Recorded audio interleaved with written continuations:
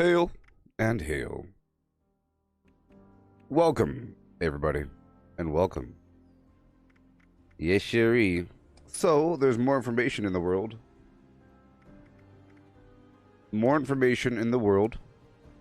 Okay. More info. Let me show you. So, there's... Look! Season 4, Armor Ace and the Power Patrol. Troll. Look, they have little robots on their side. The locked and loaded update for Fallout 76 is just around the corner when it arrives on April 27th. I have a new chair.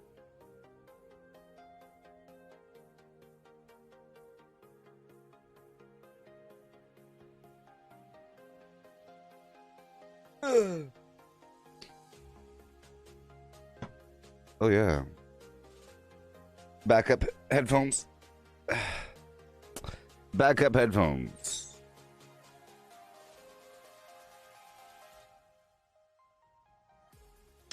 All right. So, latest community calendar so you can keep your finger on the pulse of weekend activities. Yep, Double Squirrel Weekend, which begins today. Like I care. That's a jukebox. That's funny. April 27th, Armor. So, it's true. Season 4 starts right when Season 3 ends. Cool! I have more reason to play. Yep, on the new Armor Ace and Cold Steel scoreboard. Our intrepid defender of liberty heads north to square off against a fearsome Commissioner Chaos. Yes. And his rogue band of robots, the Yukon 5. It was sure to be a battle for the ages. Armor Ace and the Power Patrol will go toe-to-toe with each of the 5 one by one. But will Armor Ace best the bots, or will Commissioner drive a knockout punch to our heroes? Rank up this season to follow along with their frigidity.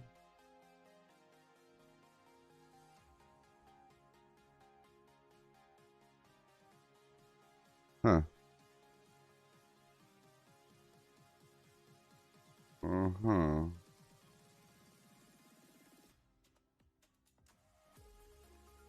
Okay, so season 4, blah blah blah. Brand new items, blah, mannequins, tadpole badges, sugar-free Nuka Shine. Ugh. Rat Ant weight logger, but they're okay, sure. New power armor and weapon skins. New camp items.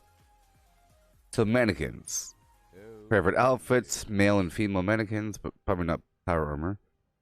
Align myself with Commissioner Chaos by stepping into the Yukon 5 themed power armor paints. Cool.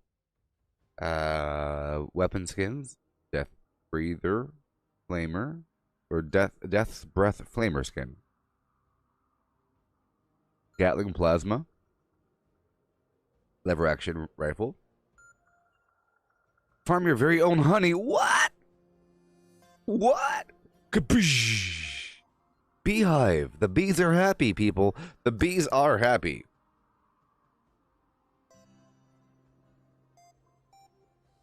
Then dazzle your visitors with the tree branch chandelier.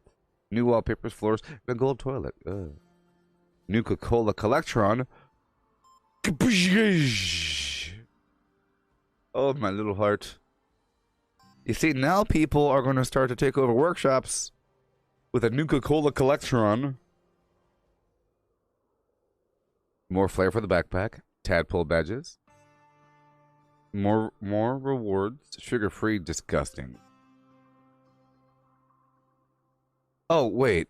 It says, or sudden memory loss. So this means that the sugar-free Nuka Shine won't make you black out, maybe. Additional 50 pounds carry weight for the Rat Ant logger. Sure. Sure. Oh. Oh, Blackwater. Keep on doing stuff. Mississippi doing stuff. Keep on doing stuff for me. Oh my goodness. Double score. Blah blah blah until the whatever. Look at this gigantic calendar. Uh, okay. Daily Ops Expansion 1. Special loadouts, camp slots, and all the other garbage in Season 4. Great. May, which is like right next to... So April 29th, like 2 days afterwards. Gold Rush Weekend. May 6th, Treasure Hunter Mole Miners. May 13th, Double Score. May 20th is our next Double XP weekend.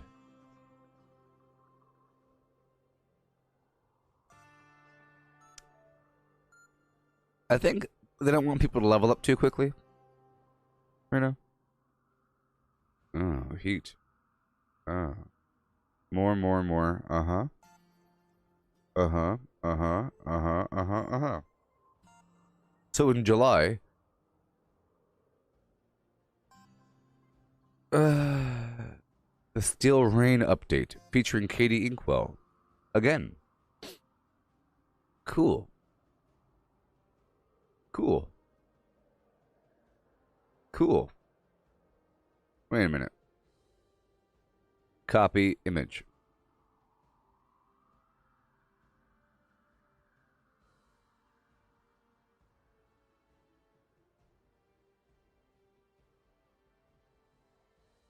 Yeah.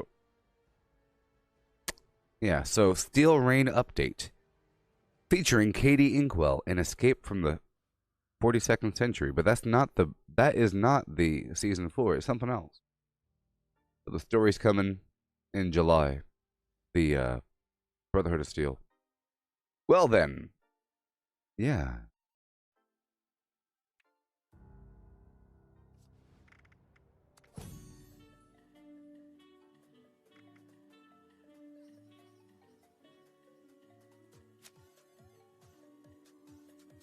It's a good looking head, though.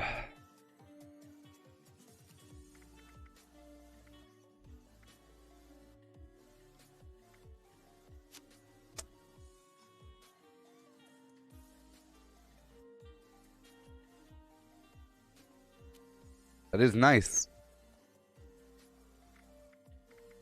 It is so nice. Already got all that. Already got all that. These lights are good. They twinkle. I need to get the Black Rider. I don't have them, you know? You have to get them all. Doesn't matter if you like them or not. One day... Whoa!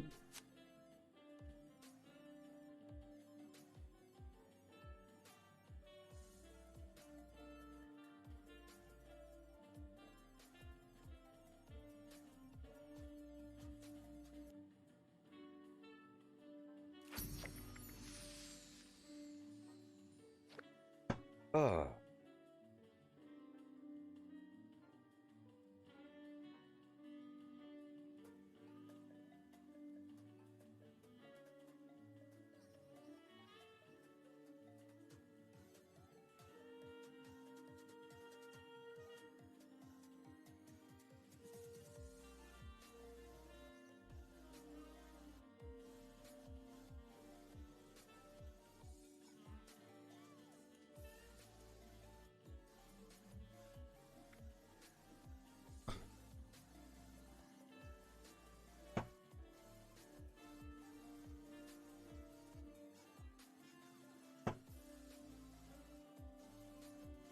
Okay.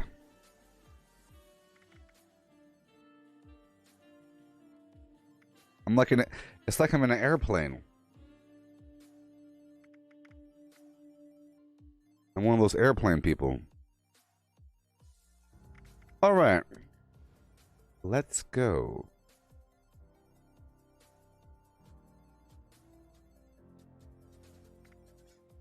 Hey, Matthew, how's the new chair?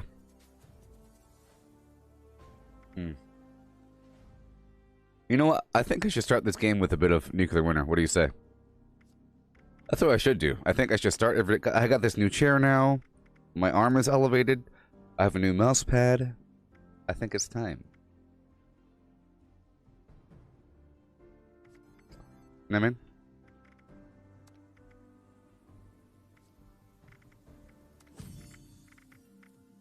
You know what I mean.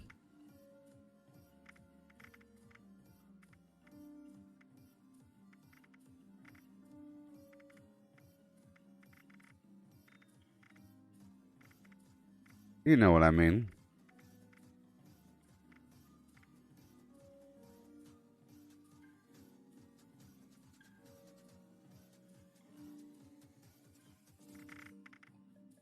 You know what I mean.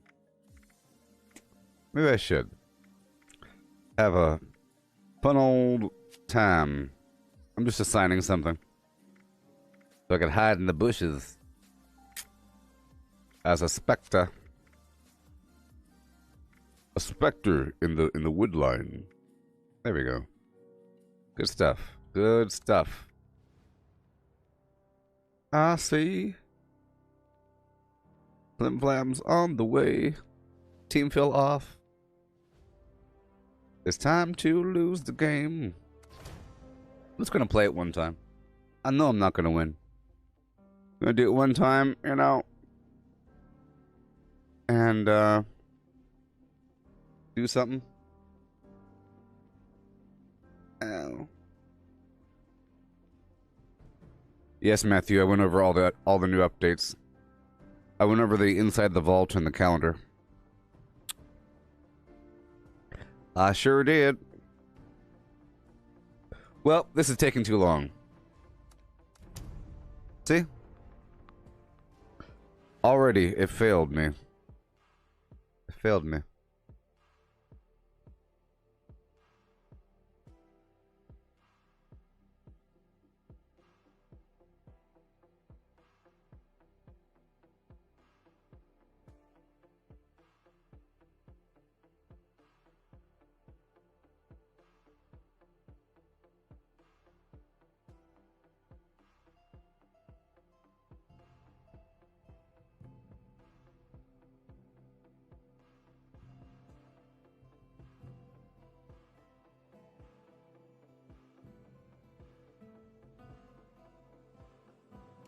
Isn't it weird how I could barely crack one eye open from way back there and it still knows my eye's open?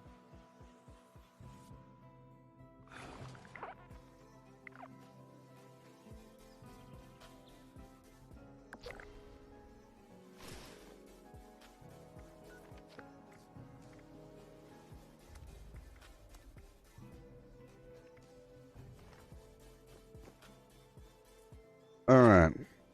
All systems are functional. All systems are functional. There we go. We're about to rock the Cas bar with a rolled R. Uh-huh. Do I have my Rubik's Cube? Yeah, I have my Rubik's Cube. What about it? Dragon.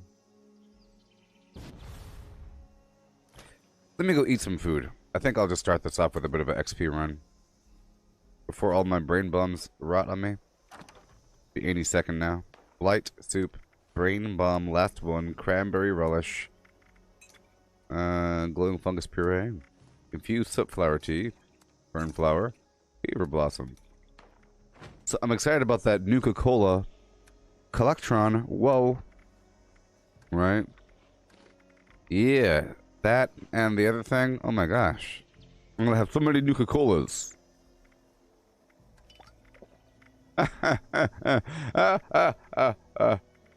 Which means you have to totally theme it like it's a Nuka-Cola factory. You know, at that point, it has to be a Nuka-Cola factory. Or whatever, like red walls and stuff like that. Alright, 5, 4, 3, 2, paddock 1. Here I come. I will be taking a light nap.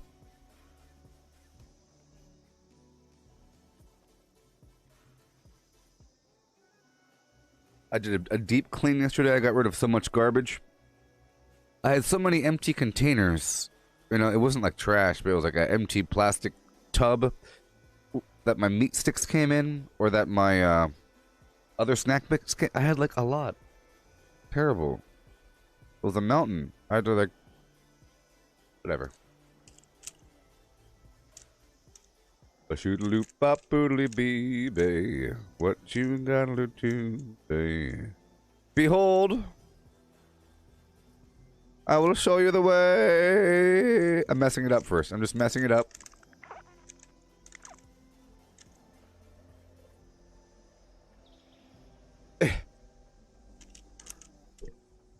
messing it up. Okay, we're done. I'll come back to it. What's the theme, Brandon? I'll throw you off a bridge. Step 1. Step 1 is I'll throw you off a bridge. Hey, oh my gosh, thank you so Thank you. You don't ask me, I tell you. I should give you a mute for 15 minutes for daring to ask me anything. Beast? But to answer your question,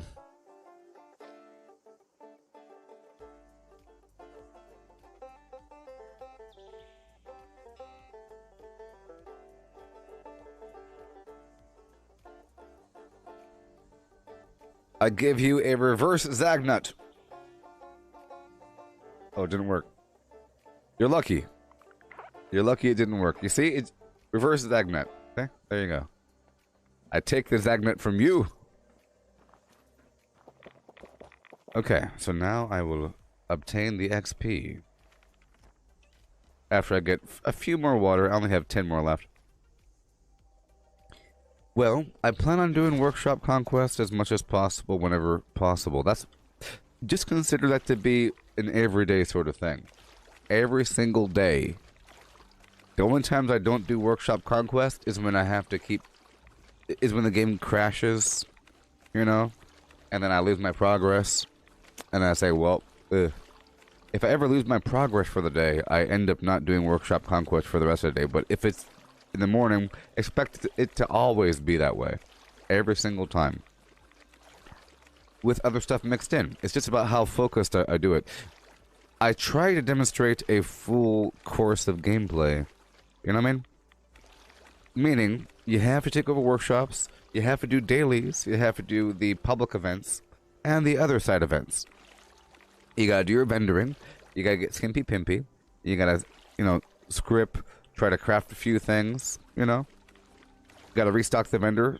You have to do everything. And there's a time for all that stuff. And you have to get a bit more resources at the end. Maybe an actual resource run in there somewhere. But that is along the journey. The daily course involves... See, I'm starting it off with a bit of XP, which is good. Okay? But then I'll be going straight into taking over 1 million workshops.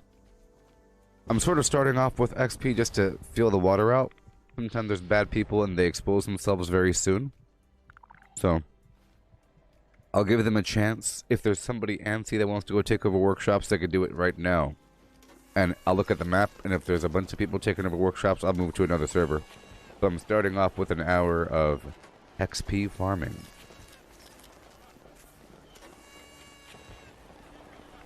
Oh, no.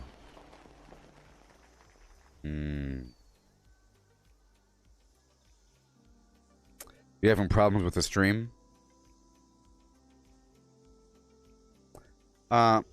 It could be that you're watching it at such a high resolution. You might have to lower the resolution or pause it, but then you won't be live. So if you want to watch it live with max resolution, it might be pausing every so often. If I'm looking at the video frame rate and all that stuff, it looks to be okay.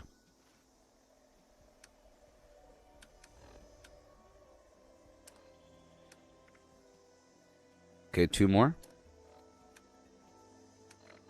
So we're starting off with the XP farm, and we're moving on into the workshop conquest. And of course, public events for my gold. Is it good for XP? Well, hey, Dragon, Danny, the... 1 second.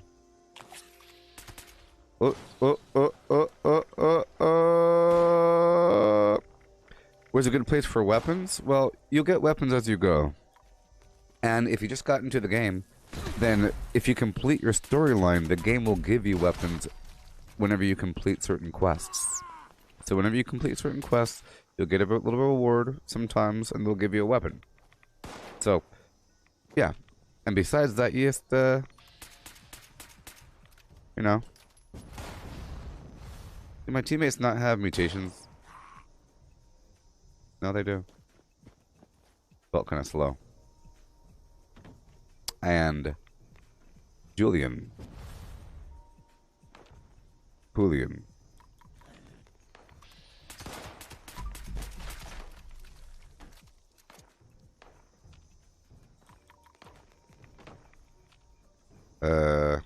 Yeah.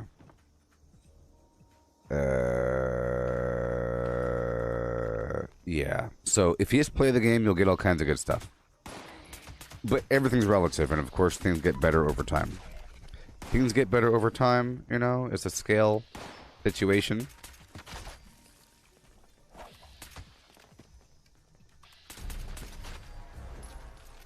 But let's get serious here.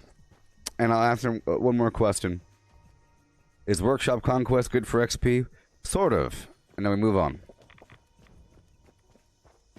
If you plan on staying on one server forever, then yes. Because eventually all the good hotspots are farmed. You know what I mean? All the good hotspots are farmed already.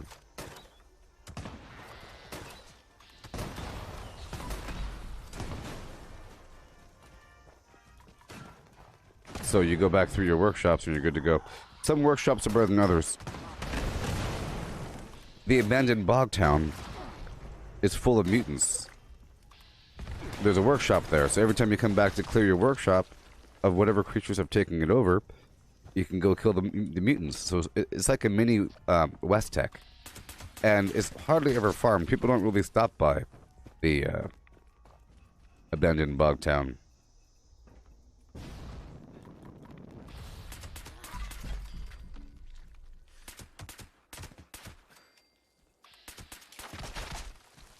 Let me check my build really quick.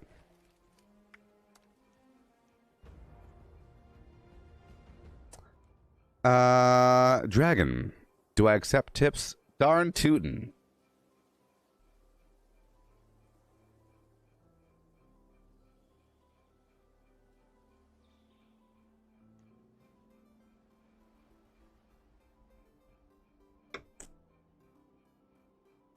Yeah, sure.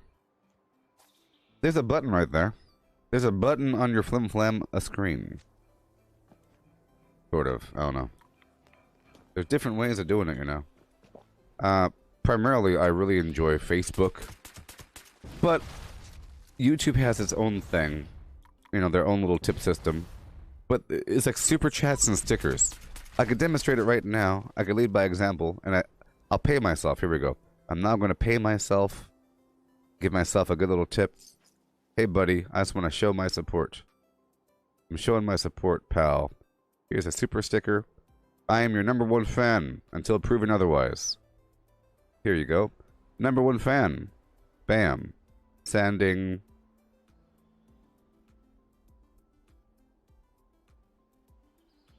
Buying. Done-ing. I win. There's a button on the bottom of the screen, my friend. Any second now. Any second now. I am the #1 fan. Prove me wrong. Alright. Done. Hey, look. I'm the #1 fan. Look at me hopping around like a pear-shaped flim flam. Okay. Yeah. Moving on. So I'll explain some stuff in just a second, okay? Alright? Let me just murder a bunch of bad guys before we get too far down the rabbit hole here.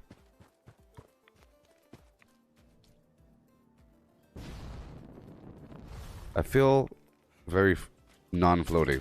I feel like my teammates are not using mutations, but they have to. They're really high level.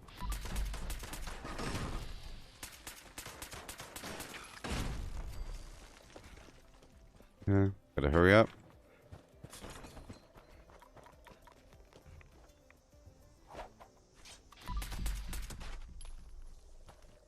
Killed him so fast he couldn't unlock himself.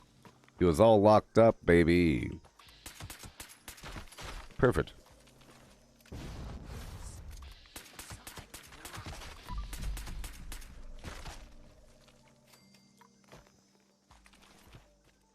So, I am eligible to have a like subscription service on YouTube in the same way that I have it on Facebook, but I actually want to offer something. You see, when people do it on Facebook, I used to go outside with my camera. One time I even went to the zoo. One time I had a supporters only live stream at the zoo. Can you imagine that? I went to the zoo. But that was before the apocalypse.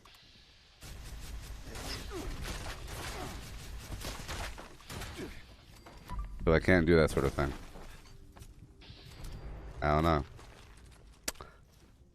I gotta figure it out. We're getting there though, because I got this chair, I got the mouse pad, you know. I bought some other headphones besides this. Small baby I cleaned up, which means I'll be able to do some VR in the future. VR streams are always really, really cool. You know, it involves actually doing stuff. It's quite amazing. I think it's amazing. I don't think people really understand how amazing it really is. VR, you know, because just imagine if this was a real person doing this. Just running around, jumping from rooftop to rooftop is a big deal because you're jumping from rooftop to rooftop. Jumping down and, you know, everything is a big deal because you're actually physically doing it.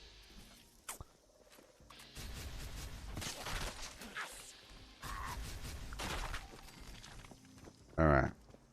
Well, I have no 10mm, but that's okay. It'll work itself out. Just fine.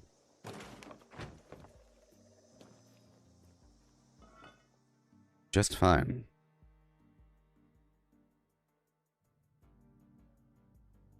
Yeah. So, people. Workshops give you fast travel around the map, and they will be overrun by bad guys. Some workshops, like towards the bottom half of the map, they have like max level enemies. So it'll be, you know, level 75, a level 100, level 60 sort of enemies, not like level 50s. Some workshops are better than others. Like Dabney Homestead, the Abandoned Bog Town, Thunder Mountain, Dolly Sod's Campground, Berkeley Springs, and then some of the other ones, depending. Oh, look, they're max level. Cool. But there's a handful, and then the rest, they're whatever enemies. But you get free fast travel around the map, and you get...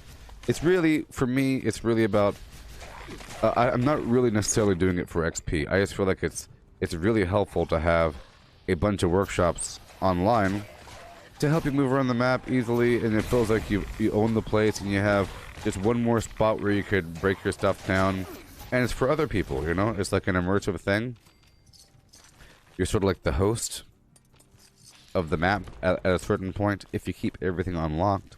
If you make your workshops presentable and friendly and accommodating for random people, then it's a good feeling. Sort of. You get the feeling of domination and the feeling of being helpful and useful, like you know, as long as you tell people to, hey, make sure you stop by the workshop before you leave because there's free water for you. Yeehaw. So it's like, it's for the water. It's for some materials I care about, but it's really about an overtime thing. I spend a lot of materials making the workshops, and if I play for many, many hours, I get the materials back. You know, it's not just about the XP, it's about the junk. And there's a lot of junk. It just adds up, you know?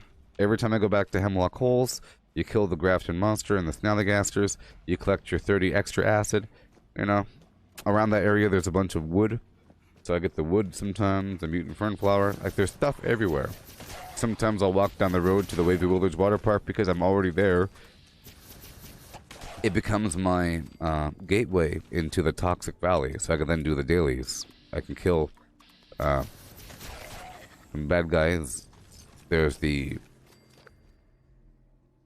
Mirelurk Queen out there in the lake. A bunch of stuff. You know? A bunch of stuff.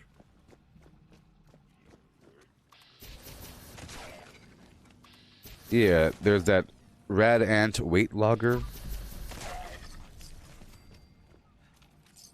And half an hour is a pretty good amount. See, the thing is half an hour.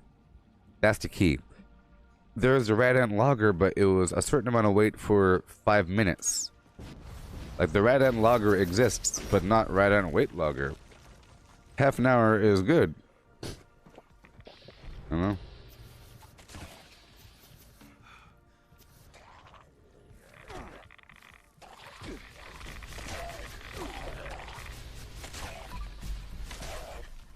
This is because my, I'm out of 10 millimeter.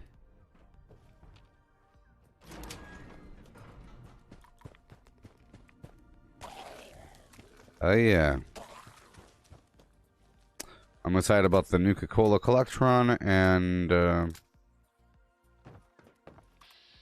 well, the Nuka Shine, sugar-free. It seems like it's a version of Nuka Shine without the negative effects. That's pretty cool. It's really good for a Talons build. So maybe if I'm in my power armor and I'm going unarmed, that may be kind of cool to use.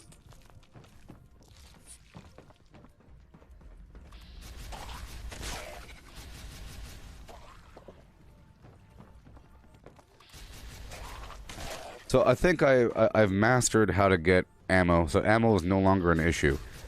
Because with the ammo converter, I could always just get a mountain of it. As long as I have steel, and I always have steel because I break down weapons. Or I can make stuff directly. Everything else is supplemental. Lead is found in my travels. And copper is all around in hot plates and so forth. In kitchens, I'm always collecting copper. Old lamps and everything. Always collecting copper. So if I wanted to make some plasma cartridges, it wouldn't be that much of a problem. But beyond that, I could just make a ton of railway spikes, convert them over with the ammo converter, and call it a day.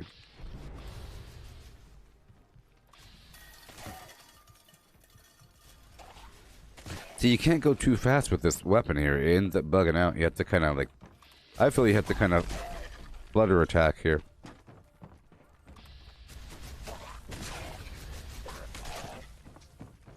I'll tell you what, playing this and Call of Duty Zombies back to back, it really helps you, because Call of Duty Zombies can be really overwhelming with the amount of zombies that they throw at you.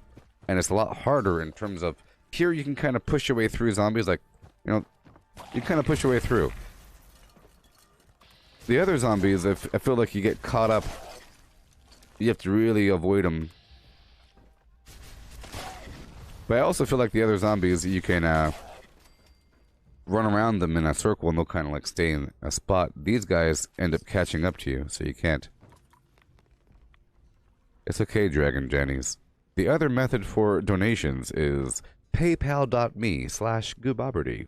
That's paypal.me/Gooboberti. If you ever wanted to, like, you know, say, hey, I think you should get a pizza today. I gave you money right now. Every other method of money comes in a month, but PayPal comes immediately. I say that one last because I feel like it helps out the algorithms if a person donates through YouTube or Facebook, because then Facebook and YouTube like me because I'm giving them money.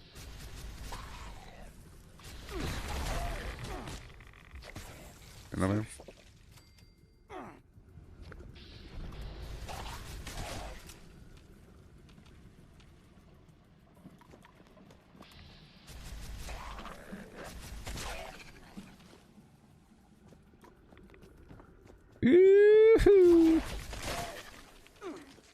I need to get some pistols down. I'll turn this lead. There's some lead right here. Shazam! See? Lead. I'll turn this lead into ammo. I'm sure I have some gunpowder. That's another thing. You might have to make some gunpowder if you run out. That's acid and cloth, but... you know, so you have to use acid to make gunpowder and acid to smelt. I feel like a chump using this weapon all day.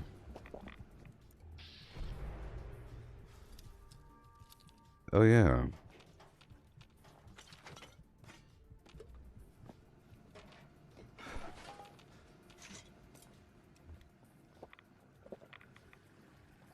You put your right foot in, and you take your right foot right on back out.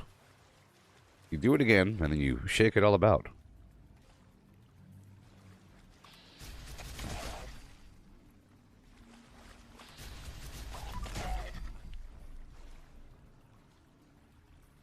Okay. So, let's hurry up. I'm wasting my time. But that's okay because I bought a million lunch boxes. I'm wasting my time, ho. Can't stop the feeling, ain't the reason. Oh man, I really wish that Starbucks delivered. Wouldn't that be great?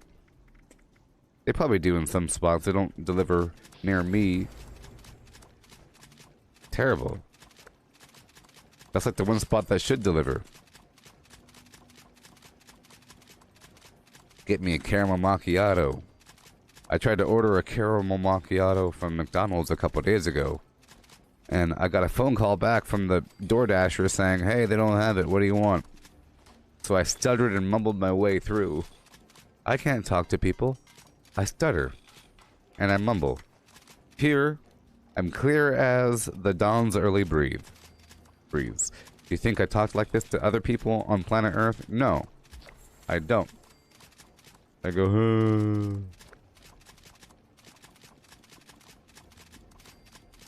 I'm clear as day. Or something. And I know that if I acted like this in public, it'll be weird. It'll be amazing, I would say. If I carry this personality out into reality, it'll be weird and it'll be intimidating for everybody in the room. In a good way. You know? Did I carry it forward? Get really personable with the people. They give you free stuff. You know? Like if you buy something from a store, like, hi there, how's it going? Oh man, the store sure is big today. Bright, keeping the bugs out, you know what I mean? You know? Saying all kinds of weird stuff to them. And go, oh wow, you're a pretty cool chap. Here, have a free apple. A free apple, you say? A free apple. Okay, well, I have to leave this map. That's what I said. I was going to size it up. People own workshops. People have already farmed. There's a person over there by West Tech. Ah! Gonna be a problem. I rammed my knee on my keyboard tray. I used to have a keyboard tray. Oh, I just figured out why my table's so high. Because the keyboard's supposed to go in a tray down below. But that tray broke off a long time ago. It was made of glass and it was dangerous. But the actual metal bars with the pointy ends are still exposed.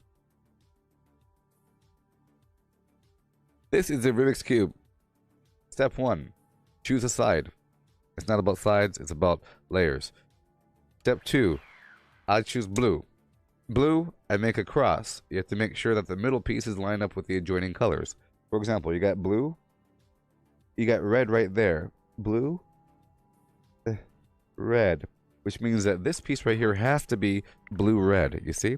So you find blue-red like a caveman. And you go zip, zip, zowie, right? And now you got, you see how it goes blue-red? Blue-red, see that? And you have to do that for the entire cross. See, that's blue-white. Blue-white, blue-white. And you get the rest of the cross, you go boom, boom, yada, yada, boom, boom. Alright? And you get the next one. Make it nice and clean so you can see. And now you have a cross. A plus sign. With the middles matching. You see this piece right here? This middle has to match. Blue-white, blue-yellow, or blue whatever the heck it is. Blue-orange, you know? Yeah. Once you get that, just do that over and over and over again. Just do that over and over and over again. Never stop making plus signs. Once you can do that, you can do anything. That is the barrier. Understand me? That is the block. You get me?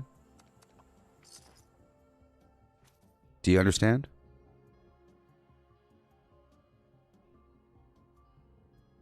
You understand? Because it involves having to move pieces around. For example, if I'm over here, this is green-orange. You can't really see it very well because of the camera. I line it up, green-orange. But if there's another piece over here, like green-red, I have to get this piece up here. This piece has to go up here. So I have to visualize it. How do you get this piece up over here? I know I can do that, but it's not in the right spot. But what if I rotated the top first, and then line her up, and then shibba-da-shir? And now, you see? Get it? Dang it.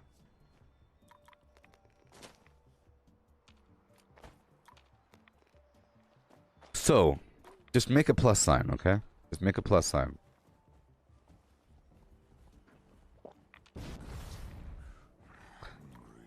Just make a plus sign.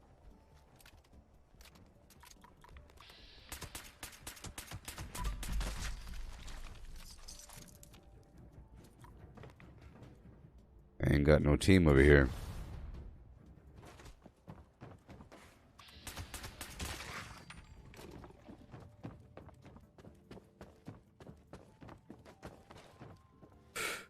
Well, I can describe things to you, okay?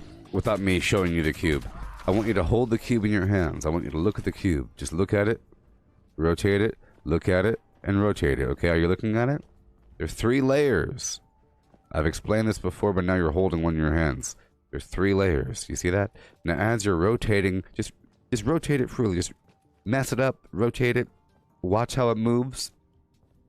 You'll notice that it's really a series of wheels. Each side is like a wheel, okay?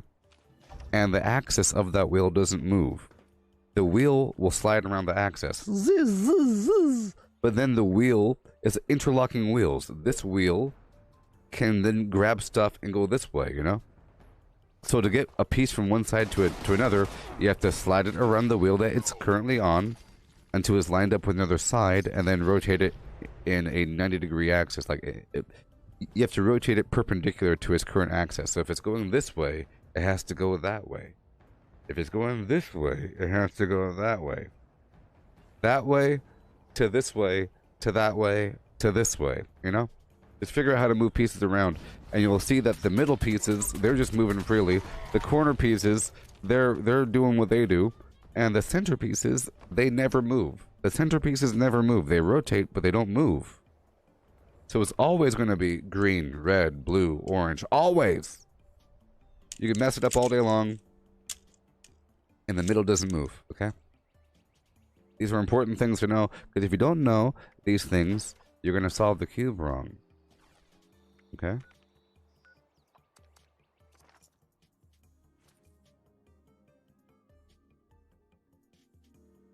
Hey, look. Dragon Denny's. It's working. It's working. I got you, Flim Flam. Hey there, Julie. Whoa, it's working. It's working! It's working! Look at that pear-shaped Flim Flam. Thank you. My golden Zagnet's not working. I don't know what's up with my Zagnet.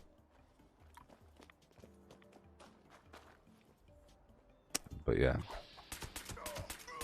So here we go. Bunch of bad guys. I can kill them at different speeds. I like doing this whole thing. It's vaguely inaccurate. You have to kinda... Whoa. Man, I hope you intended to tip me 1,000,000 times in a row. And that you weren't just trying and trying and trying and trying. You know what I mean? Yikes. Oh no, I looked away. I hope that was intentional there. You know what I mean? Okay, good. Alright, let's not die again.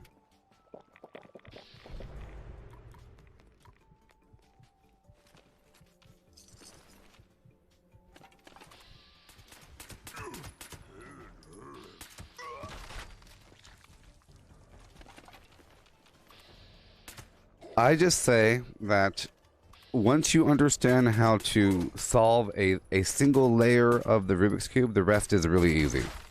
Once you get past the mental hurdle of understanding the cube, it really is like a whole new thing to visualize things moving in 3 dimensions. Once you figure that out by solving the first cross in the first layer, the rest is easy.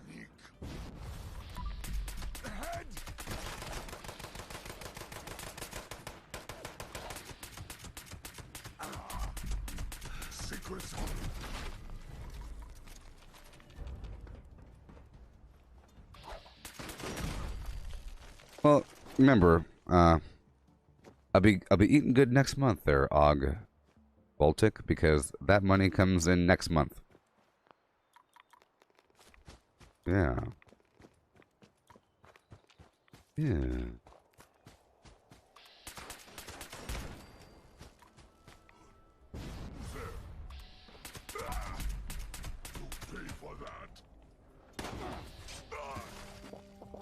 This no team thing is garbage right now. It's garbage. I'm missing out on so much XP right now.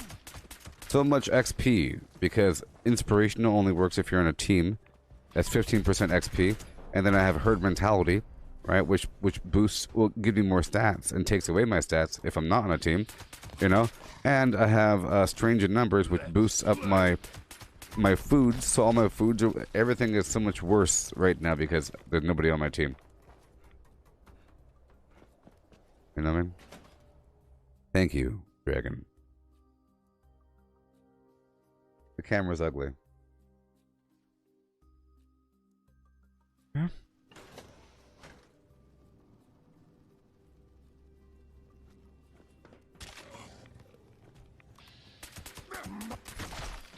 There we go.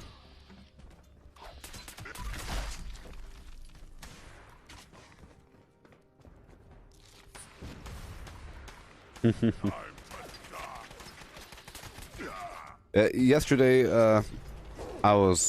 my internet was all messed up, and it might happen again. It might happen again. It happens. It's just so frustrating. Every so often, my upload speed will be garbage. It's not my computer, it's my entire network. I think it's something in the entire network is having a problem. It's been happening. It happened last night. It happened yesterday morning. So I had to leave. Otherwise, the stream is unwatchable. The unwatchable garbage stream. The quality goes down to nothing, and it starts skipping frames, and it gets really, really bad. The frame rate goes down to 14. Resolution goes down to nothing.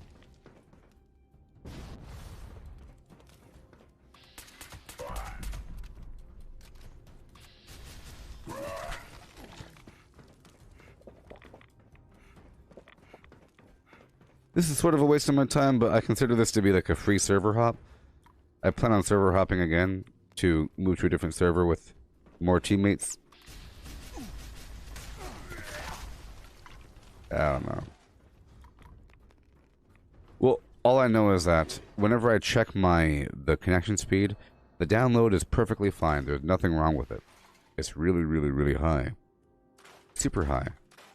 My upload should be 40 megabits per second, but then sometimes it's 5. And I need like double, so I need like at least 12. But if it says 10, I know it's lying to me.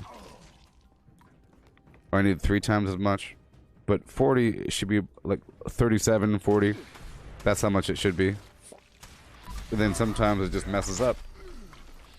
I restart my router a million times, nothing happens. And then it's like a little hiccup. I don't think it's enough to be a throttling situation. It's inconsistent and weird. You know? And plus, I don't know why they would need to throttle your upload. Nobody really uploads. That's the thing. You upload a little bit whenever you play multiplayer games, but besides that, you're hardly ever uploading anything. Whenever you type in a website or something in the search bar, that's uploading, you know. But in multiplayer games, you're doing a certain amount of uploading. but it's not that much. It's not like what I'm doing here. I'm uploading a high definition stream. You know? Kind of weird. Hours and hours and hours long. But hey, that's what you get when you pay for unlimited plans, baby. Not $40, 40 megabits per second. Not 40 bucks, 40 megabits. Not dollars. Yeah. Hey there, Julian. Yeah. Or are you talking about the money I got in the stream? Is that what you're talking about? 40 bucks? Probably. Yeah, 40 bucks. Let me tell you the secrets. Okay, so you know how to do the cross, right? You got the cross? Wait, hold on.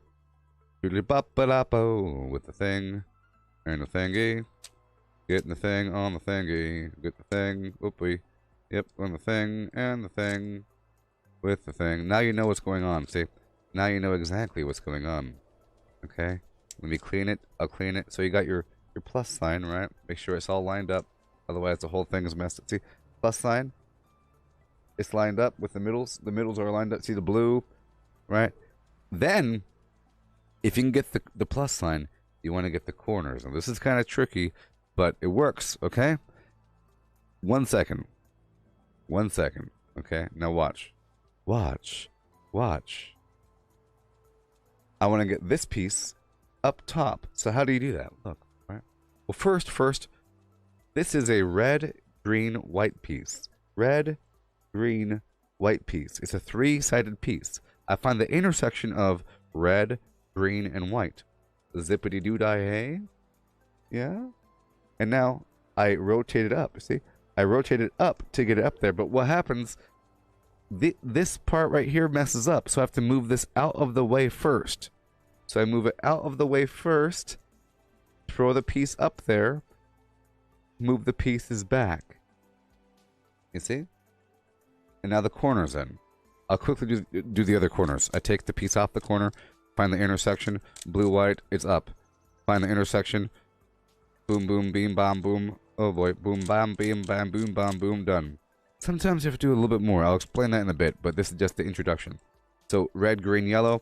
Boom, bam, boom. Side. You see? Now it's lining up. Lining up. Lining up. Now moving on to the game. Okay? You want to survive.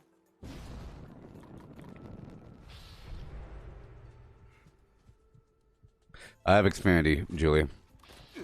I'm using Xfinity Wi-Fi, or whatever.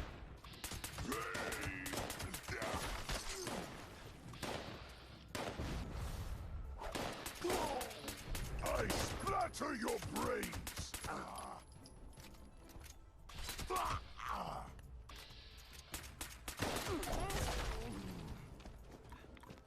So it's about moving pieces around, and the main issue is, how do you solve a cube if you've already solved part of the cube and you have to move pieces around, but there's stuff in the way? You have to move the stuff out of the way first, and then you move it back in. You have to find a way to move things out of the way first, and then move them back. You have to hold it properly so you don't mess up. So you find out where a piece goes. If there's a piece in the way, you see if you can move those pieces out of the way. So it's like a door, you know? It's like a door. If you're trying to move some furniture through a house with a series of doors, you gotta open the door first, move the couch through, then close the door behind you. It's like that. My head. So all I'm asking for you to do is just figure out how to solve the first layer. If you could solve a layer, you could solve the cube. Maybe. Or at least all the hard part of figuring out how to move stuff around or visualizing it. I've dealt with people like right in front of their face, and I'm trying to show them how to do it, and then they're still trying to do something that's impossible to do. Like they're trying to move the cube in a way that is impossible, or to get a piece where it can't go. That's why the first step is understanding that there's 3 different kinds of pieces. You have the middle axis piece, or like the center axis piece, right? That doesn't move. It just rotates. You have the 2-piece middle piece, and that flows freely, and that kind of connects 2 sides. Then you got the corner piece that connects 3 sides. It has 3 different colors. So it's about finding the intersection of where things go, getting things as close as possible, and then making your fine-tune adjustments. That's what I do. So it's like with the first layer, if you're trying to get that first cross down, you just got to look for, say, okay, I'm looking for the red-white piece. Where's, oh, there's the red-white piece. Okay, let me get it closer, closer, closer. Oh, it's backwards. How do I flip it? Okay, I take it off the top, rotate the top, put it back on. You know? It's a fun little thing to do. Yeah. Would I bring a Rubik's Cube on a date? Dragon Danny's. Did I mention this to you people before? That was my #1 first date thing. I would ask a lady, hey there, how about we meet at Panera Bread or Starbucks and I show you how to solve the Rubik's Cube? I've done that like 3 or 4 times. Maybe more. Maybe more, Beast. I've done that multiple times. It's my go-to first date solution. Or part of it involves teaching the Rubik's Cube, and then you go do some other garbage, like, you know, some arcade thing, go-karts or some garbage. But those were the olden days before the dark times. We don't do that stuff anymore.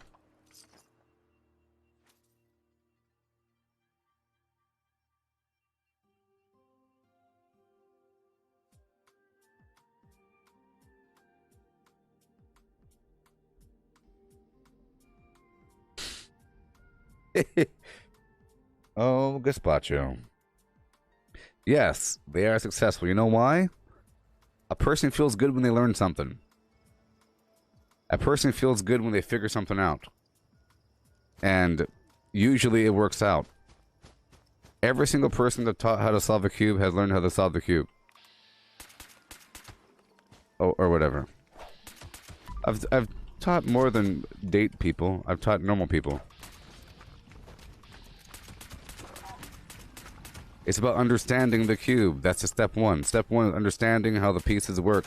And you solve so many problems. A person could have been solving the thing forever, but they still don't understand that these aren't just stickers or something. You could ruin it or whatever. Yes. Ah!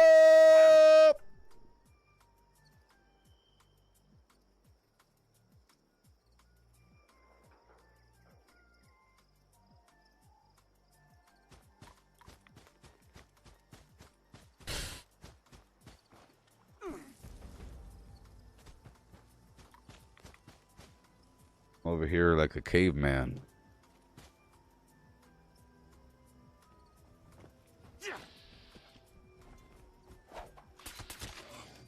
Wait a minute. Wait a cotton-picking second. Huh. I thought I had confetti mess. You didn't explode in confetti. There you go. Yeah.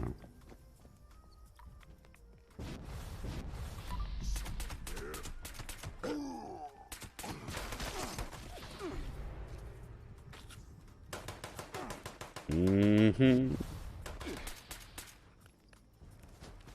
Yeehaw.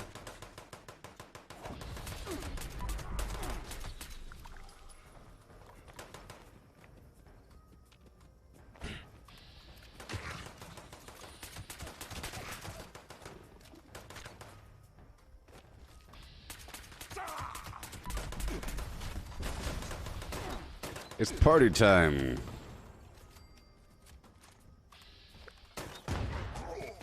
Oh my goodness gracious. I almost died a horrible death.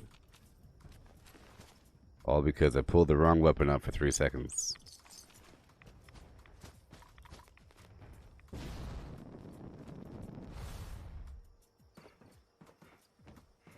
Doing what I have to do.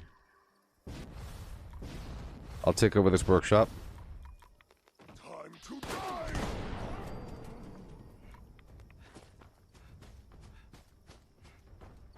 This guy's a good runner. I used to go outside, you know. I used to go outside. It was an amazing thing. You know, I think I should clean up my YouTube channel because there's all kinds of garbage on it. There's so much garbage. But there's a couple good videos. There's like a handful of good videos. A handful. I made a time-lapse 360 video of a bunch of slugs eating some crackers. And a cookie. I gave him an oatmeal cookie. Soaked it up with some water. Put it on a rock. Set up a 360 camera. And set it to time-lapse. Man, oh man, that was a good video. Yeah. Hey, Dragon and Danny's, you're asking about the magnifying glass next to your stuff. All you gotta do is go over here under items, under junk, right? Click on junk, at the very bottom go component view, and then if you're looking for steel, like you said, all you gotta do is just click on steel, right? If you mouse over, it shows you what items contain that. So I press spacebar on PC. It's down here at the bottom. So now, boom, boom, right? And you can select multiple things, but I don't suggest that.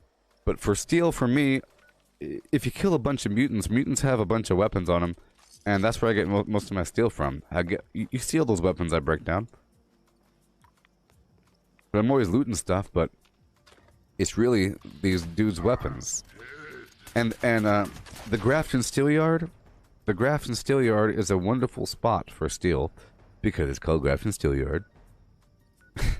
There's 2 steel nodes there, and they're large ones, and they produce 40 steel each, so that's 80 steel every time you come back. Every time you come back, like every 15, 30 minutes, whatever. Plus, all the mutants in the place. So if you killed all the mutants, you know, and got that steel. You don't have to get the steel, but whatever. There's also free... Hey, I'll show you right now. I'll show you right now. Yes, it's different, but all you gotta know is that when you open up your menu, and you go down to junk, it'll be here at the bottom. On PlayStation, it'll be some other button, but it's still going to say component view. But the component view option is only visible when you're in the junk category. You see, look, it goes away. So you have to be under junk. Whatever the button is, for me, it's C, and then spacebar. I'm going to quickly build my building, and then I'll go down to the Grafton Steel Yard just to show you. I show you all the mutants. It's like a pretty good spot to get a bunch of steel because of all the mutants. Okay? And there's some extra ore. Plus, there's mutants right over here at the Grafton Dam. They're low level. The thing is this. You could be a level 75 mutant or a level 50 mutant or a level 100 mutant. If they're the same type of mutant, well, you know, they'll drop the same stuff. So if my goal is to get steel, I don't have to go to a high level area. Any mutant will do, or any big batch of mutants will do. Because they'll still have the same spectrum of weapons. Yeah. And now to recline.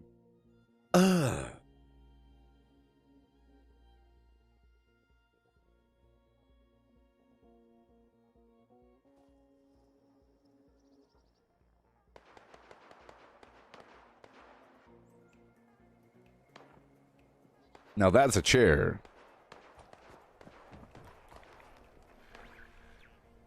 So here we are at the Grafton Steel Yard. I'm here to show you things. Wonderful things. Behold.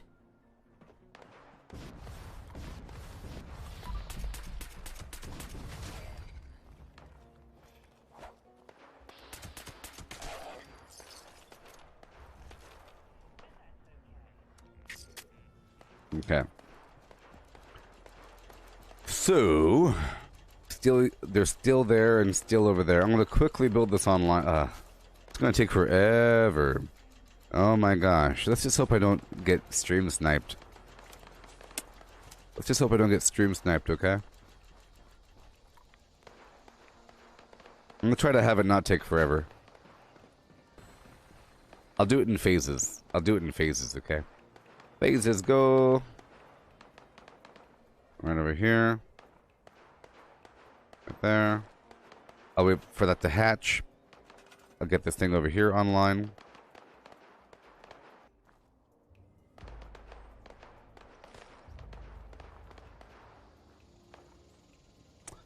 Yeah. Grafton steel and the weapons. Yeah, so if you eventually get a perk called Scrapper under Intelligence, you'll get a ton of... It gives you more material whenever you break down weapons. And I always have it on. I always have the Scrapper perk on. You know, other perks I put on whenever I need them, like Chemist or Super Duper or Weapon Artisan, but I always keep Scrapper on because I'm always breaking down weapons. Otherwise, you get over encumbered too quickly. Also, that's why I like to have a bunch of pieces of weapon weight reduction armor. If you see over here under my armor, that WWR means, see, weapon weight reduction. You know? Oh my gosh, this whole time. This whole time. Okay. There we go. So, behold the mutants, okay? Let's just see how much we get, okay? We're gonna kill all the mutants really quick and I'll show you where they are. I know there's junk on the wall back there. It's also a good plastic run from the laser rifles. And there's workbenches as you go. So as long as there's a workbench right here, Chemist. There's a workbench right over here. The weapon, right there. And there's a workbench in the very back, armor. So if you get over encumbered, just make sure to break your stuff down.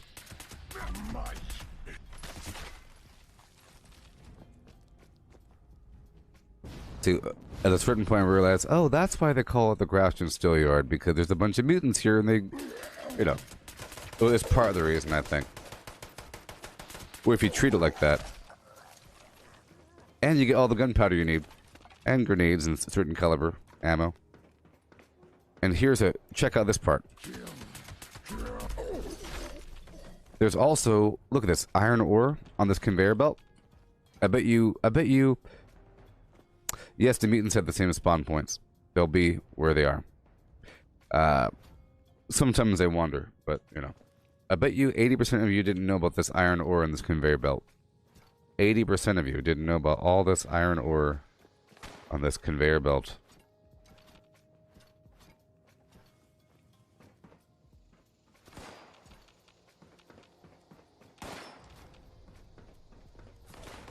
Everywhere you go.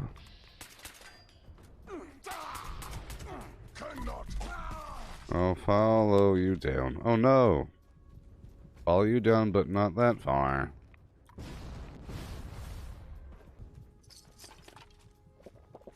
Oh, my tibia!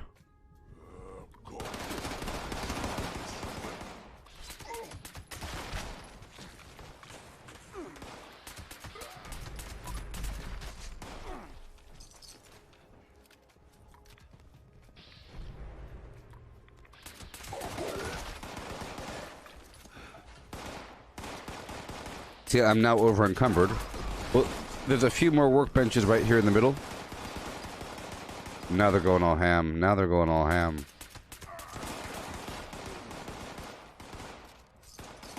See, there's some more right over here.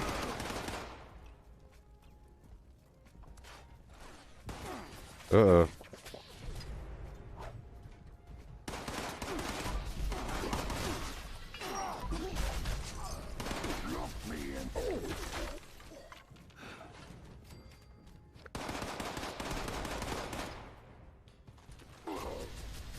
What's the most underrated area on the map? Well, I don't really know. Yeah, probably most of the spots I go to, because people don't really know that much about things, or whatever. It all depends on what you're going for, you know? Like, this is a pretty underrated area, sort of, but not really. I think everything's sort of equal. I'll have to think about that for a bit. There's lots of good spots around the map that are always available whenever I show up. You know, like I'll show up and then there's no one there, or the loot is always available in certain spots, and there's a lot of spots. It's like if I had to list all the spots, most of them are the spots you're talking about, like underrated good spots. You know, so many that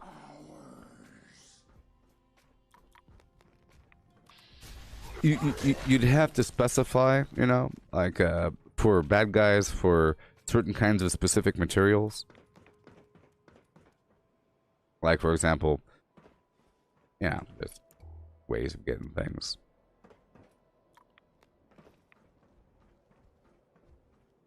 There's reasons why things are underrated, or overpowered, or underpowered. I smelled your.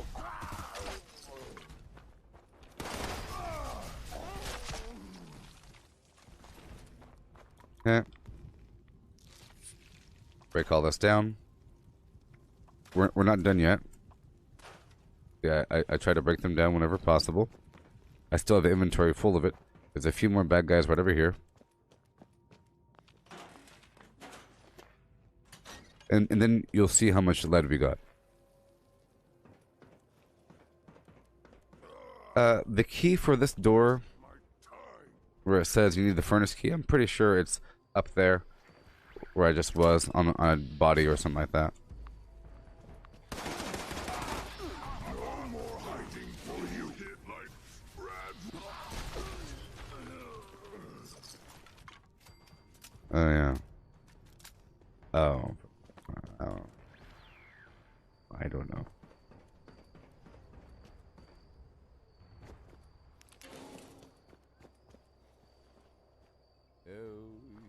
Okay, so I'll say that the Toxic Valley is the most underrated area. Okay. Because at first you might think it's really, really ugly. You know, like for example, the Toxic Valley. We're here. Just this entire portion, it just seems like it's desolate and nasty and or whatever. And there's nothing out here, but this zone has the most creatures. It has the most creatures, and it has the most,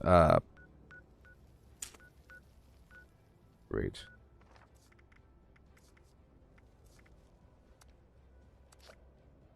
It has the most creatures, and has the most, like, wood. Even though it looks like it has no wood. And I actually like how it looks. It looks ugly at first, but then the more you play it, it looks really good, actually. At nighttime, especially. The water kind of glows, you know? Obviously, the best default looking area is the Cranberry Bog. Default. No. There's some areas of the Savage Divide that look very nice. There's a bunch of weird lakes and everything.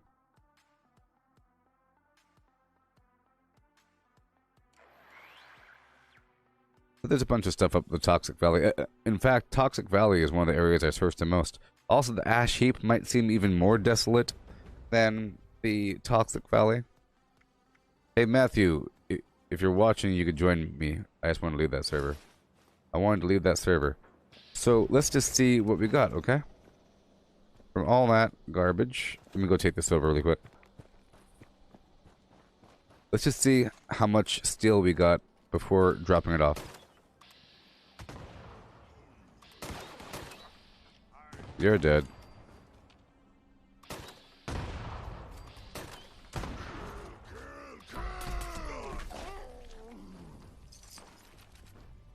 And mutants have caps on them, of course, but you know, whatever.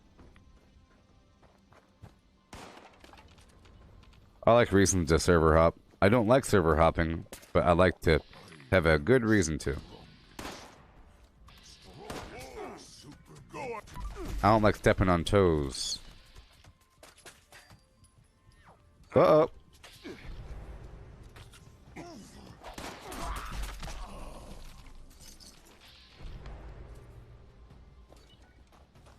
One more.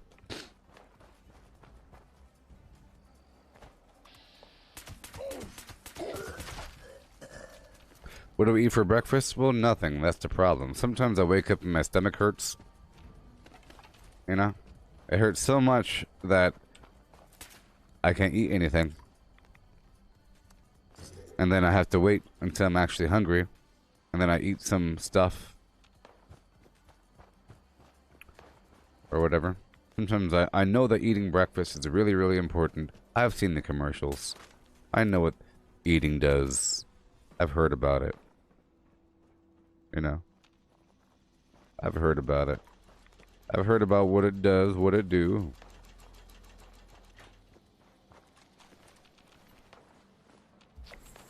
So now I have all this garbage on me. I'm gonna build this other building. I'm gonna build my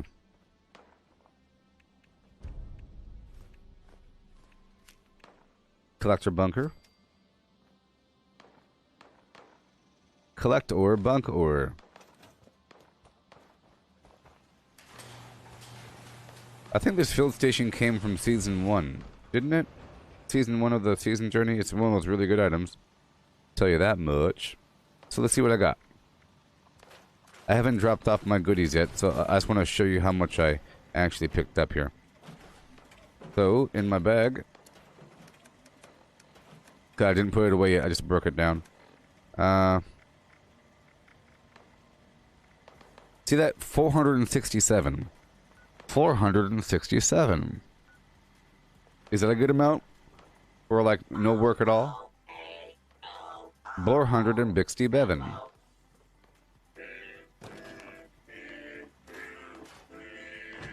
Especially if you're not using it all the time. That's how I end up with like 100,000 steel.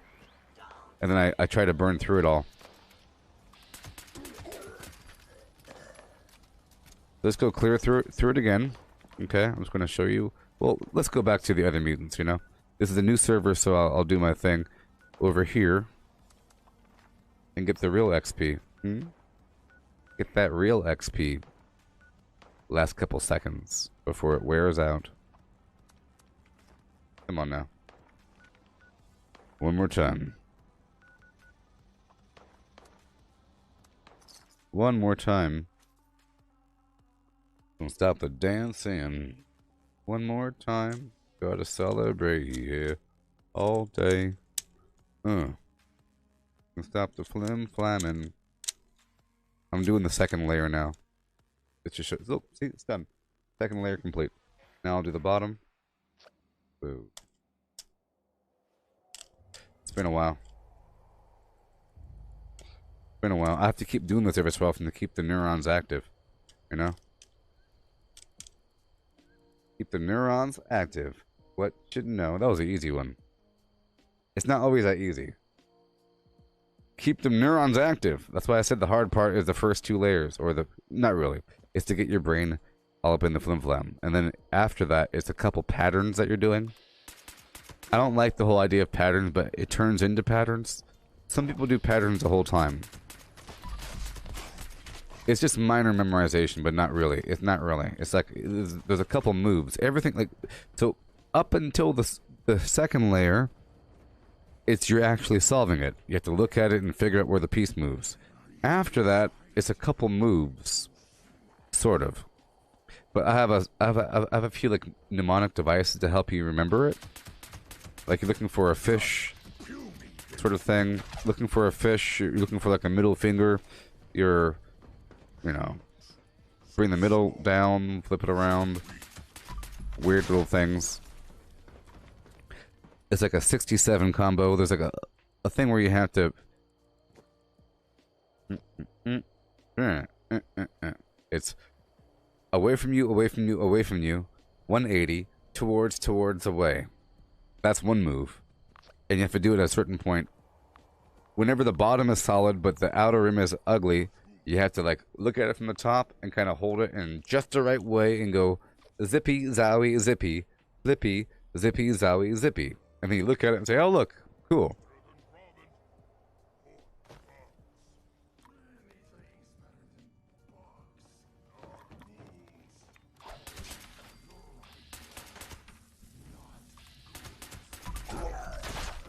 So the mutants specifically don't like eating ghouls. And they'd rather eat bugs than ghouls. It's a big deal. It's a big deal. Yeah. I'm walking the floor over you. Whenever that confetti goes away, I know that my perks have to be refilled here. Oh, Steven, are you saying about not noticing the ore? Is that what you said? You never noticed it and you've been over that area a million times? At Grafton Steel Yard, the ore? When I said I bet you 80% of you don't know about this? It took me a while to realize it. Say, oh, there's ore there. Interesting. I realized it was consistent and that it's actually pretty important.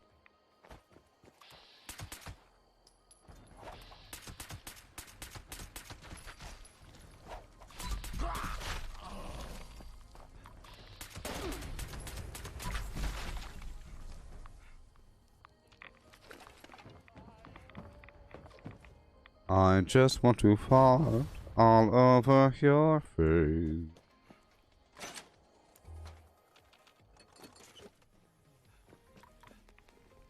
Yeah. Go, look at all this stuff. See, 26 steel for that minigun thing? It adds up. Check the map. Oh my gosh.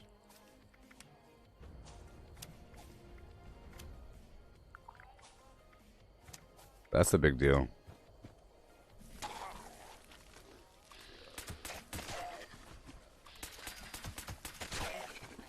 Yay.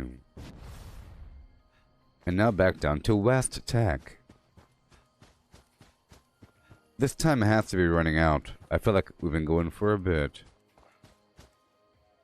Oh, Matthew, you're hoping to hear more about the melee changes? Well, I think on their last developer deep dive for the daily ops, they mentioned with the melee, it's just going to land more often. I guess it misses a lot and it'll just connect more, but they didn't really go into detail, but I think that's all it's about. I thought it was going to be more, and I think if it was more, they would have mentioned. So, it's not more. It's just they made it more smooth and more realistic. Sometimes it doesn't make sense. It would be nice to know exactly what they did, though. So sometimes if I'm doing an XP run, I'll leave these weapons because I fill up too quickly. But right now, I swapped out 2 of my unyielding pieces for bolstering pieces that happen to have weapon weight reduction, so I could loot a tiny bit more. Oh boy.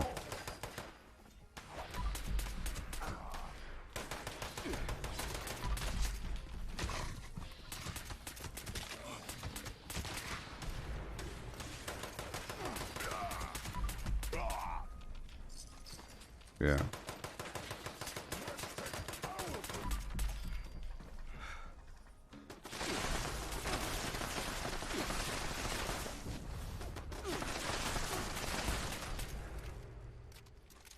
I've also noticed that VATS in general doesn't work sometimes. It's not too reliable, you know? It's not as crispy as you think it would be.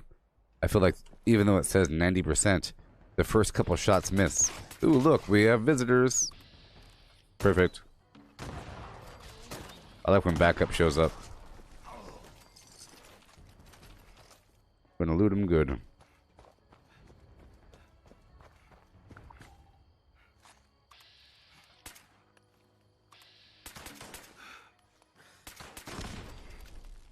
Yeah.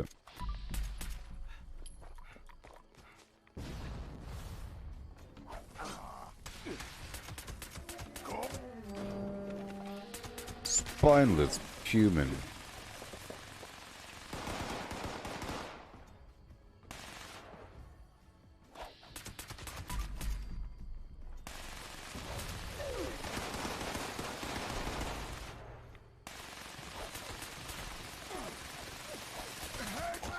Yeah. Awesome.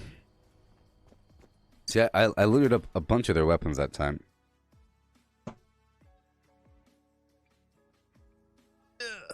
I'm sitting in a chair.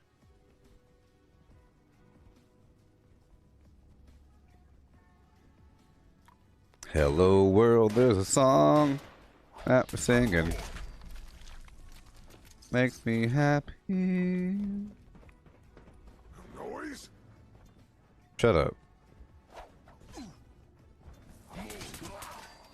Mole rats hit harder than you. Uh-oh, I think we're out of the flim flam. Yeah, you know what? Let's go back out for a second. I have to reapply my flim flam. Main problem here is I'm out of brain bombs. So I might have to settle with some brain fungus soup for a bit. Just a few less intelligence, you know? It's like 5 instead of 8, no big deal. So I'll do that. I guess I could make some brain bombs just for a second. Sugar bombs, brain fungus, Mothman eggs, so I'll go stop by Point Pleasant or something for a second. Kill them. Kill thems. It's really cool having this whole map to browse and having a need to go to other spots, you know? I have a need to go to most of these locations. Most of them.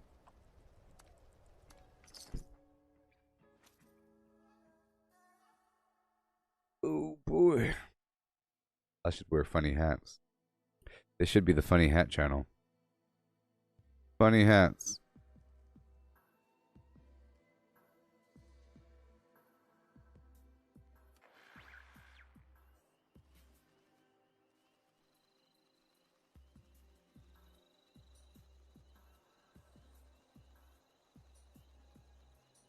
Yeah.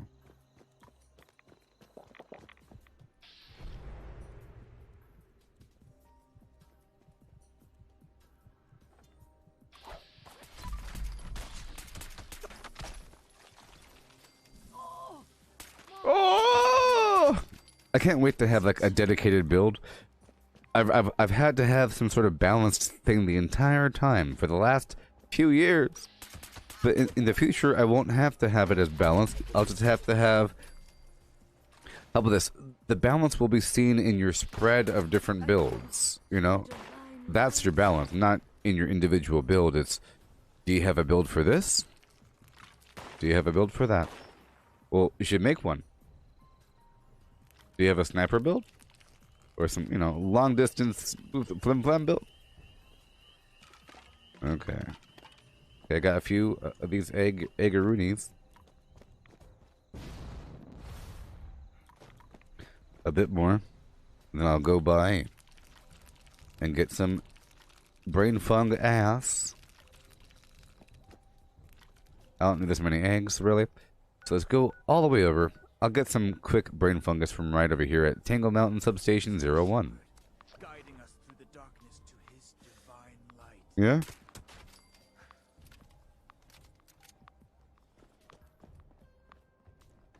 Oh, what's the verdict for the chair there, Matthew? Well,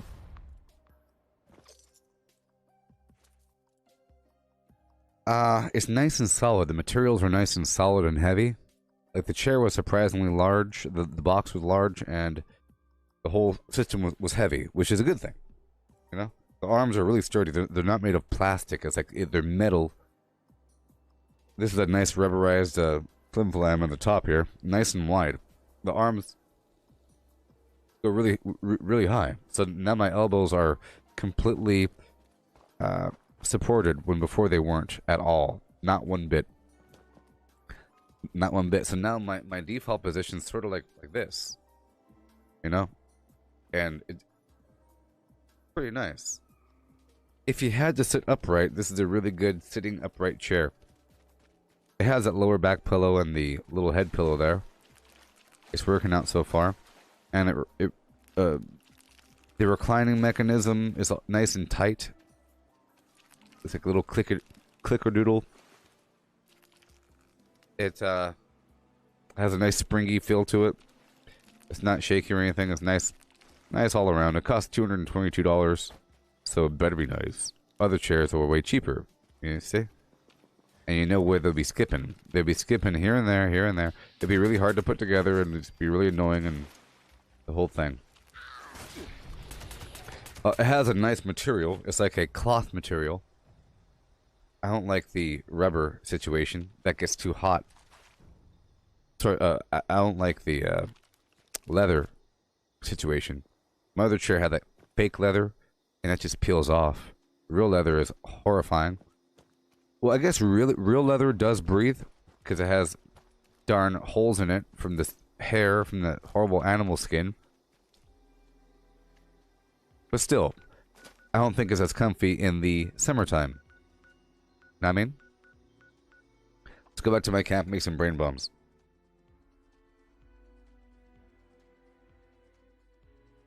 Yeah.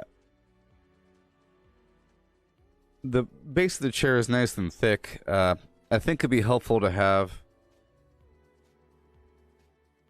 not so much a foot pad, or I think it'd be nice to have a small ottoman, like a small beanbag for my feet, because right now my feet are sort of suspended off the ground, and that's sort of uncomfortable over time. Well, that's what I wanted. I wanted to have a really high chair. Of course, I could lower it, but you know. Okay, we're about to make some brain bombs. Hello world, there's a song that we're singing.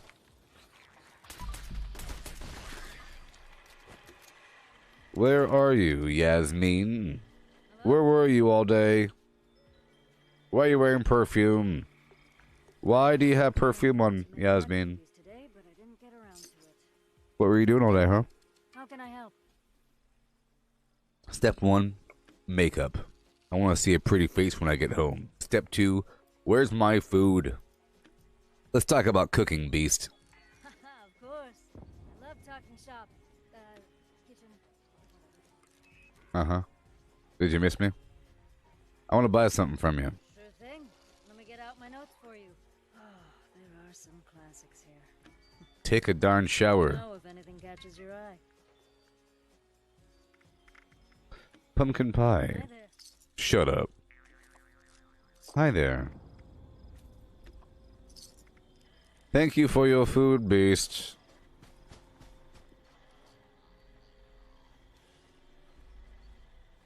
Oh, baby. Yeah.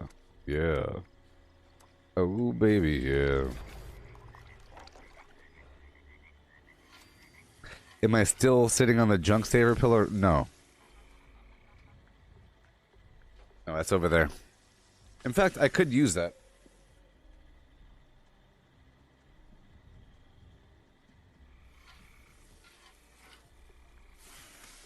For my feet.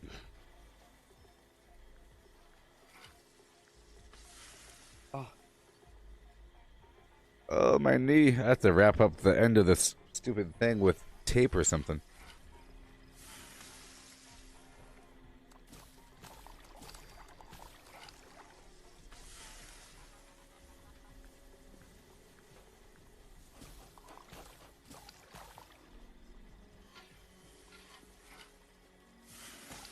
Funnyhats.com. Home of the funny hats. Brain bombs, baby. I'll make 3. For many hours of fun. Give me them bullets. This Armco container is very nice. Hey, cat, how you doing? Hey, calm down. Stop it. Stop it. Stop it. Fine, no food for 3 weeks. You go get your own food. Figure it out, cat. We'll be cleansed of all these rats eventually. Get yourself back into shape. I should visit that giant Alright, let's go eat my food. Well, I'll wait. robot. I got my food on me. I got my brain bombs on me. I'll go put the other brain bombs back in the fridge. I just need 1.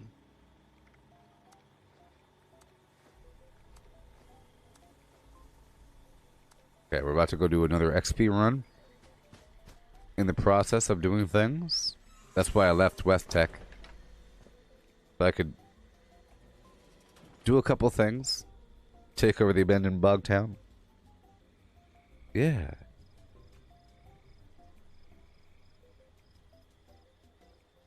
Well, before I had a problem because my chair was like leaning the wrong way and my whole body was being rammed. It was like the perfect ergonomic approach to destroying your gonads. You know, the heat and pressure. It could be considered a eugenics operation to market that chair towards a certain demographic, and then they have no more kids. Because, you know, the heat and pressure. Sterilization. Science experiments. Alrighty, people. Okay. Let's go.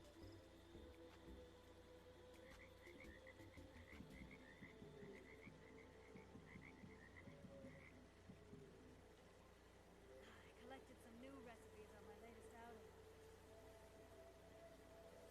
Hi there. Do you like advertisements? Then we had the right advertisement for you. One Wheel. Get writing now with One Wheel.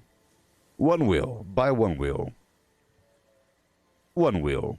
With new hypercore motors and lithium batteries, with smart balance flim-flams, you too can ride outdoors. Are you busy playing VR? Don't be an idiot and get yourself a One Wheel today. Get riding now with One Wheel. Buy One Wheel.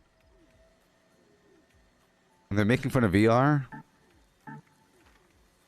Ban them. Banned. Alright, people.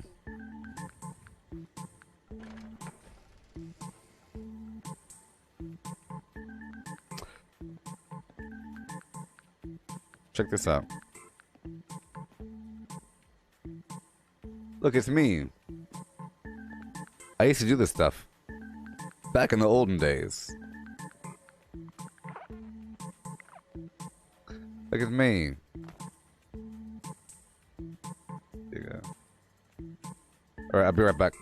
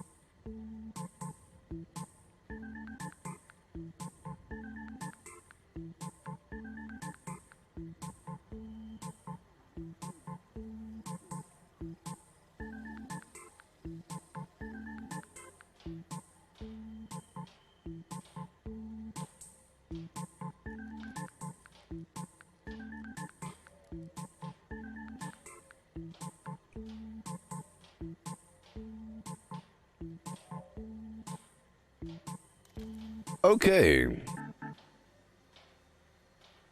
Time to rock and roll. Time to rock and roll.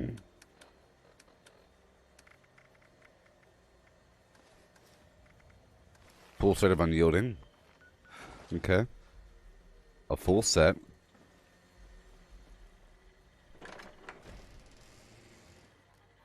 No fanny pack. Try anything once. Now I'm not too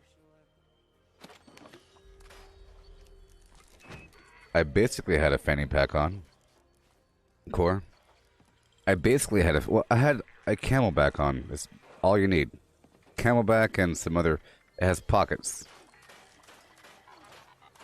It had like a lot of... Like 3 liters of water. It's awesome. I have a really good camelback. And it's like orange so you don't get hit by cars. How you doing? Shut up. Okay, let's go drop off a few things here. About to go out there and get some XP. All these stupid legendaries. Alright, so let's eat my food. And rock and roll. Yeah? Yeah? Yeah? Yeah.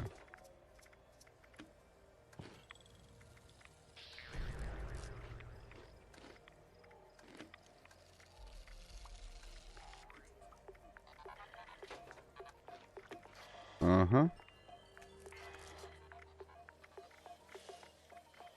Pumpkin pie. And XP. XP a la Flim Flam. XP a la Docious.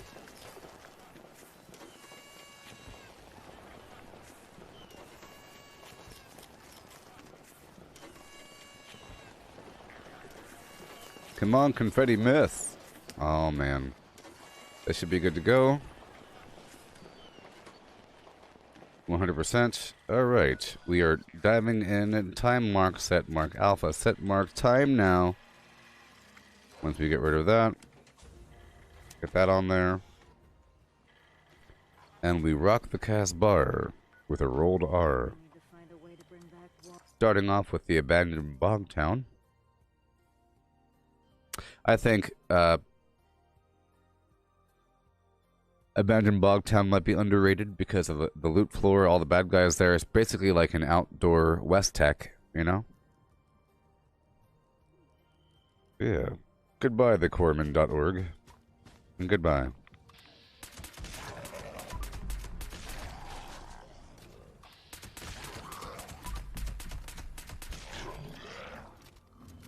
Gotta run, run, run. Whenever I'm doing the XP run, I sometimes I don't go for as much loot.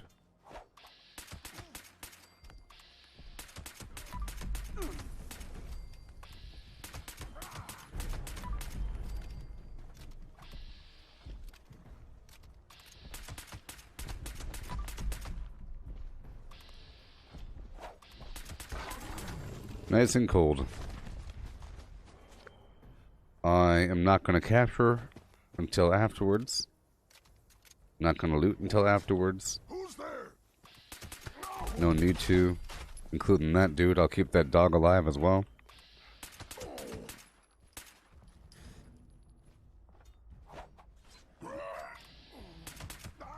My head. Oh yeah. Well, I think I should probably increase my perception. My perception is very low.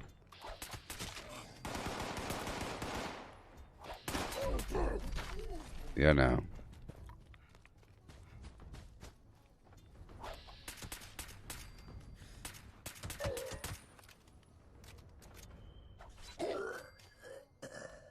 Okay. It's like an outdoor West Tech.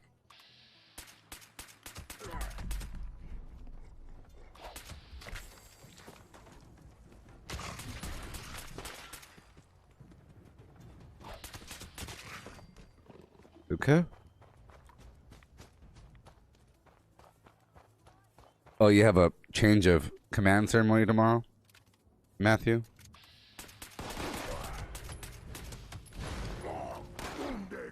That's why you mentioned you had the layouts, 100% layout for the change command. Yeah, it's a big deal. Big deal. New hand receipt. New hand receipt. Got to make sure it's good to go. You have to sort of show the new commander where all your stuff is if you're assigned for stuff. I used to always be assigned for stuff. So I would have to... Because I know that it's a very stressful thing, and the commander loves you if you could be responsible with the assigned equipment because, you know, in the end, your commander is responsible for everything. You know? So if you could make your commander trust you, you know, with how you have things laid out and why you have things, if you know why you have the things, you know, if you could explain to your commander what everything is, they love you. Because otherwise they're just signed for a bunch of weird stuff. Sometimes it's listed strangely on a hand receipt. It's like written backwards. So, that's actually our plotter for making big posters. We use it for the change of command ceremony. Yeah. Well, I'd imagine if you're PAO, right, Matthew? That's what I'm saying. I used to always hang out with the PAO people, because I would be there early, and they would be there early, not involved with the formation. Never in that formation. I would say I'm hardly ever in that weird formation, just standing there for hours. I have to make sure that the things are correct. I have to walk back and forth. Look all serious. I figured out that power walking with holding a folder or something. If you power walk, hold your folder, check your watch, pick up your step, check the folder every so often and walk a little bit faster, people don't mess with you. They think that you're on some insane mission. That guy's checking his watch. Dude. Give him some room.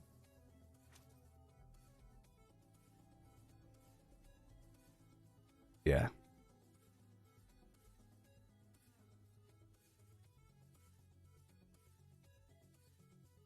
Yeah, but I feel like if you're above the power curve in terms of the layouts in the military, then you're good to go. You know, if you tell your platoon sergeant, hey, I'm having the crew meet me at the motor pool at 09:15 to start these layouts. Or better yet, you can get with the motor pool person and have them meet you at a certain spot and you get out of PT. I'm having everybody coming at 8 o'clock or at 7 or at 5 in the morning.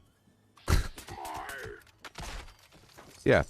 So in reality, it's everybody show up at 05:30 in your duty uniform at the motor pool for these layouts. Everybody shows up, and then, you know, so we're waiting on a motor pool guy to show up. You guys can go out there to McDonald's if you want. Bring me back a coffee. And then go hang out at like 6 in the morning at McDonald's, waiting for the call. You know? You get your whole squad out of PT. We gotta make sure this happens. And then, but look, to make it work, you really have to knock it out the darn ballpark. Let's see, I would have it all lined up perfectly, and I would have copies of the hand receipt, you know, and have everything all labeled in orderly rows. Commander loves that garbage.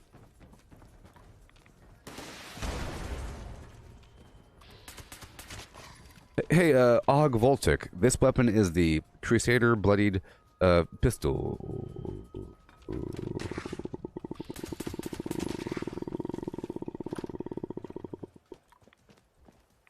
It's a Crusader pistol bloodied. 1 star. It only works if I do all this other garbage.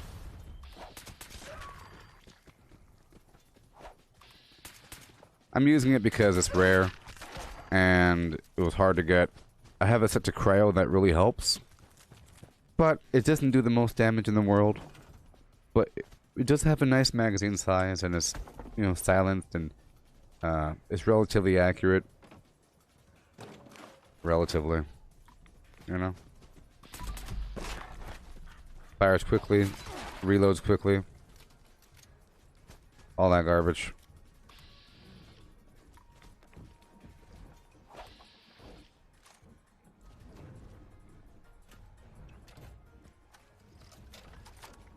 Let me eat something really quick.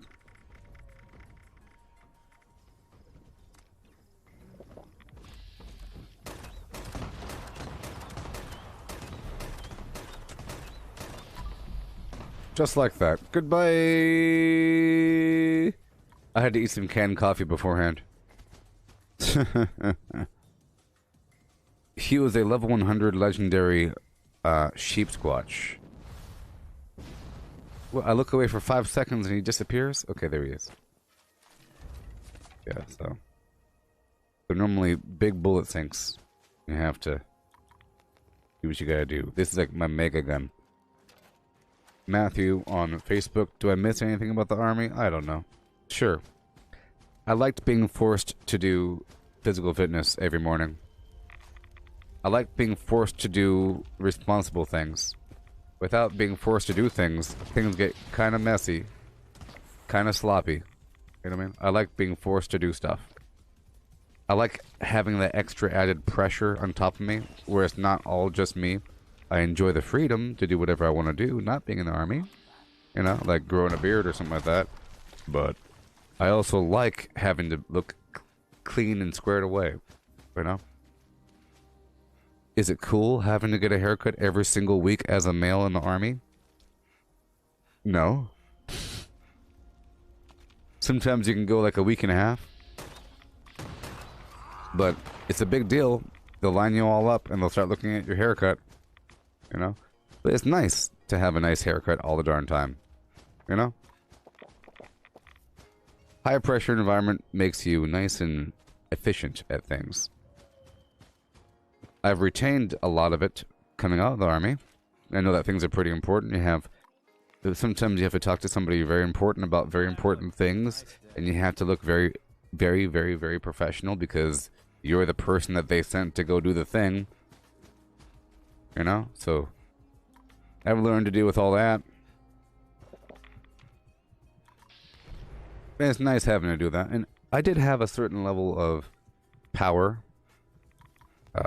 And that's always cool. I understood the whole dynamic and used it. But I also put a lot of stuff on my shoulders and I had a lot of pressure at all times because I was the only person in my HHB at one point. Usually that's how it goes. I'm like the only person that's responsible for many, many critical systems. Like the Colonel's Blackberry and the entire leader, like all the staff sessions Blackberries and, you know, all that nonsense. I'm like the only person that they have to call because whatever. And all the ComSec for a high level on down. A lot of stuff, but if you're doing it correctly, it feels good to be in charge of things that are really, really, really important. You know.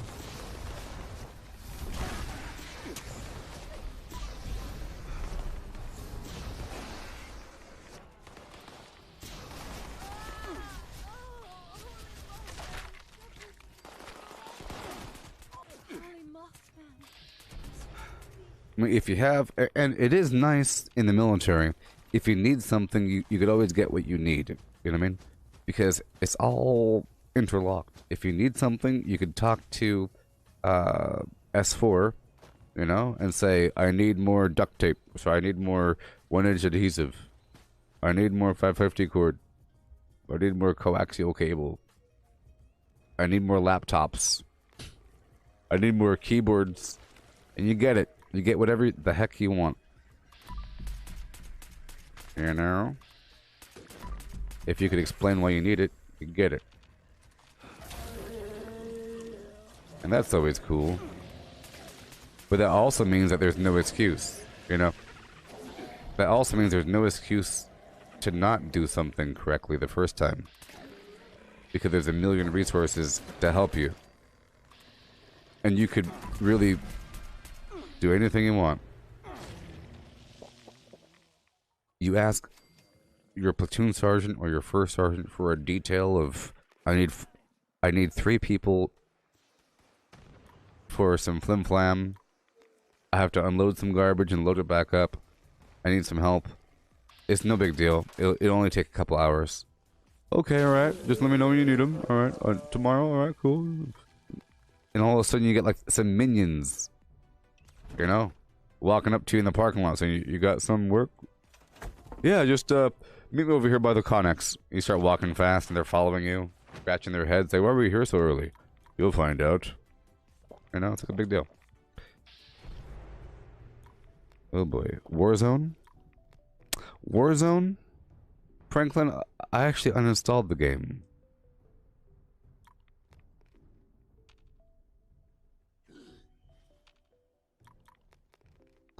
They let you grow out your hair? Well, back in my day, your hair can't be over like 3 inches long. You know? Whatever.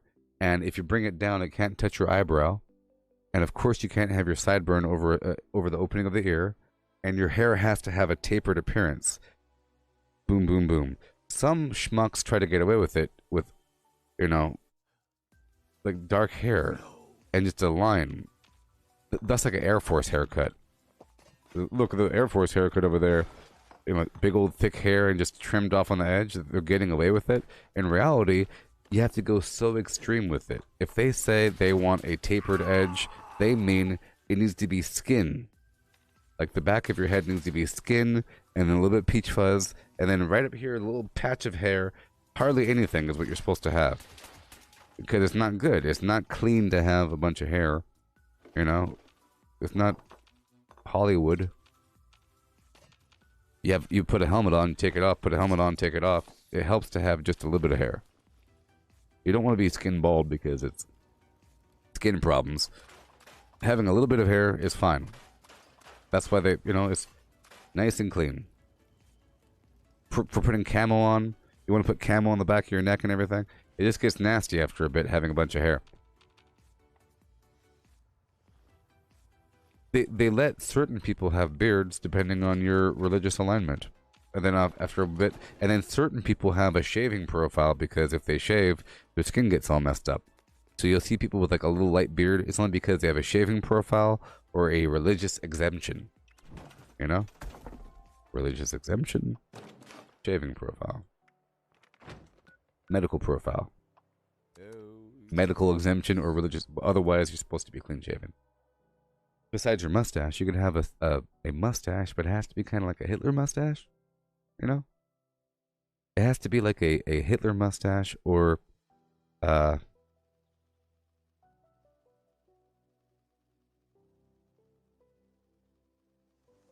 has to be like a Hitler mustache or like a little pencil mustache. Because it has to be outside of your nose, away from the corners of your mouth, and off your lip. So it gets thinner and thinner and thinner. You could have a bushy thing if your face is designed that way. You know?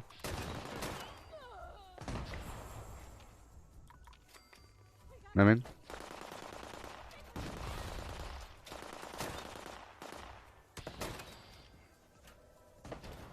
Yeah. Yeah. What happened with Warzone? No, I had to uninstall it because I needed to I have to get a new hard drive. It's huge. It's like 130 gigabytes, and I was trying to install zombies. I installed Call of Duty Black Ops Cold War Zombies. I haven't played Warzone in a while. Let's go take this workshop over.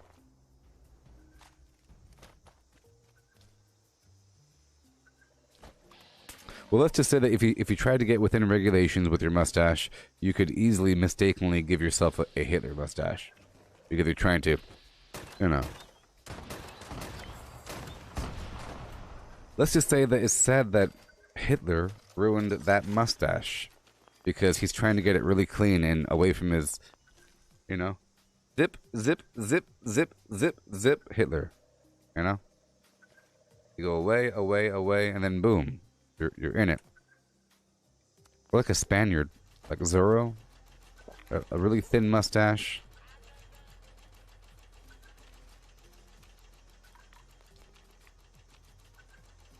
I'll play zombies with you if you want there, Franklin. Yeah, tonight I'll play zombies with anybody if anybody wants to play zombies. Because I know what I'm doing now. I know what I'm doing now. Break my neck.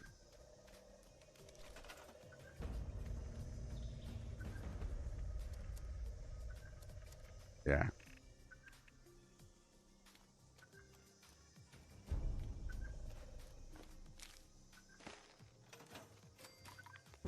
Also, I'll say that the military is like a really easy job. Sort of, but not really. It's sort of like this.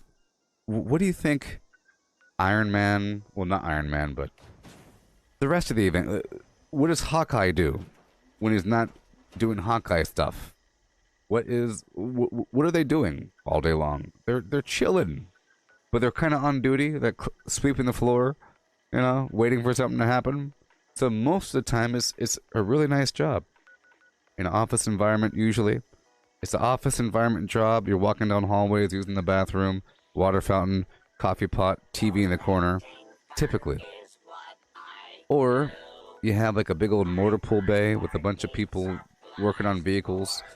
So it's like a mechanic job, working in a big bay with a bunch of people on vehicles and stuff like that. Or a bunch of helicopters and you're wearing like your jumpsuit and it's that exact environment, turning wrenches and so forth, fixing things. Or it's like an electrician job where there's a bunch of people working on radios and stuff like that, but then you have an hour and a half for lunch, right? And every weekend off, and almost every single holiday, including a bunch of 4-day weekends, and you have 2 different sessions of vacation for 2 weeks each. But you have to do an apocalypse simulation every so often.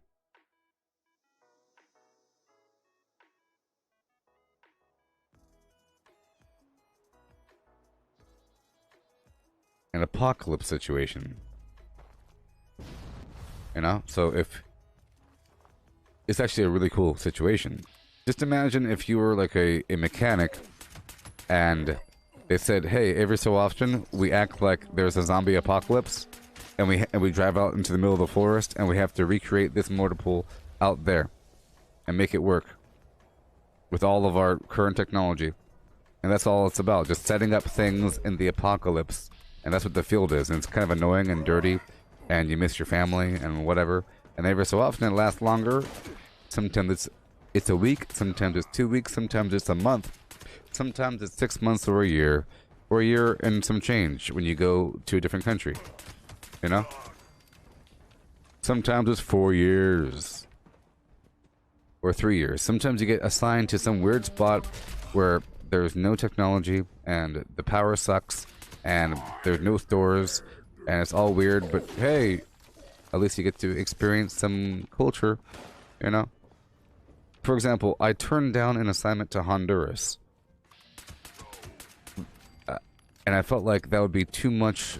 So I was in Iraq and I had the option to go straight to Honduras after that. And I felt like it would be too much like the apocalypse, you know? Like I wouldn't know the language, you know? It's gonna be horrible, machetes and so forth. Weirdness, it'd be cool, but to live there, I just imagined it, like some level of apocalypse that you have to deal with. Like there's all the mosquitoes and dirt coming through the window, and like you have the your snakes and stuff like that, and horrible things every 3 seconds, you know, that you wouldn't normally deal with. It's some degree. You never know. Sometimes you normally you get to choose where you live. In the army or whatever, you don't choose where you live. They choose where you live every so often, and sometimes it's bad. But the job itself ain't that bad. You don't have to worry about any bills because it's all taken care of. They make sure it's taken, you know, you don't pay rent, you don't pay for food. You go down to the cafeteria for 3 meals a day and there's all kinds of good stuff there. You know, all kinds of awesome food in the dining facility. Sometimes really good stuff, and it's all free, relatively. Sort of. It's all free.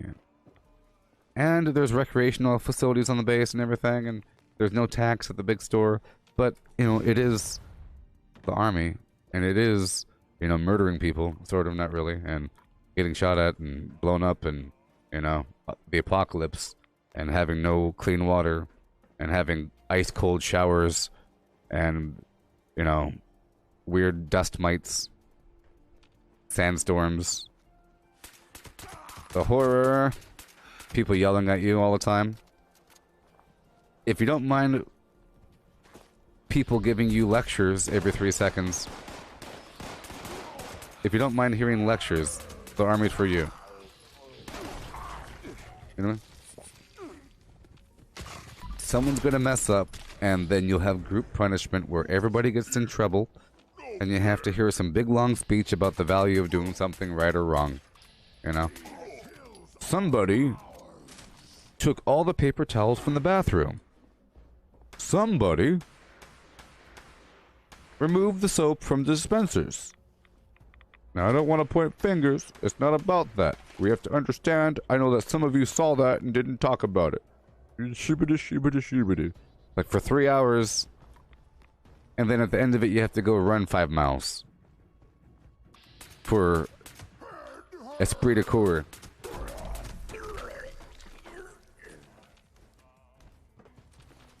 Or usually, you think that you're supposed to do like a normal 4-mile run, but then it keeps on going and going and going and going. And then you get ran up into the hills, and then when they stop you, they start yelling at you. You didn't realize that you're in trouble the entire time. Like, you were in trouble the entire time, and you had no idea until it's over, and now they make you do, like, exercises. But hey, it's good. Everybody gets all nice and brainwashed, and you're all on the same page, and nobody, you know... everybody will tell on you if you mess up. You can't trust people to not tell on you. So you have to do the right thing. Because you never know who's looking at you, you know?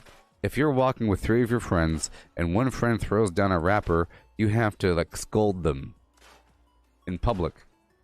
You know, you have to like stop them and point at them so that the people see. There's somebody sitting, like there's some building way down there, right? And there's somebody in there, like a first sergeant, drinking their coffee, looking at the sidewalk, and they see that happening, and they see that if they saw you just laugh it off and walk back up there and pick up the trash and put it in your pocket, you'll still kind of get in trouble for not yelling at your friend. Or for hanging out with your friend, or not correcting him. I noticed that you cleaned up the trash. Good job, but I also noticed that you didn't talk to your friend there. What's up with that? You 3, come over here. You get this big old long speech about... You know, and then you have to be told to come back after work, like on a Friday or some garbage, when you're off already, to go clean up on the side of the road wearing an orange vest because you didn't tell on your friend. So now you have to go pick up trash for 3 hours wearing a sign that says, I don't care about the base. It's awesome.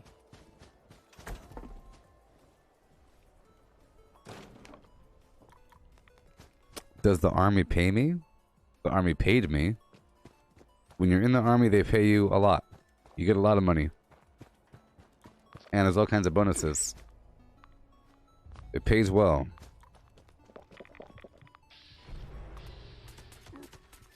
They don't pay me anymore. But they pay you well. And the path to promotion is well understood. That's another thing that's good in the army. It's well understood how you get promoted. There's a whole system. Every job has their own points, and there's different things you can do to get points. By going to military classes, by getting certain badges.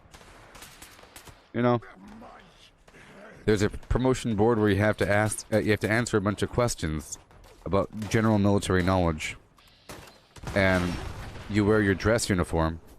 You know. And they judge you. They make you march back and forth. You have to sing the army song. You know? Loud. If it's a promotion board, you have to say the creed of the non-commissioned officer loudly. So you have to memorize this big long speech. No one is more professional than I. I am a non-commissioned officer. A leader of soldiers. As a non-commissioned officer, I realize that I'm a member of a time-honored corps, which is known as the backbone of the Army. And it goes on and on and on and on and on. So that's all cool. And then, you know, there's enlisted side, there's officer side. You get paid a lot of money. You know, a substantial amount of money. Like an E5 gets paid way more than an E1. Right? You have all the disposable income that you could ever want. You get paid twice a month. Usually. You know? Hey, Franklin. Just so you know, if a person has their mic on the entire time when I'm playing with them in a multiplayer game, I will mute them. That's just how it works. I don't want to hear your background noises. Nobody wants to hear background noises. Okay?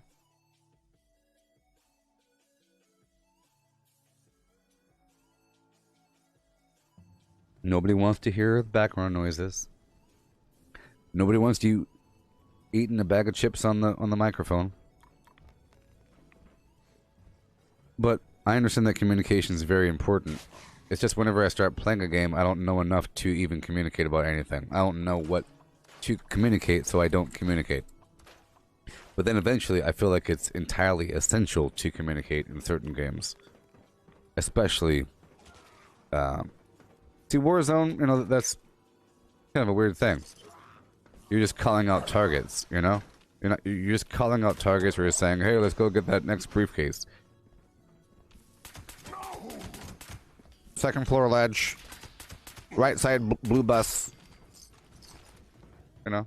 But in Zombies Outbreak, it's strategic sort of the whole time of what you're doing and where you're going and why you're doing it. It sort of is like that with PvP, but not as much, I would say. You know, not as much. Especially, yeah, not as much at all.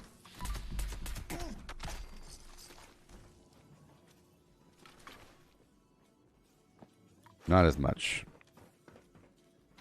You heard me? Yeah. Right on through. Throw my tomahawk-y. Ever since I could remember, I've been hawking that tama. Hawking that tama.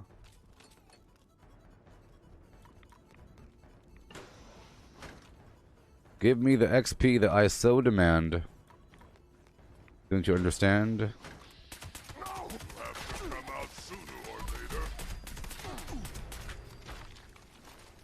Have to break this stuff down here. Okay. Because I'm not using my weapon weight reduction armor. Those tomahawks weigh a certain amount.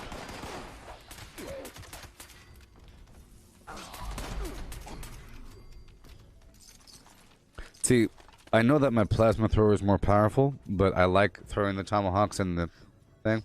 It's a little bit less sloppy. But it is faster using this thing.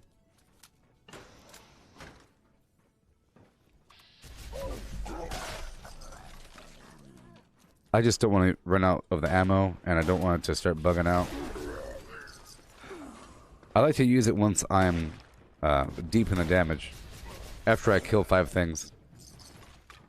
Okay, let's go right over here and break down what we gotta break down. Yeah.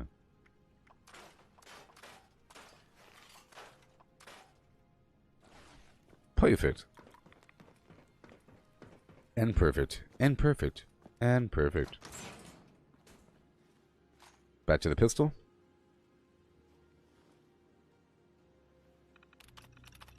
Boom. Bam. Tomahawk.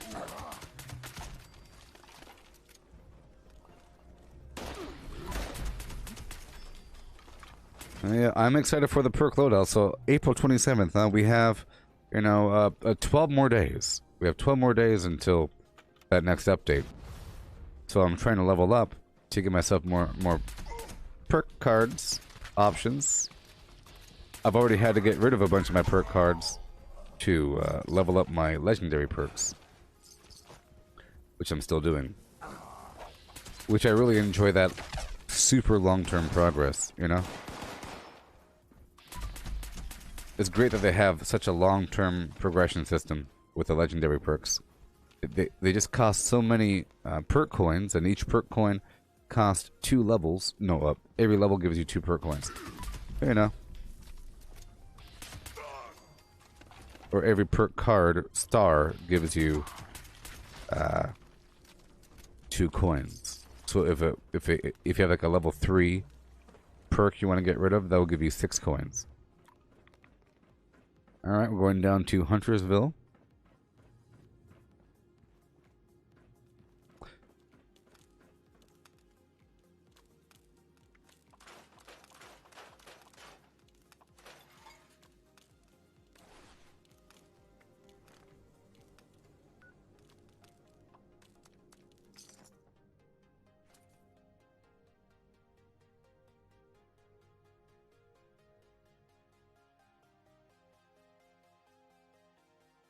Oh man, my shoulders. At least I have support.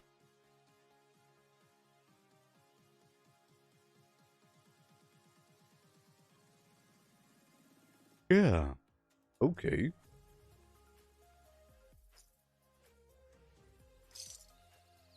Here we go. Failed Jaeger. Let's put everything away. Good stuff. It weighs a lot. Get to hurry up and get this XP.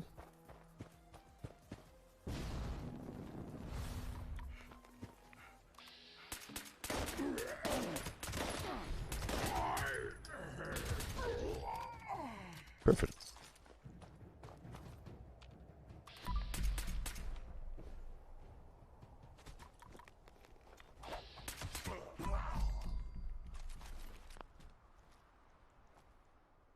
Well then.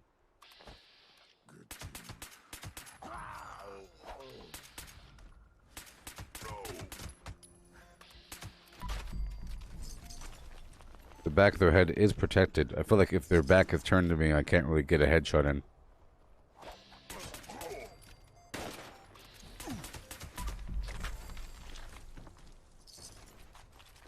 Alright. Of course I'm over encumbered. Of course. But not really.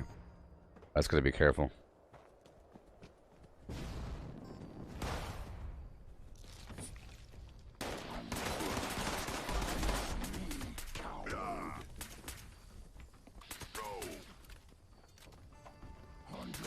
Whatever. Whatever.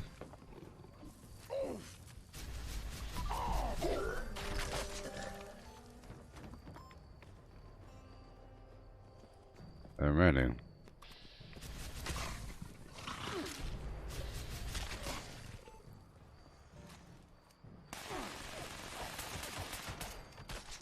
Thank you. And we go up and over. Look for a bobblehead right over here. Nope.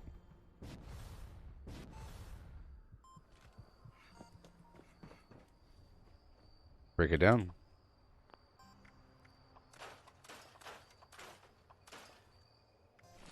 And around.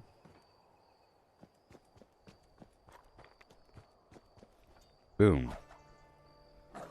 Boom.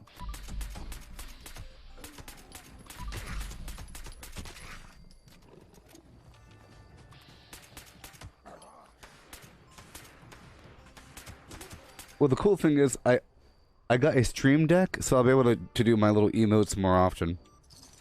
Before I was pressing buttons like F9, F10, and so forth. But now I won't have to do that. It has issues. I got a stream deck thing. Has a bunch of buttons on it. It'll help out the stream. It'll be coming any day now. Any day now. Huh? Yeah. Okay, let's go back down to the abandoned bog town. I could probably clear it out again. This time I'll take it over. Yeah, this chair is pretty comfy. I like how wide the base is. I can kind of straddle it like a horse with my knees out to the side. Good stuff. Good stuff.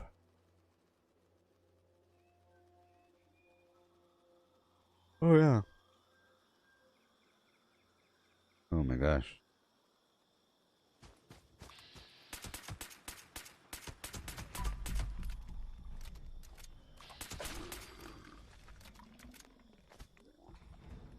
Oh boy.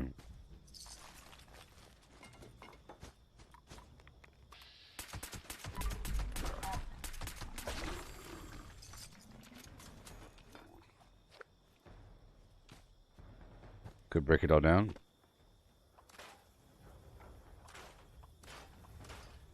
And we rockin'. Uh-oh. Who the heck is that?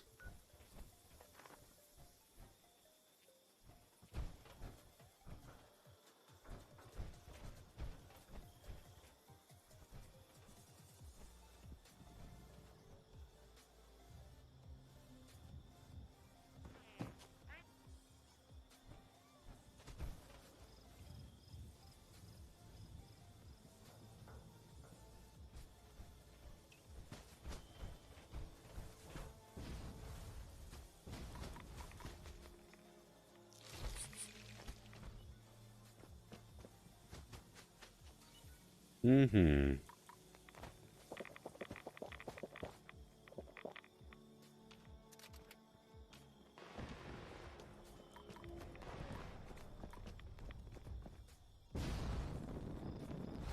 They are all dead.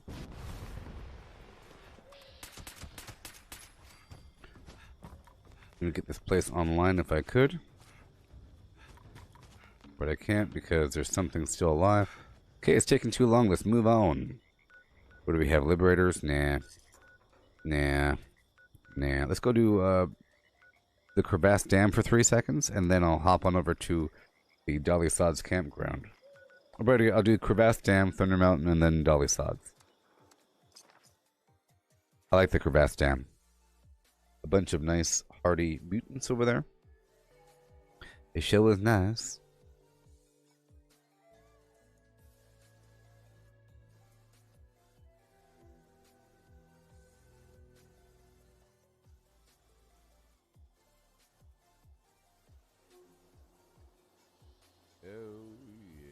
Hey there, Braden. How's it going, buddy?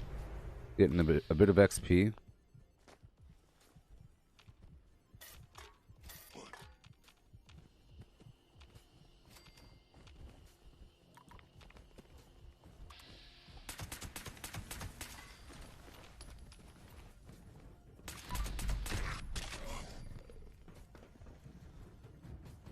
Hey there, Julian. I thought you meant your mom's unit when you said mom unit.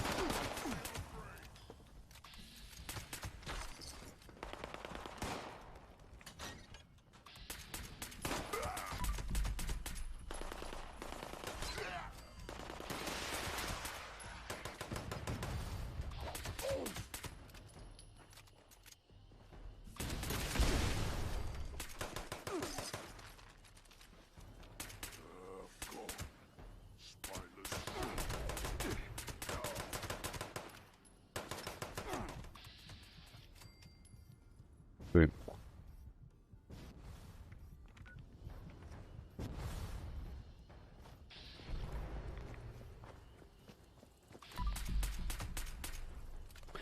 Not that kind of unit, Julian. Kind of funny. That pillow? Yes.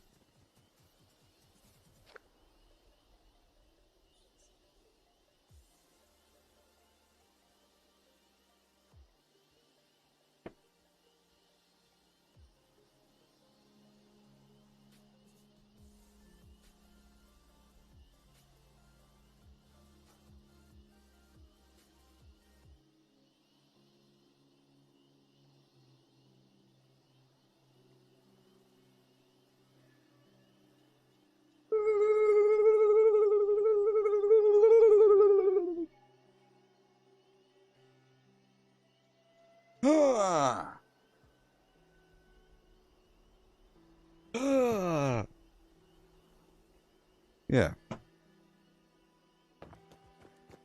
Now that's a chair.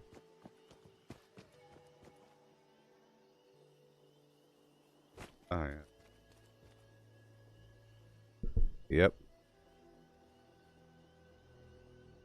I've always wanted a chair to call my own. Keeps my neck nice and vertical. Verticalapocalypse.org. If I wanted to, I could sit right here.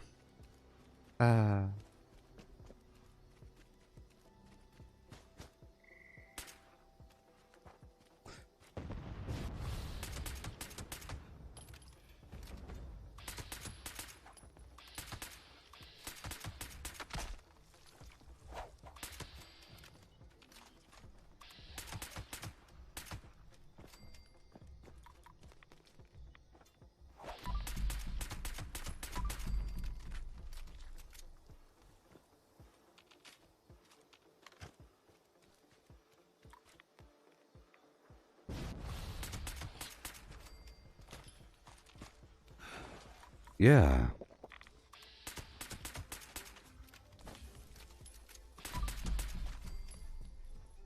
Okay. Let's pop out 2 of my pieces here. For more weapon weight reduction. How about 1 piece? Boom. I'll swap out the 2nd piece when I need to. I don't like taking over the workshop until I get the plant online. Let's make sure to teleport right on in. I gotta teleport back on in. Okay. Let's go. Thunder Mountain is offline. Repeat, Thunder Mountain is offline. Any brothers with a background in engineering, report to the plant for immediate repairs.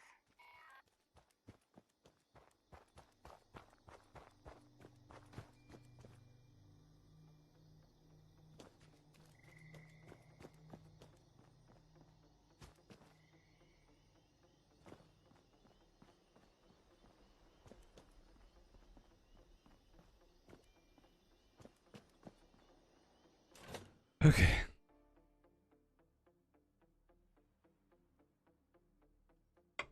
Right now it's 4:33 p.m. Post-meridian. Post-meridian, people.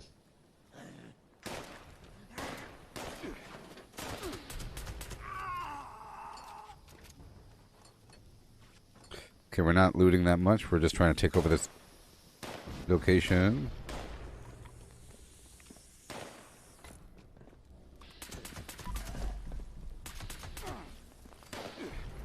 I gotta do my daily up. Eventually.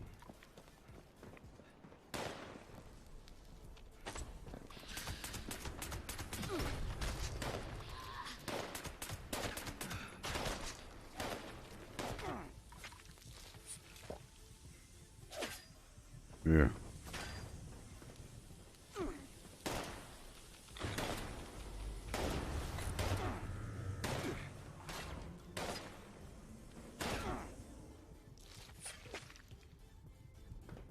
Right over there.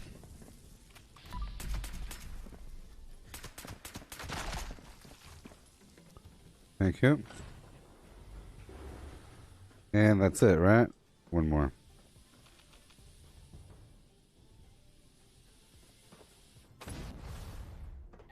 And done. Generators are working again. Boom.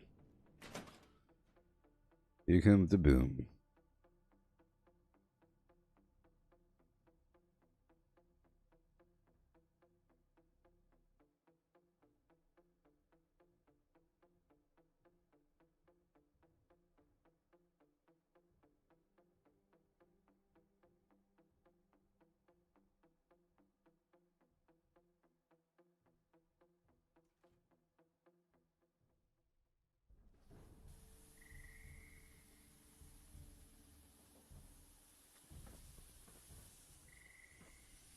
Yeah.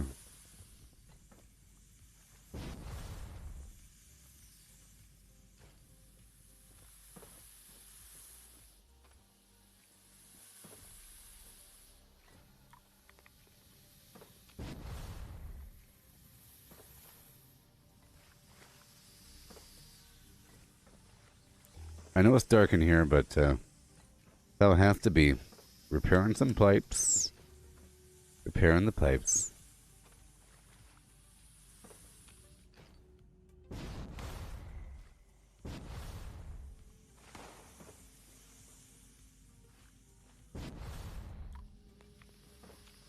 Okay, now move on to the other side.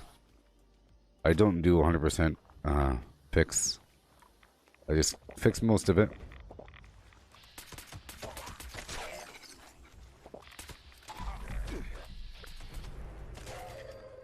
Attention citizens. Nuclear Moving on. strike imminent. Please exit the area at your earliest convenience. Thank you for your cooperation. Okay, we are rolling. Rolling.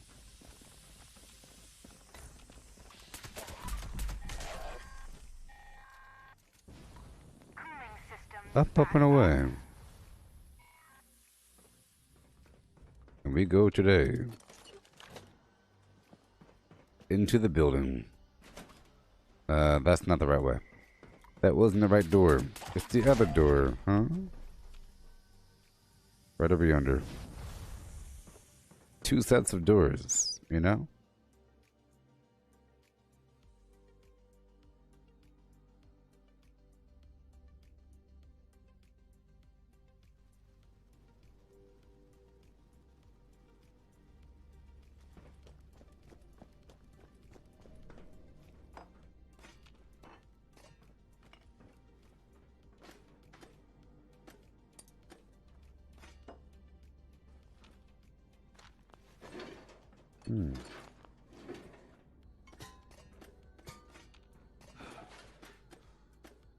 Okay. I will now equip one more piece of armor. Boom. There we go. Perfect. Slightly less XP, but you know. It all works out. Am I going to kill the beast? No. I'll ban you. Let me ban you. I should get the banning orders and ready. Prepare the banning orders. Prepare the banning orders. Oh yeah, Nuke. Go throw yourself off a bridge. I'm not a cheater. I drop my own bums. I drop my own bums. And I don't farm the queen. It's what the losers do. It's what the noobs do. Because they think it's what you're supposed to do.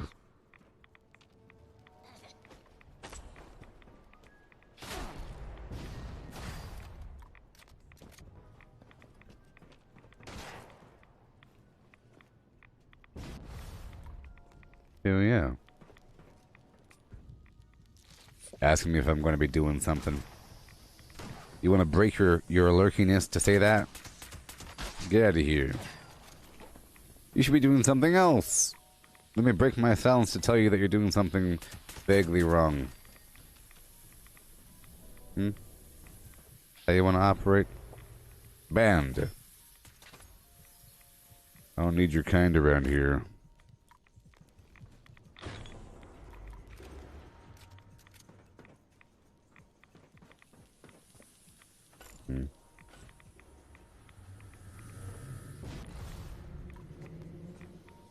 But I never enter somebody else's bomb. It's against my rules. I have all kinds of rules, including, you know, I don't enter somebody else's bomb. Because I don't trust that they didn't cheat. I mean, I can bomb. I think we should bomb. Eventually. But it takes time. So, I could bomb. I'll see. It's not gonna be like right now. It takes time.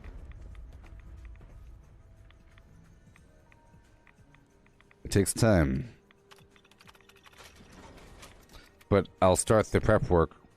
So I'll go down to the Enclave and I'll check the current keyword status and I'll see how many codes I have. We'll go from there. It'll be nice to bomb. I just really can't enter somebody else's bomb. I think it devalues the whole thing.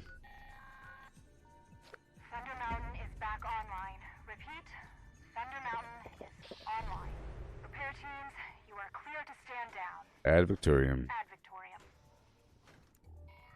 Bad Victorium.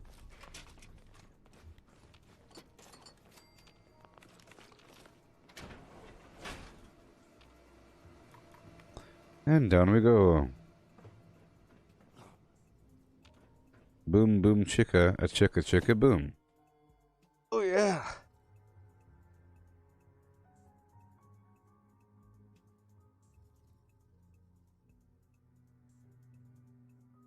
Believe it or not, my hair is so long.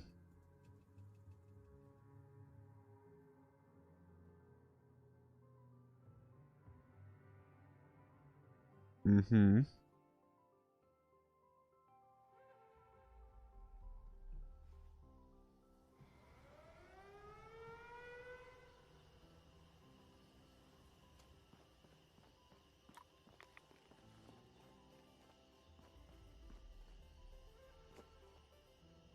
Okay.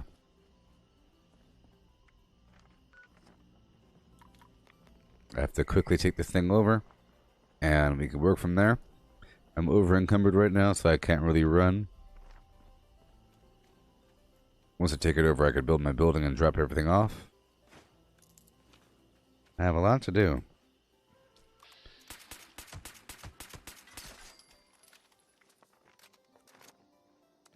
There we go.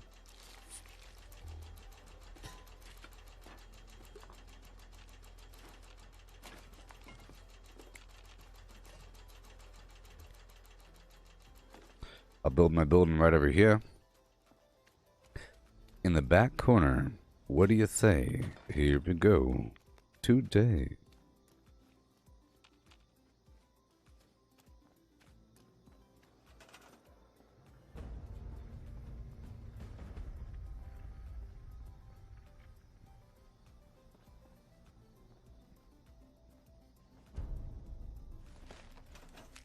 Yay.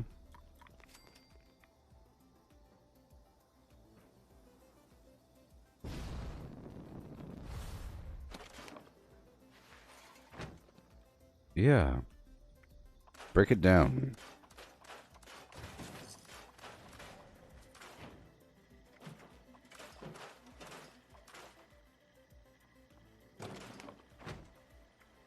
Goodbye. Let's carry on my wayward flim-flom. Check out my bufferoonies. 9 minutes left. Okay, I'll use that last 9 minutes defeating these enemies over here at the Enclave. Yeah.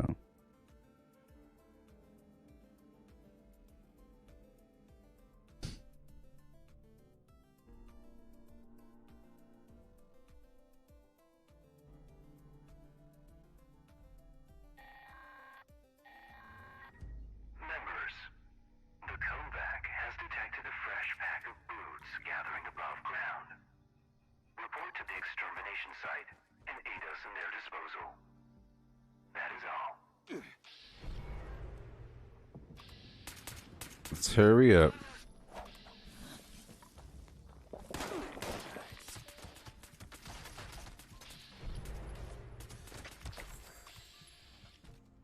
Put on my full unyielding.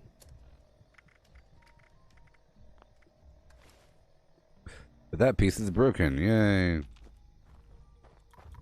Oh boy. So much to do. I'm gonna repair my weapon as well. Detected. Activate additional signal sources. And I should do my scripting. Extermination protocols.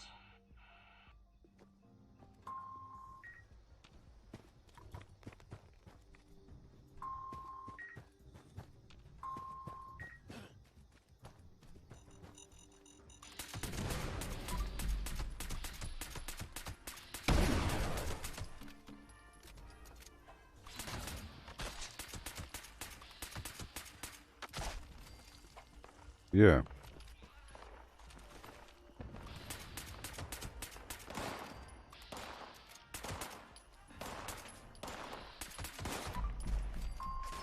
All array components engaged. Thank you. Activating targeting protocols. Please stand by. This is a Zealot's plasma thrower.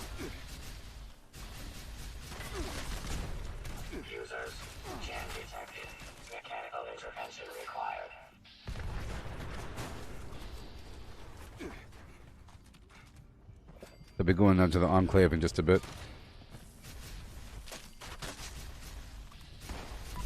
Yeah. Thank you. Attention users. Temperature approaching unsafe levels. Action Thank you. required. Thank you. Error. Component failure. Immediate support required.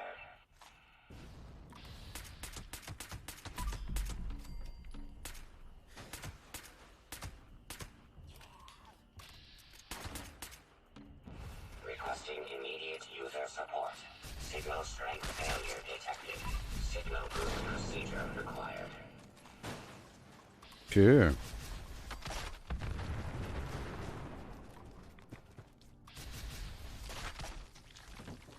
Bad guys.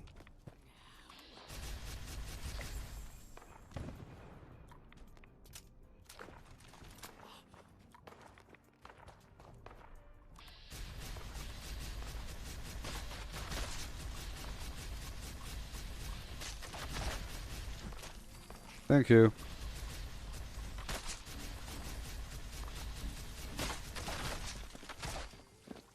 Oh yeah. All the bad guys in the world. Restored. Resuming connection process. Definitely the right spot to come to.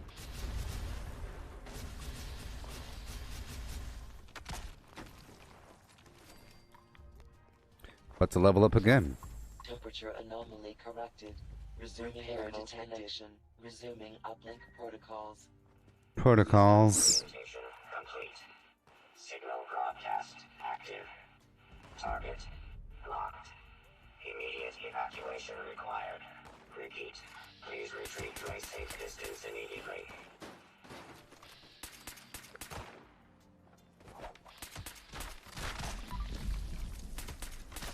Okay. Alright, I'll be going right on down to the Enclave, Town, and White Spring. Let me just prep it up first. I'll go through the trash cans in White Spring with Can Do. Alrighty. And I'll make sure to prep up over here with my Fix It Good.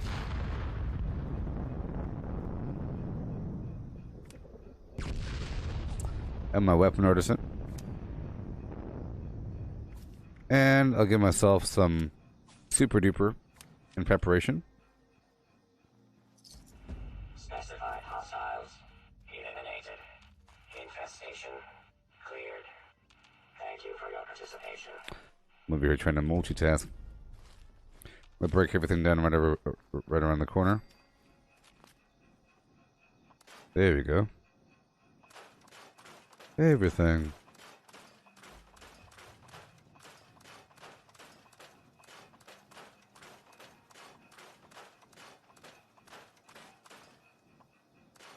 Yeah. 459. Drop everything off. And then I'll hop across the map to take care of everything else.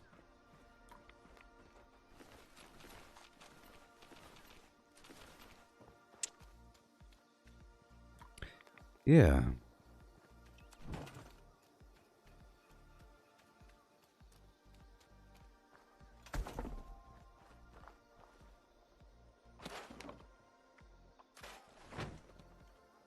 Okay. And now we head across the map, if I could. But I weigh too much, don't you know? Oh no. I'm gonna drop some plans right here. Just a few. A bunch of these normal plans for the people. Right here.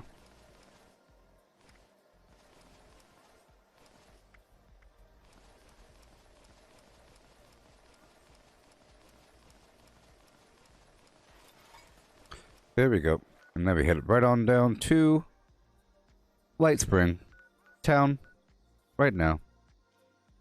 Yes? Well, first I'm going to go through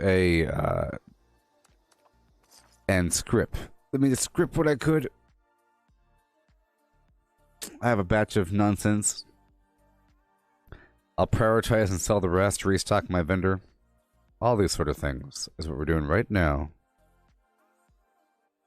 Can somebody please in the chat give me a hi him ho, holler holler hi hey him hi. Ouch. The ouch is optional. Okay,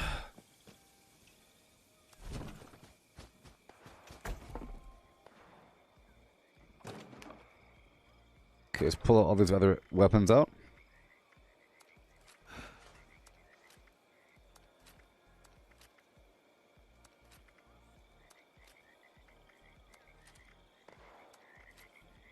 Pull all the stuff out.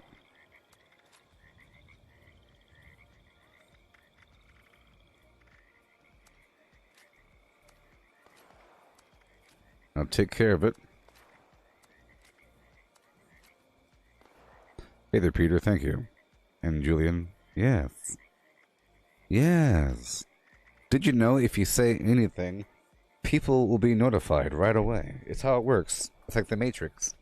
It's a very smart Matrix-style system. You say something, and then 3 more people get notified of the stream. Think of it like that. At least 3 other humans on planet Earth get notified that the stream is active every time you say anything. It's whether or not they click on it. But they do get notified. Pretty sure it's a direct correlation. You comment something, people show up. That's a pretty good pull cube. I want to save the good stuff. Oh my gosh.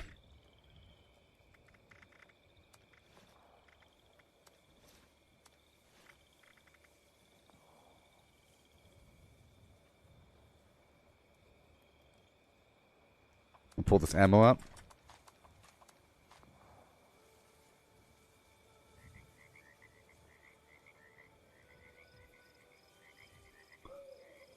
Well, I'm about saying something random to stand out. It's just, I think it's based upon the fact that Facebook or YouTube wants to make sure that they advertise popular and active streams to people before inactive dead streams. Because if people are talking, people are more likely to respond. And if they respond, they wait for an answer, and now they're on the channel longer. It's about keeping people on the channel in their mind.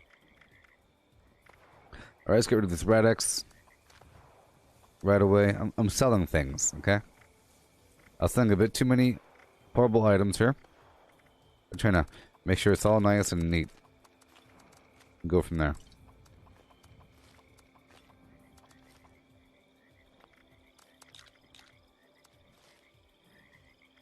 Same thing with the food.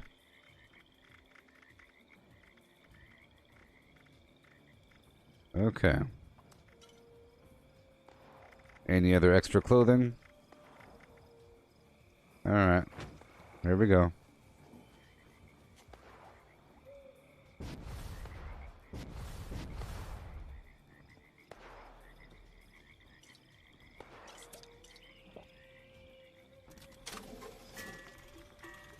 I'll sort by weight. Go to the very top and get rid of the garbage first. Based upon the weight. 1-star garbage. 1-star garbage. 1 star. 1 star.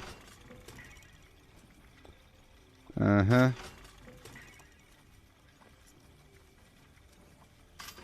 Not all 1 stars are bad, you know. Like my pistol's a 1 star. But if I sell 1 stars, I could sell more of them.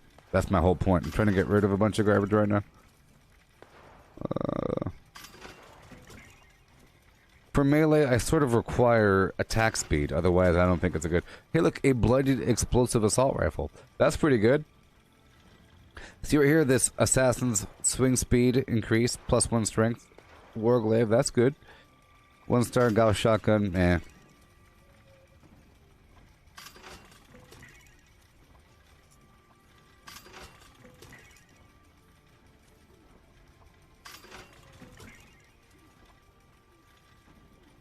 Alright. Done. And now we sell. Schnell, schnell. Now displaying current stock. Okay. I'll sell grenades if I could.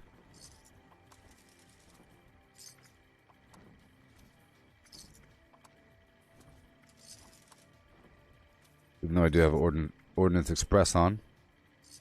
Okay, over here. Apparel, hazmat, all this clothing. I sell to the vendor. Remember, if you are a new player, check vendors, because just know that whatever people sell to the vendor, you could buy from the vendor. The vendor has their default stock, whatever, which is different, I think. It changes a little bit. But if there's a popular hub and you go to the vendor, you'll find all kinds of foods. For example, if you're a carnivore, you'll find all kinds of meat in there. You'll find all kinds of extra drugs. You'll find extra clothing items, extra mods. And you'll find free stuff in the containers around the area. If there's a trash can, icebox, mailbox, cash register, luggage, you'll find a bunch of plans and a bunch of ammo. Because you can't sell that to the vendor. Okay, let's sort by spoilage, and guess what? I'm getting rid of all my meat. Okay? And these other items, I'm not really cooking with them right now.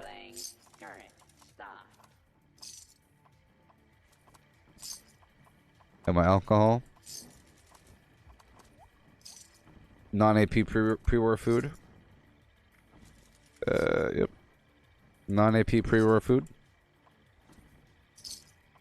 Garbage bubblegum. There it goes. More alcohol. More alcohol. Pork and beans. Rum. Salisbury steak. Vodka. Whiskey. And wine. Okay, over here, let's get rid of some other nonsense. I'll get rid of the Daddy-O in the comics and the Day Tripper. Okay, I'll get rid of the Med-X. I'll get rid of the Rad-X. And the Rad-X Diluted. And now, because the vendor has almost no more money, I have to give the vendor money by buying the Nuka-Cola. A different variety. In the future, it's going to be wonderful because we're going to have the Nuka-Cola Collectron. That's amazing. Mind-blowing. So I'll buy the bulk oil, bulk adhesive, bulk ballistic fiber. Now, you shouldn't do this unless you're rich, unless you should really purchase the plans and everything. But I've already done that, all that. So now I get to buy the junk. It's a ripoff, but I have to give the vendor money, so it's not really a ripoff. You know, money is make-believe. The vendor can't hold more than 1,400 caps, so I have to give the vendor money to sell more. Otherwise, I end up with a bunch of garbage. So if I want to get rid of all the stim pack, you see? All this horrible right-of-way.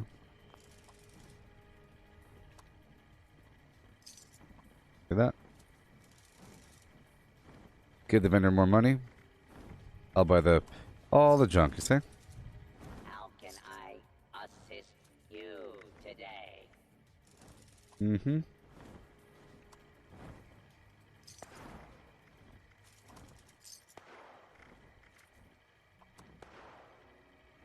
Okay, that was pretty good there. Pretty good, pretty good. Now let's go check out my ammo. Get rid of all this ammo in this box over here for a random traveler. Make sure I don't get rid of the stuff I'm currently using. I do that sometimes.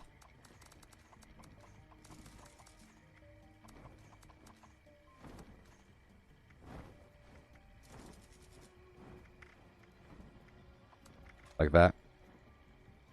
Okay. Alright, now sort by weight. One more time. Couple things in here. There you go. Miscellaneous sort by weight.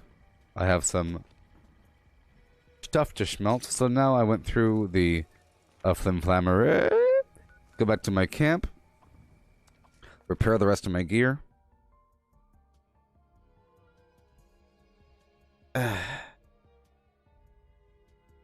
Yeah. I still want to go through White Spring. See, I bought up all that junk, you know.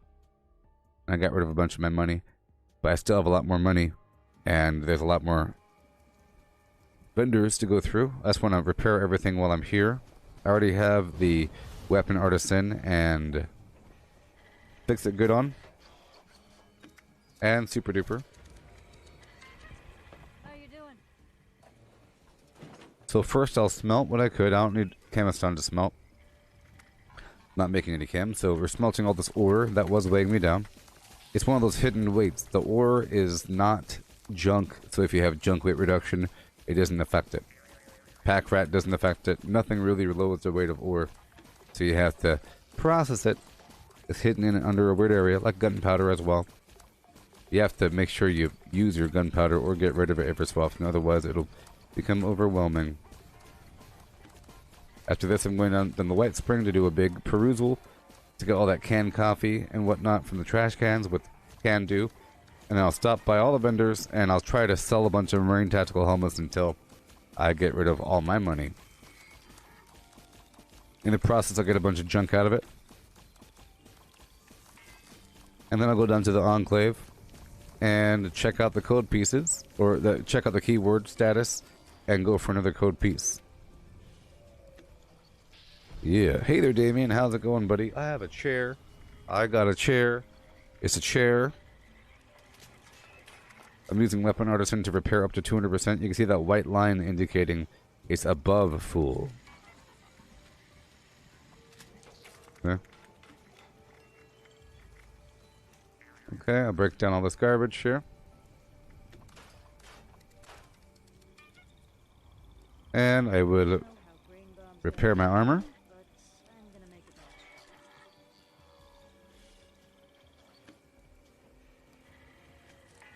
There you go. Repair.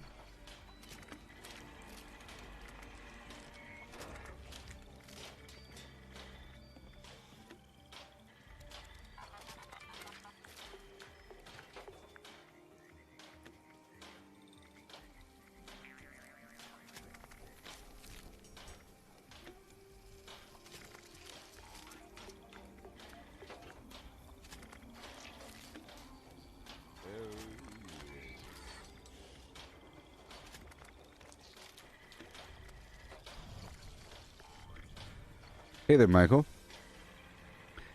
Doing that nice prep work, you know.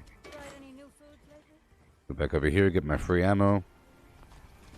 Get my free water. Get some dirty water. Put my full unyielding back on.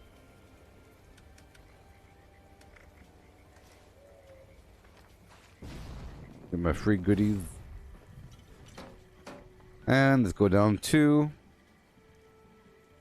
White Spring. Get some food. Air Guard Enforcer Division of the Patrol Division, Air Guard Enforcer Patrol Division.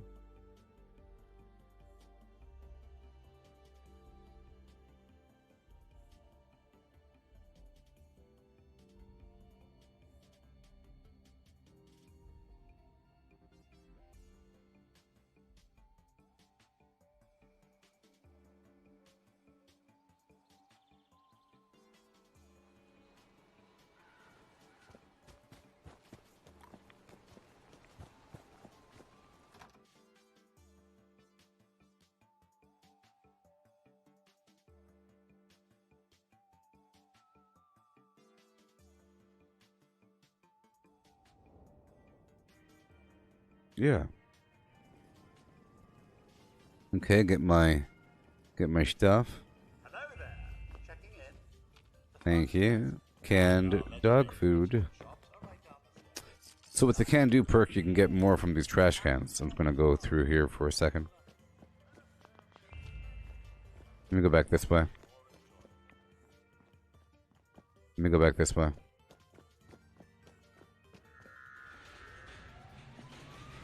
Let me go back this way.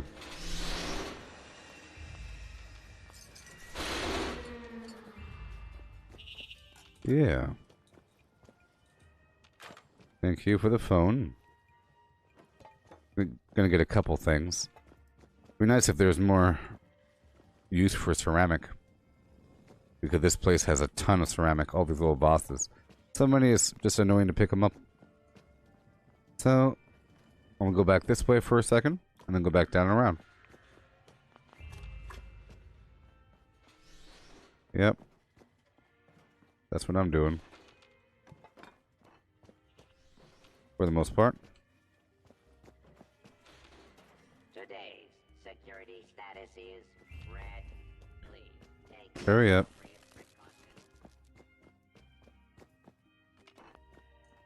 Coffee cup. Go back down.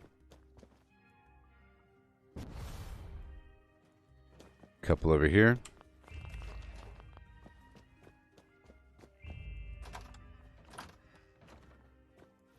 Right over there. How about yeah? Yeah. Yeah.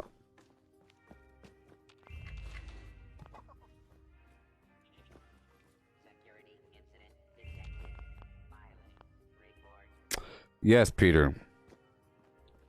Do I have a supply problem for sugar bombs? No, because that is the primary reason why I do workshops. That's the primary reason, so I can get more sugar bombs with the Foshnot Collectron. Otherwise, you have to.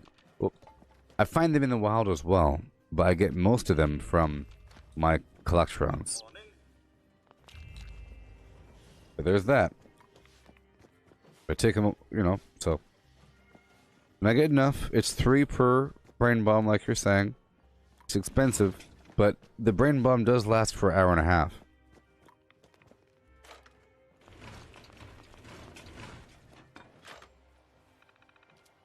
You just have to make sure to not make a big old stack, because it'll just rot.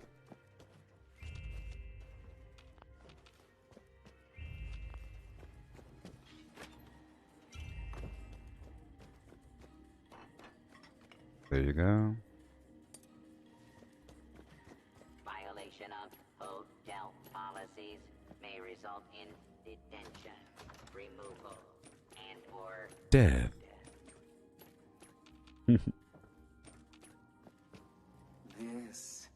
This is live chic.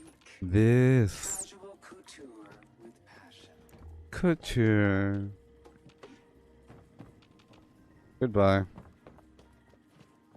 I want your hangers. I want your hangers. There's 21 workshops across the map. You put your Foshnot Collectron up, and if you go around the map and there's no competition really, then you could expect to have like 1 or 2, maybe 0, but on average 1 or something. So every half an hour you get 21. That's enough for 7 sugar bombs, or 7 brain bombs. And that's more than you ever need.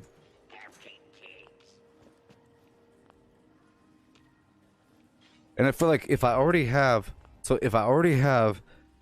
the sugar bombs, which is the hard part, it's really easy to get the other components, right? So if you already have a stock of sugar bombs, you don't need to make a ton of brain bombs. You just have to make enough for your session.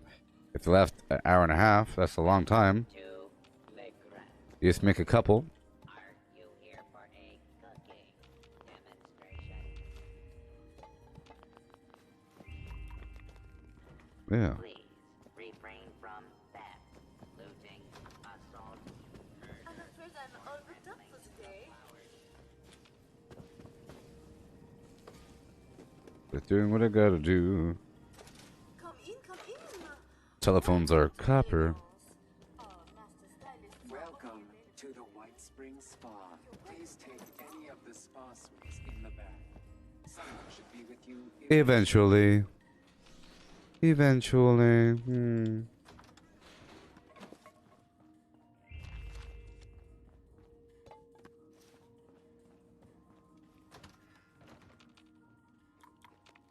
Yeah, just make what you can use.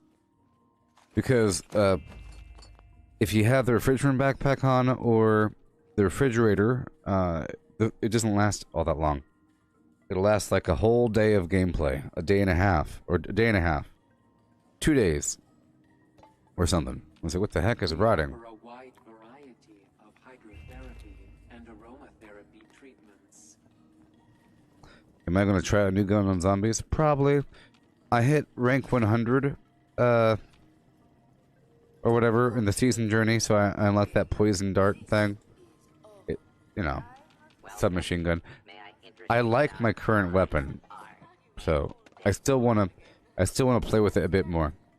I try out weapons as I get them, you know, from the legendary reward thing, and I like how some of them function. And it is nice to grind all those different categories. Oh. It's important. So we're done here. All done. All done. Done. Let's quickly put on my other pieces of armor and get the heck out of here. And I'll run on down to the Enclave. Let's fix my stats. Or my perks.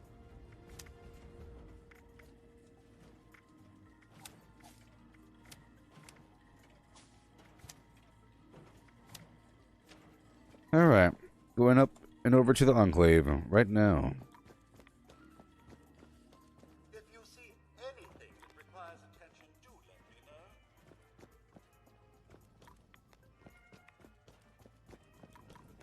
Enjoy your stay.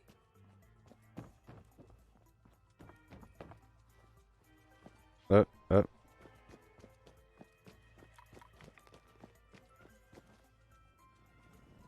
The White Spring is fabulous this time of year. Yeah.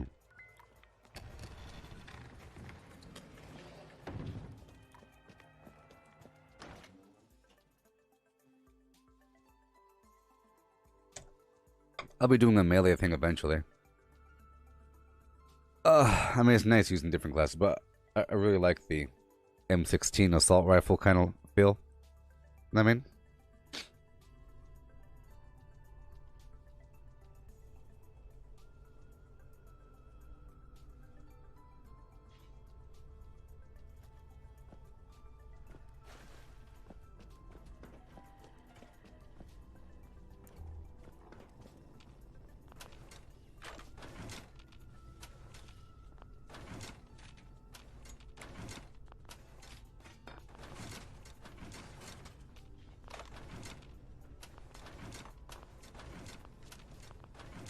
Yeah.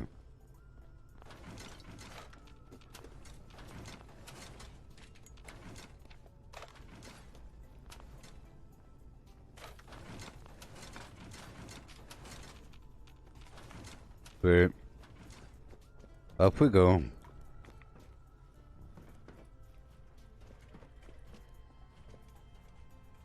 See, people shouldn't be bombing right now. Maybe? Maybe? Yeah. People shouldn't be bombing right now. That's why I didn't enter that thing. Because the keyword is completely blank, which means it's technically impossible to bomb. Well, it's not impossible, but by all means.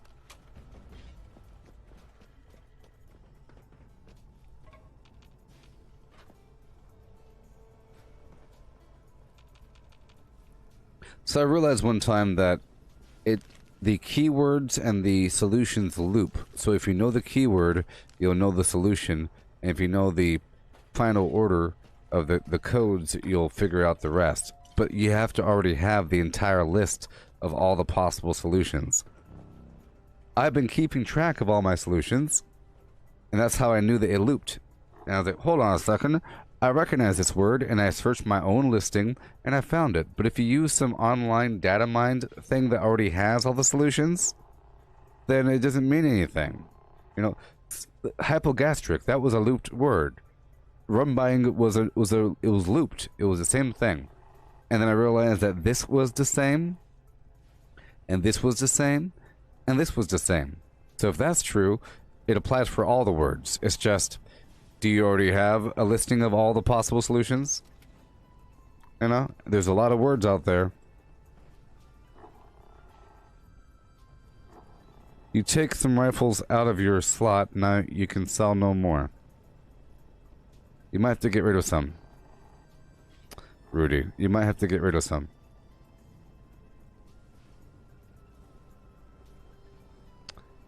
I don't know. You took some rifles out of your slot? Not really sure what you mean by that. Either way, let's go for this alpha code piece. Right over here. Right over there. Up in the wall. Good thing I have the... Let's go up here and do the Pricket's Fort daily. And I'll bury the body if there's a shovel. But I do have a legendary shovel, I think.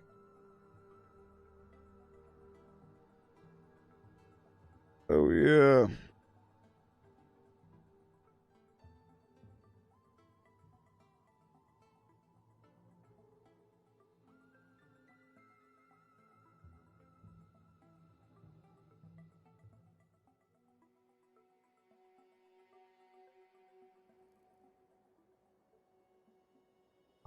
Yeah. There we go. Hey, buddy. So this is one of the better spots of wood in the game here. One of the better wood spots right here, people.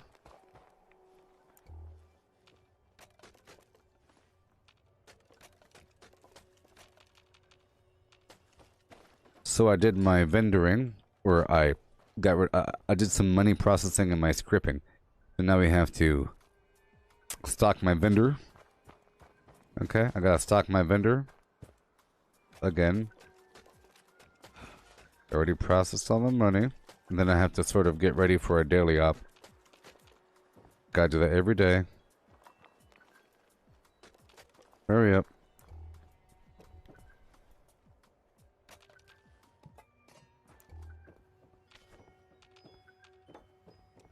Yeah. Prickett's Fort.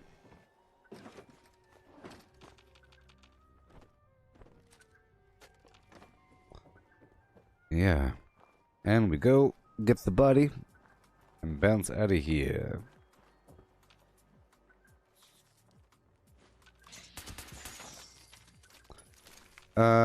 Josh, I'm using a cryo bloodied one. It's just a 1-star, but all I got. Well, I have an executioners and a gold slayers, but they're all 1-stars. No. But I like cryo for stealth. I feel like they respond slower, especially like a Yalguai or something.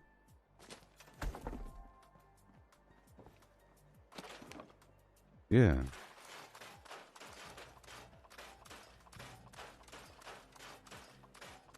And I have to stop by the Black Bear Lodge to go pick up my animal slaying daily.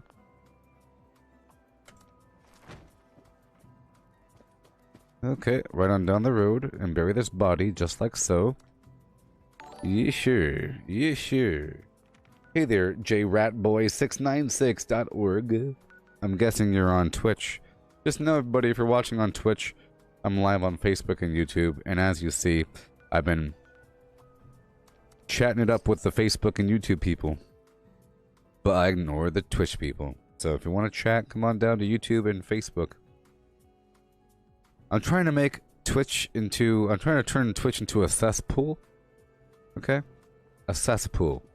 Where I actively ban people from Facebook and YouTube, but I don't ban people on Twitch.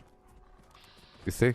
And I don't respond to the chat, so it's going to become a nasty old place full of corruption.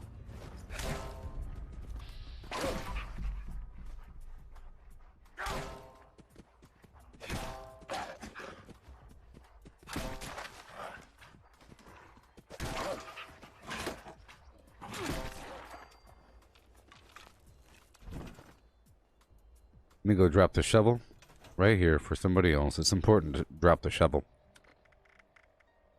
Drop the shovel. Thank you, beast. Alrighty, then. Let's go over here by Hemlock and see if it's currently owned by anybody. Sometimes it shows you who previously owned the location. I'm always trying to get my workshops up and running in the background.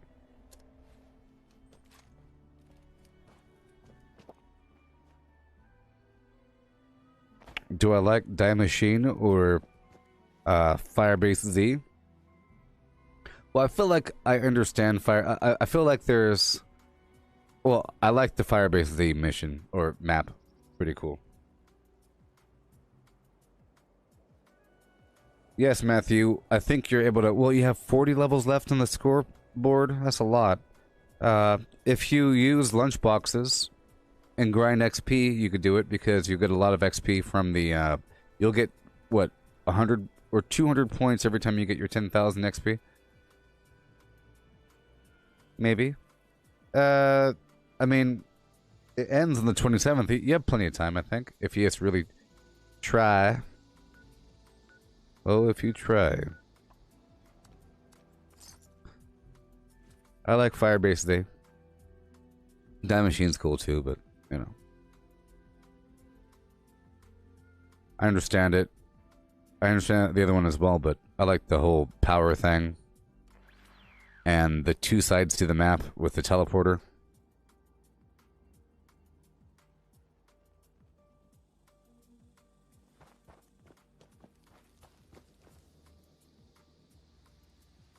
You took weapons out of your vendor, but now you can't sell anymore? Well, you can't sell certain weapons in your vendor. You can't sell, like, this pistol here, or anything that you can craft, like Secret Service armor, the Gauss shotgun, Gauss minigun. It's not letting you sell things? Is your inventory full?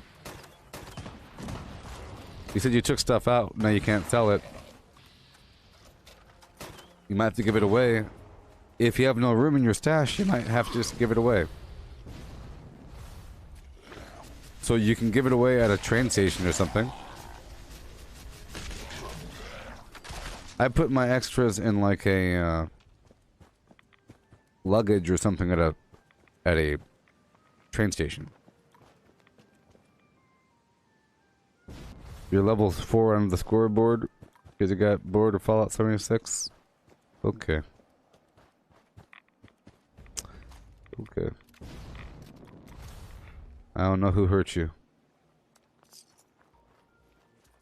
But we can get over this.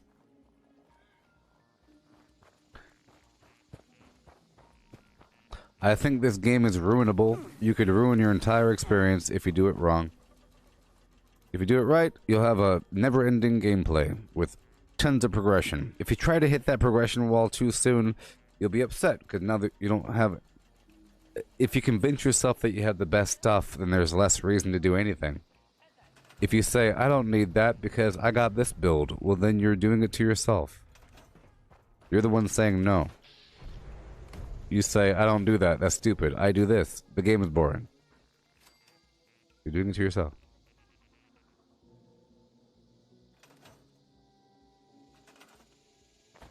It's like a person that complains about ice cream being too messy, and that's why they don't like it all that much, because it makes such a mess, but they choose to eat the ice cream upside down, or they choose to barehand ice cream with their fists. I like it, but it's just so messy. Well, then use a spoon. Don't you tell me how to eat my ice cream now. Then stop complaining. You get the analogy? You don't barehand ice cream and complain about getting messy. And then when someone says, use a spoon, don't get mad at them for telling you what to do, because you complained to the world about doing something. No, Damien, the double XP is coming in a few weeks. It's on the calendar. I posted the calendar to the Gooboberti Collective Facebook group. I think it's in March. Actually. Okay. So I took over my workshop, so I'm going to go through the Wavy Wilbur's Water Park really quick with my can-do percon, heading all the way over to the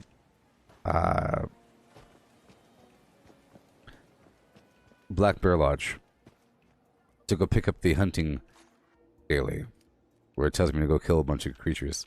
But I like to go through this region. There's some wood between A and B. The dogwood trees.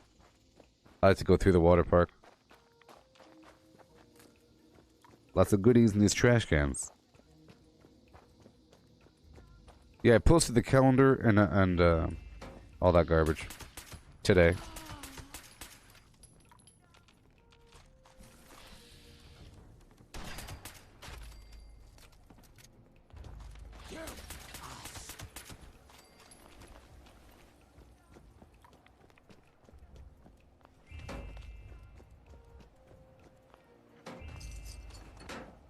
Can do. Gonna run on through this place. All these trash cans. What do you say?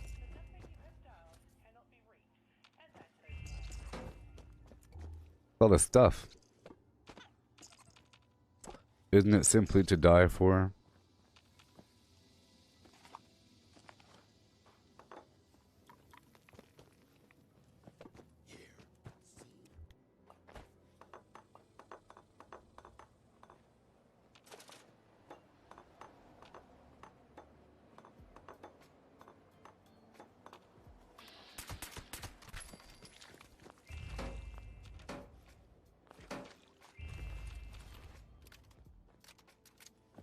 Yay. Yay.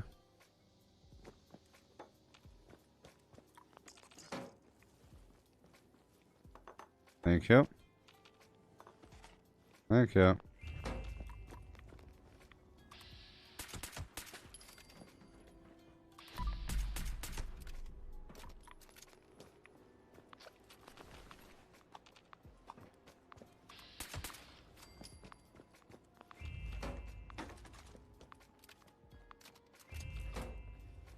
Trash cans.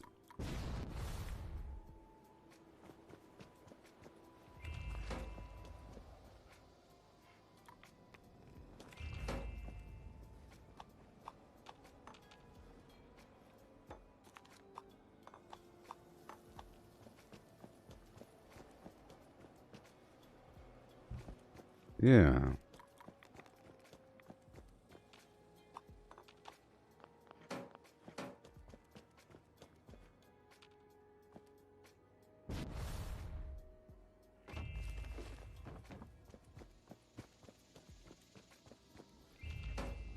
Thank you. There really are a lot of trash cans here, you know. Hey there, Connor. Welcome.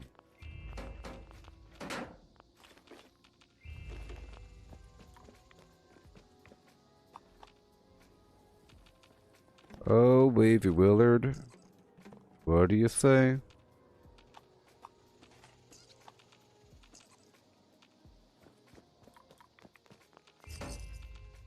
Canned coffee. Already got those.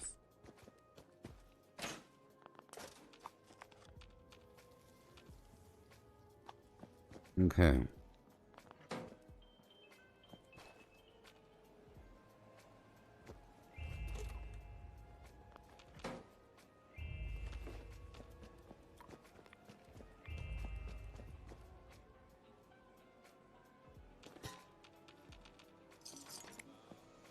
Wait.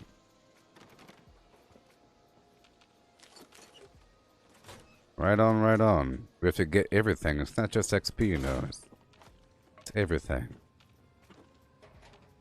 Supplemental. What I do when I come through.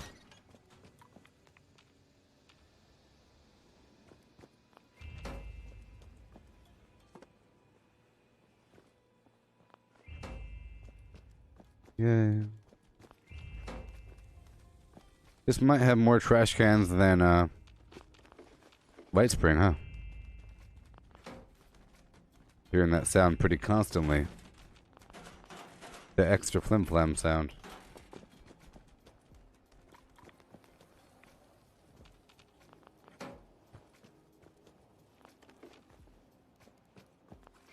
Okay, now I'll take can do off. Here we go.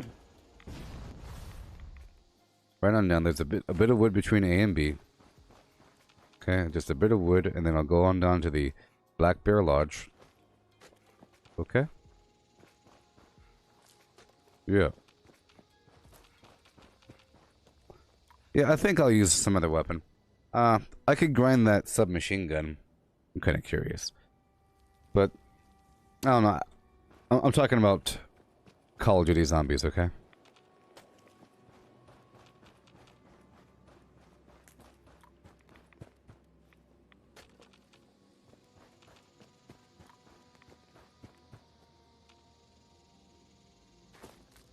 Yeah.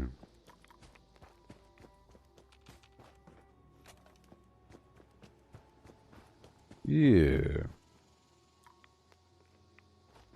Yeah. How's the new chair? It's wonderful.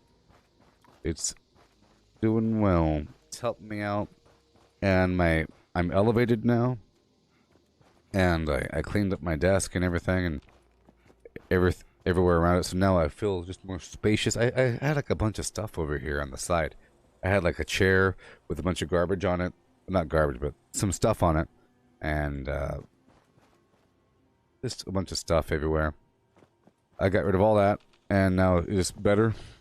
I have more room to move around.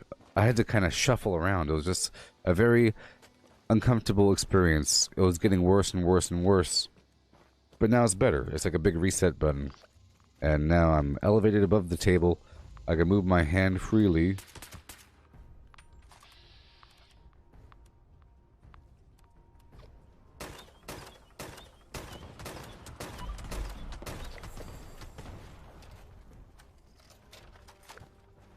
Fantastic. And then very soon I'll be getting my stream deck. I got a little button control panel. So the stream will be getting better in the upcoming future. Are you still a tadpole? Thank you for asking. It's been a big deal. Even if you are the And I'm using my backup headphones right now. They're wireless, and I don't want that to be a total solution, so I purchased new headphones, and those will be coming in soon. USB. I got the Steel Series. Somebody mentioned Steel Series, and I looked it up, and I got the best version I can get. USB. And I think having nice... I think having, a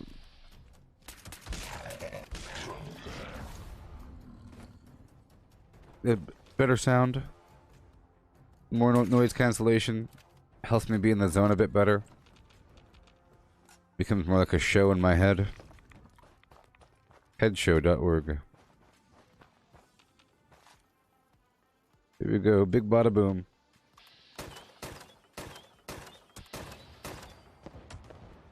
Yeah, big bada boom.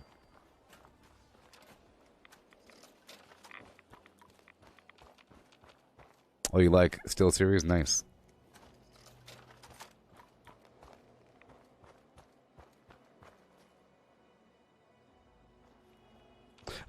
This right here, these are good. They're actually a really good set of Corsair headphones. They're nice, but they're wireless. I'll be using this for VR sometimes or whatever. Maybe, I don't know. Okay, here we go. Get some of this free wood.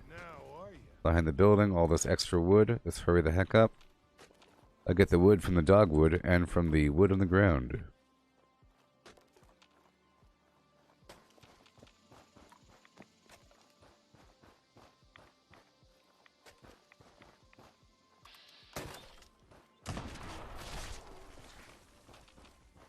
Yep, I'll do this, and then we'll do a couple more things and get ready for a daily up.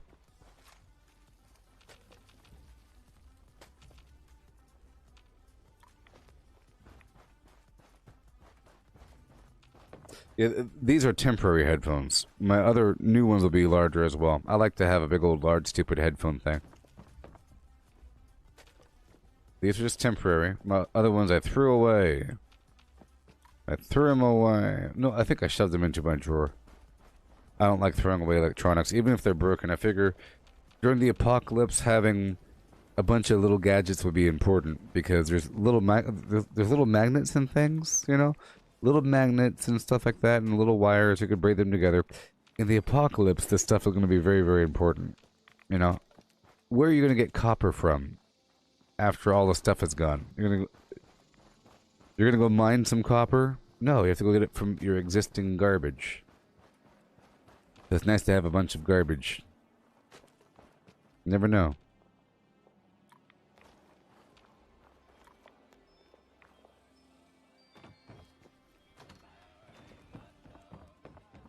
Okay, let's start up this daily here.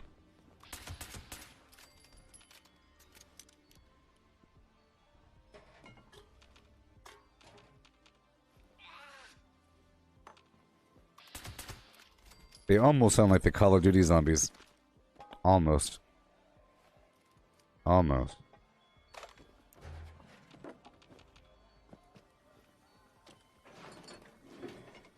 In this session I've gotten a ton of junk, huh? From everywhere.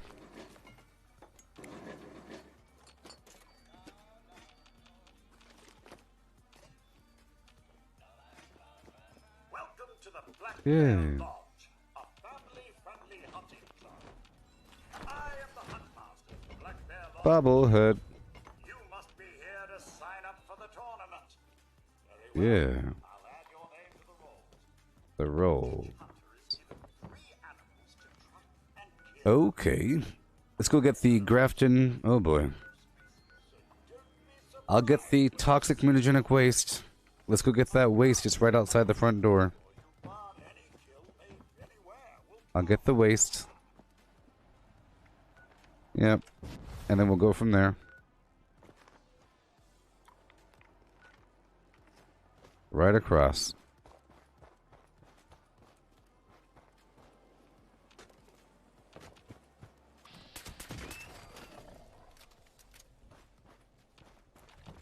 There we go. Pick up all this garbage.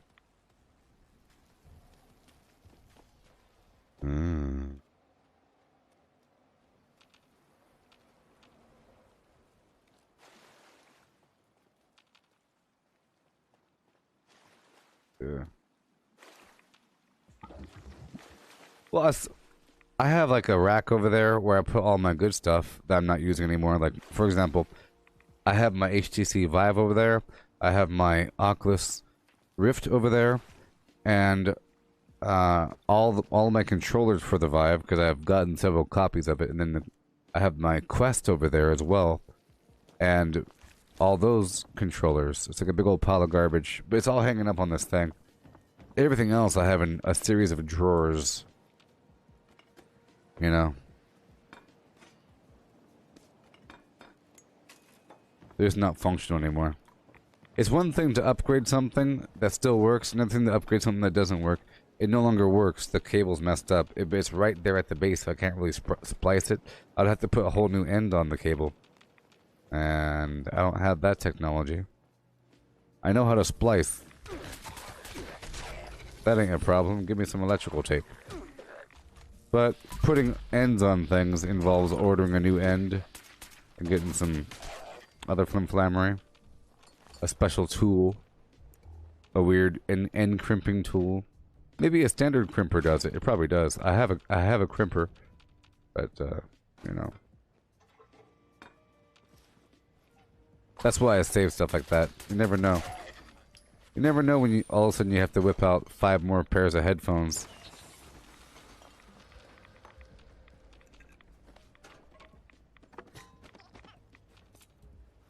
Yeah.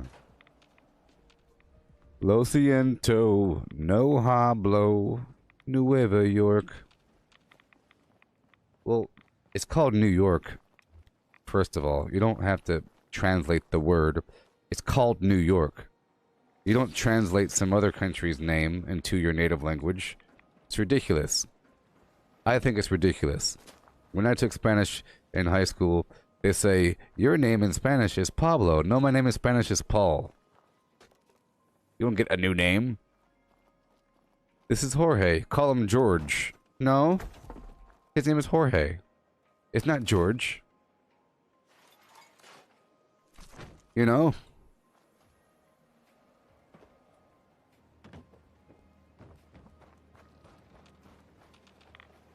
You don't translate the name of a restaurant. It's crazy. There's a million restaurants that have names in different languages, and that becomes the name of the restaurant. You know? For example, Chili's, it's called Chili's no matter what country it's in. It's called Chili's. You pronounce it Chili's. You don't say... Well, in Zimbabwe, the word for chili is... I'm going down to... You know? You don't do that. It has a name.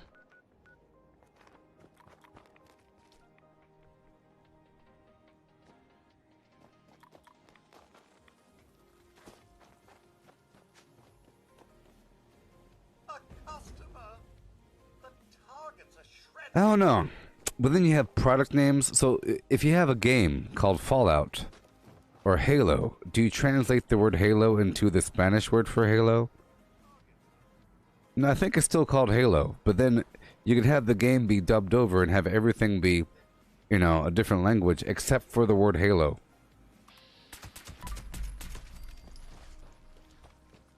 Sometimes names are translated. Like the Justice League would be called something else, right?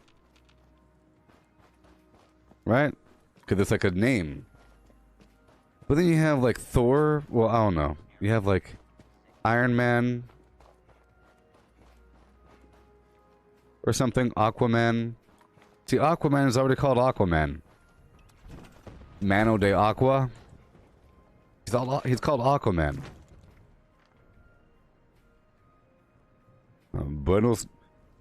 Bueno gracias por tu tiempo. Thank you for your time, beast. Alright, let's go back down. Go get this goo. I'm still doing a couple things here. Couple things. I gotta restock my store. Okay.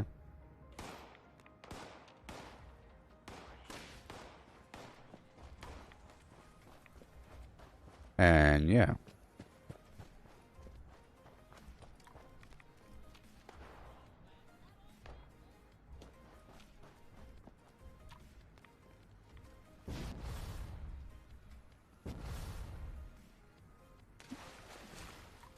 Yeah. Thank you. Thank you.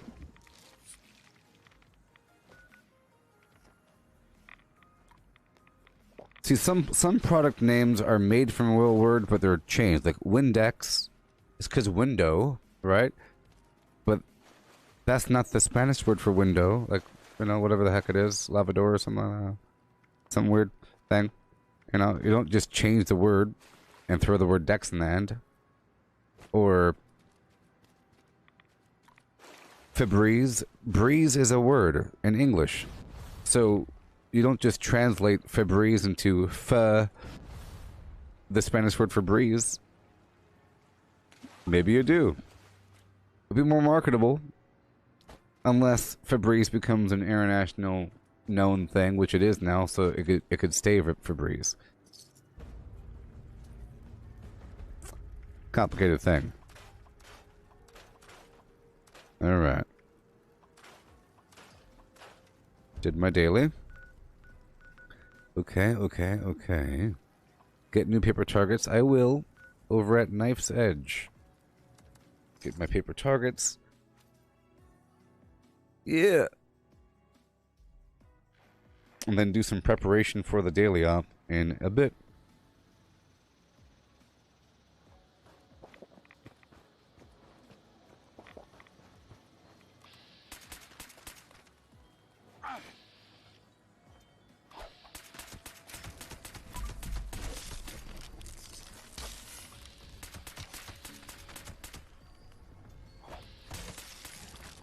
Perfect.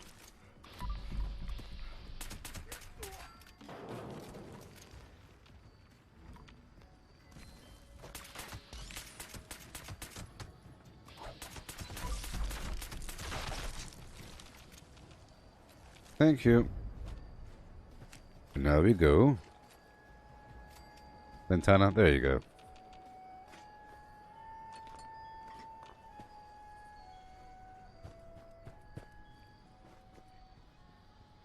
So Windex would be called Ventana Dex or Vendex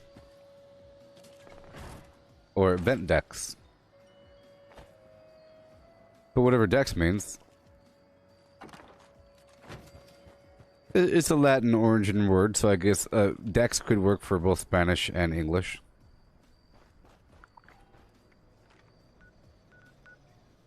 Let me go check for this code piece. He's usually standing merged in the cliff. I just want to get rid of this daily really quick. Benbana. Oh boy. Welcome to the Pickett Ford Historical Site.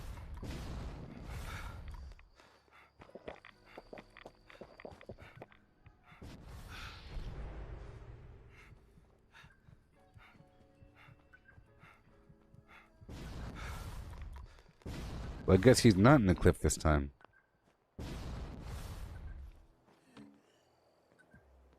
Hey there, Jace. I'm using the Crusader pistol, bloodied 1-star with the cryo mod. Yeah. Yeah. Okay, let's go put these targets back up on the shooting range. Then I have to go back to my camp and I'll restock my vendor and I'll prepare for the daily op, whatever it might be.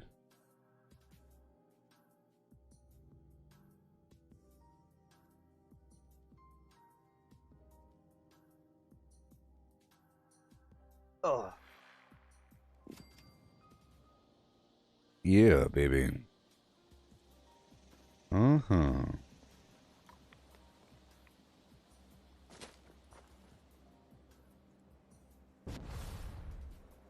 I like flying. So speaking of flying, I got this new game for Oculus Quest. I forgot what it's called, but it involves... It says it's like Spider-Man with guns. You're in some sort of arena environment, you're shooting a bunch of bad guys flying around you, and you're using your little grappling hooks to swing around and then shoot, swing around and shoot, swing, swing. It's like little things that you could attach to and then swing. That sort of thing is really fun in VR. And I got like 4.9 stars out of 5, average, or something. Or whatever. And it sounds pretty interesting.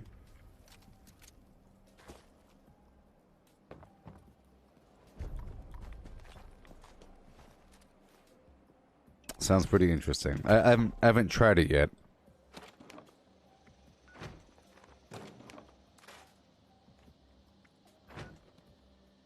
Okay, I believe you. Alright, let's go back to my camp. Jump in the line, shake your body in time. Jump in the line, shake your body in time.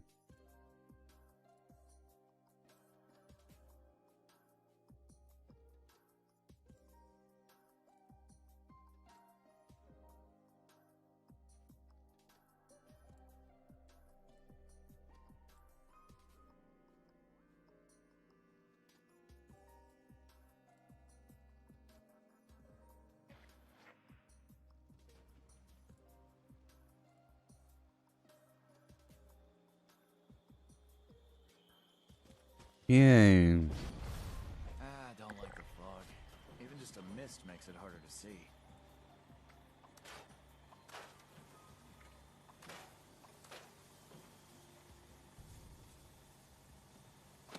You're gonna play Fallout 4? Why? Why are you gonna play Fallout 4? Why? Why? Oh, you're level 38. You want to use T60? See, I thought you meant T65, but yeah, you want to use T60 level 40. Sure, you should play Fallout 4. Sorry, you should play Fallout 76. It's just like Fallout 4, but better. There's more stuff to do at any given time, and it's better if you exerted your energies into getting ahead in this game. It might seem like because there's so much in front of you that you're not making any progress, but don't see it that way, please. Don't see your progress as what's left. See what you've done and just feel powerful. Compare yourself now to how you used to be, not to how you're going to be. You know? Then you'll be happy. Don't compare yourself to other people. Compare yourself to yourself from yesterday. That's it. Alright, so let's go restock.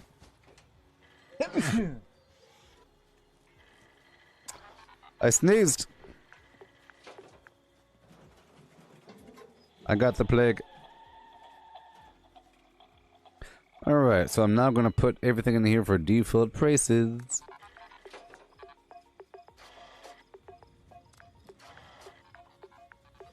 Sort of. This is exploding. And bloody, therefore... 13,000. Just stocking a few things. Oh, you're already full. Ain't that right, Jace? Okay, here we go. So, bash damage garbage. You're fine. A bunch of default price nonsense. Default. Default. I don't care. 3-star default.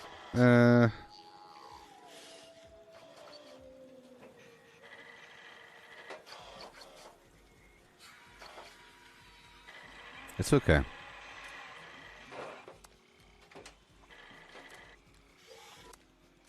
It's all about the entitlement of this generation on planet Earth. They don't know what it means to work for anything. In fact, they think that working is evil. Because not everybody is able to work. And people are differently abled. So if you're really good at something, that means that you're taking more from the overall resource pool, and the other person only has one hand, and that person can't work as hard as you, therefore you're wrong for working harder and getting more stuff. We should all get good stuff, is what the cheaters say. So, I'm gonna sell these wooden unyielding pieces for a bit more, because they're unyielding and they're woodened. Everything else will be default. Doesn't really matter what I'm selling. Yeah. And now for the final slot. Yeah. For the final slot, I'm gonna sell some more chems. I'll sell these bobbleheads for 100 each.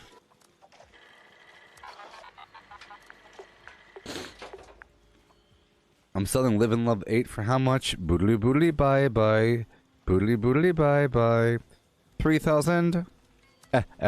Just about. Just about. I'll sell these psycho buffs. Sure. I'll sell these extra magazines. People want to collect every single version. There's going to be someone that has every single magazine on display in their shelter. You know this. And they want everything. They don't care what it costs. Hey, fusion core duration, that's worth a tiny bit more.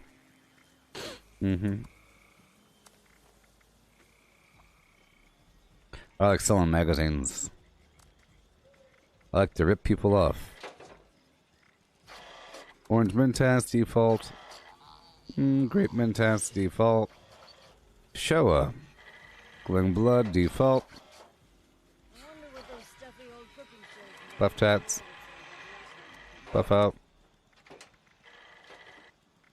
How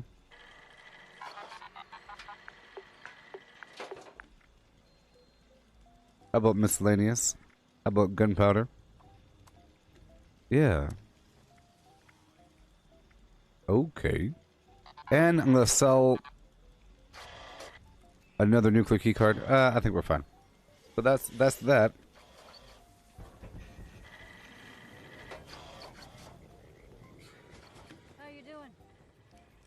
Break it all down. Okay, let's get more tomahawks in line.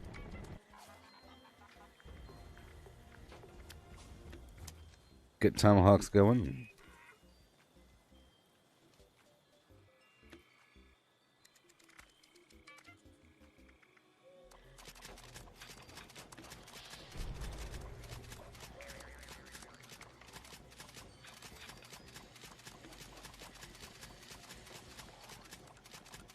In case you're wondering, that blue circle is my eye tracking.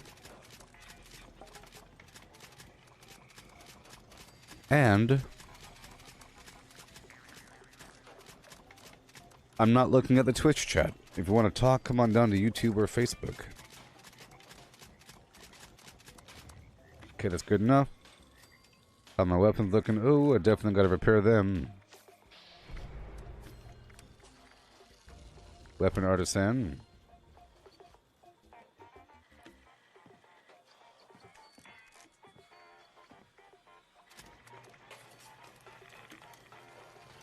Alright. Put it all away. Put this all away. Wear glaive. Gauntlet. Armor. Good to go. Awesome. And now I will swap on over to my unyielding, or sorry, to my bolstering set. For the most part, except for my jetpack, depending on... Well, I'll swap it all out. What is it? What is it? What is it? Valley Galleria, Blood Eagles, and Melee. No! No! That's the one thing I don't like. Or whatever. So now that means I have to swap a couple things out. Oh no. Oh no. I gotta put on martial artist. So I'll put on martial artist. And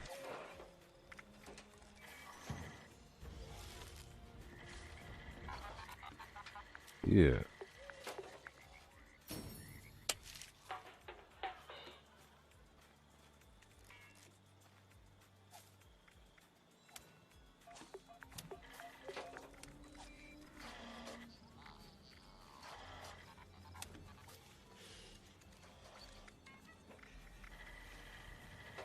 So I'm going to unequip this one and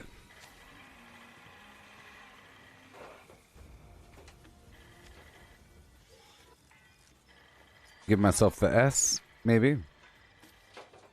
That's the S.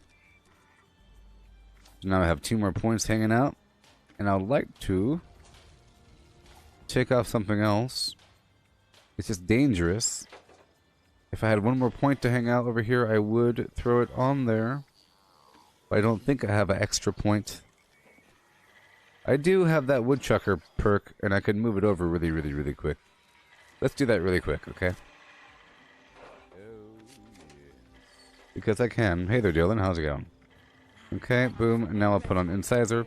And now I'm good to go. So I'll put on the Candy Claws. Pistol. Boom, boom, boom. Everything's fine.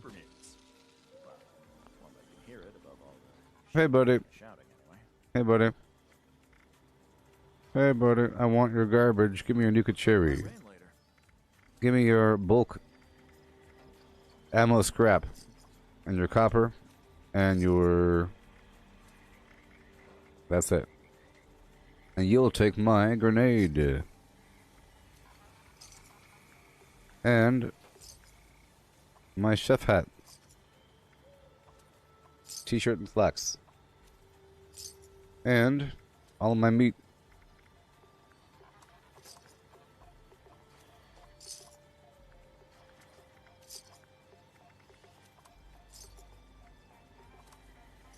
All that food I picked up from the can-do excursion today. Gotta get rid of it all. Look at all this stuff. Okay. I like doing this in the real vendor because part of me feels good about knowing that I'm stocking the vendor and that somebody else might be able to buy this stuff. But here, I don't know. Do I have any rare outfits? I don't really care. What does rare even mean? Yes, I have rare stuff. But what does rare even mean? Because if you can get it out there in the field, is it rare? And if you could trade for it, is it rare? And if it's exclusive for a certain amount of time, is it really rare? And if it's like, you know, I have all kinds of stuff, whatever. The rare stuff is the stuff that is temporary and fleeting. I don't care about the nurse's outfits. Some vague color trim difference on some nurse outfit. Think I could give any pile of garbage about that garbage? No. It's garbage. Who cares about it? The other stuff that's important would be like a temporary, like the Foshnock masks, or like the Easter Bunny helmet I'm wearing right now. That's rare because you can only get it during a certain amount of time if you played for the whole week during Easter.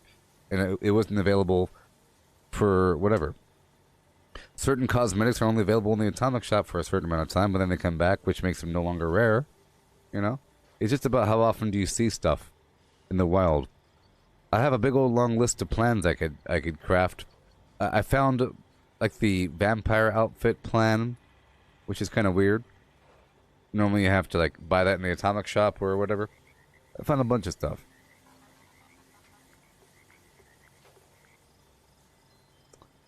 It's really garbage. For people that want to live outside the game and still feel like they're playing a game, but they're trading for things. So it doesn't really matter. In the world where things are duped, it really doesn't matter. Okay. This is what I gotta say about that. Okay, goodbye, Potato Chris. I'm about to go do this daily op.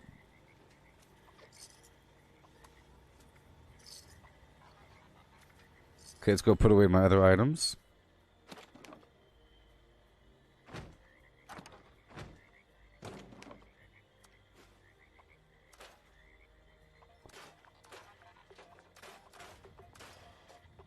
I love how random NPCs show up at the camp to sell stuff to you, like random vendor NPCs. Pretty cool. So now let's get all skimpy pimpy. Skimpy pimpy, maybe. Skimpy pimpy. Jaguar pantsuit. Alright. Oh boy. Let's put away all the items I'm not currently eating. But I want to keep all of the AP foods besides the Nuka-Cola. Put away all the ingredients. Spices, salt, sugar, pepper.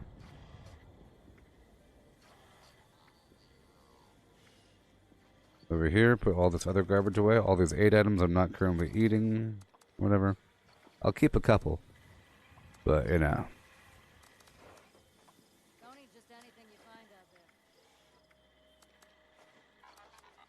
I'll keep the overdrive.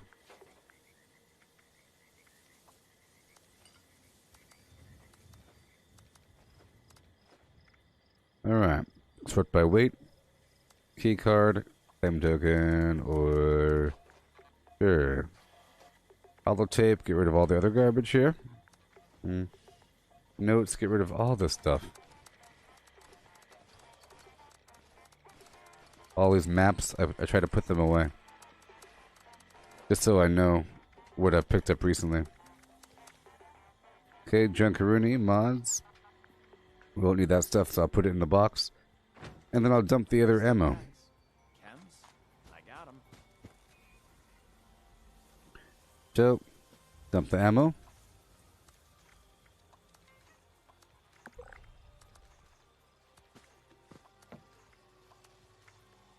Mods. And we're good to go. So now I'll pull out a couple food items. Alright, it'll last for a while. And my addictol. And my antibiotic. If you want to cleanse your diseases, you can go down to the sulfur fountain in the middle of White Spring. In the middle of the big open field in the middle. Not open field, but like the forested Central Park area of White Spring. There's a big fountain under the gazebo. Like a water fountain. It'll cure diseases. Okay, let's get my food out. Blight soup, brain bomb. Doesn't really matter. I'm not really doing this for XP. Soup flour tea.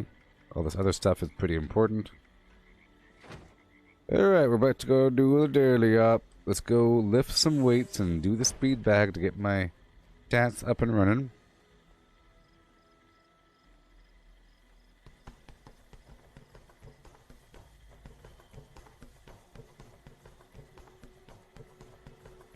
Yeah.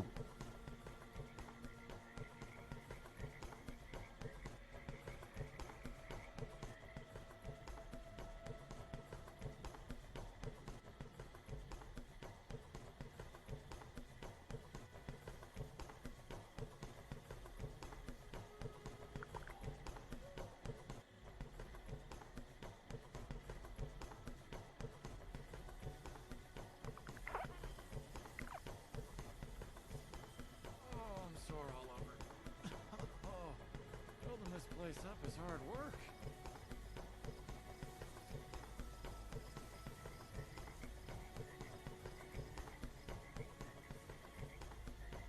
Alright. Okay. And we lift some weights. That was +2 agility. This is +2 strength.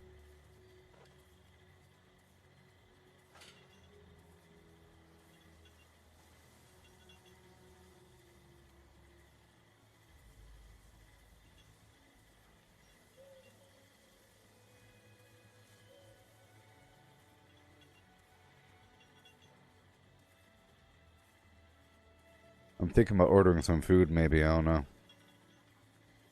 I'll eat it in between this stream and next stream. Yeah, yesterday was kind of weird because I was trying to stream all day, but there was issues with my internet, and then towards the afternoon I got my chair, and then I did this deep, deep clean, and that took until like 5 in the morning or some garbage, or 3 in the morning. And then I did a quick zombie stream until the internet messed up again. And now here I am, hours later.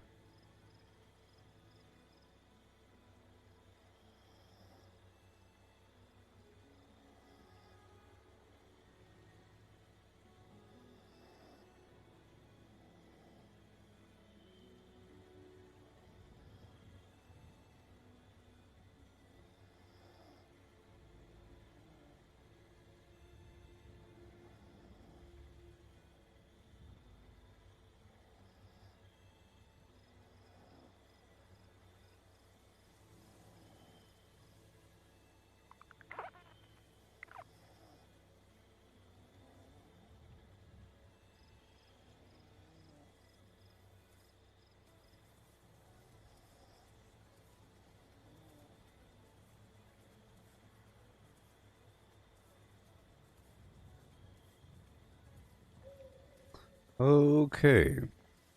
So, we're about to rock and roll with some lovely daily opping.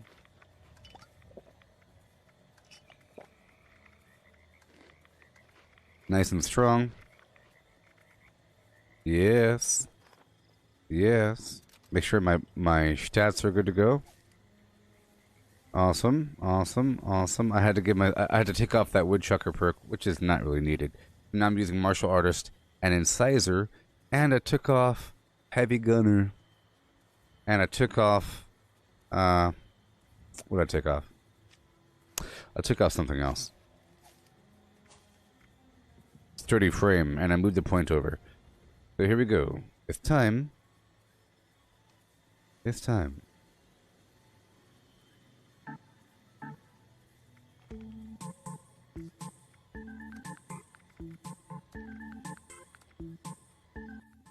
We're about to go do the daily op now. In just a moment. So here's a list of things to do in Fallout 76. Yeah. Craft legendaries with modules. Sell to NPC vendors. Daily quests. Workshop conquest. Lucky hole mine. Power plants. Farm fusion cores. Public events. XP run. Toxic goo harvest. Rebuild camp. Move camp. Repair armor. Repair weapons. Craft ammo. Lift weights. Sleep. Play music. Stock refrigerators. Stock vendors. Transfer items between characters. Bury Mentat run. Dump caps at vendor if over 20,000. U.S. requisition holotape. Garahan building farm. Reputation root farm. Iron or South Ash heap. Multiply crops at workshop. Purified water at workshop. Tanagra town crickets.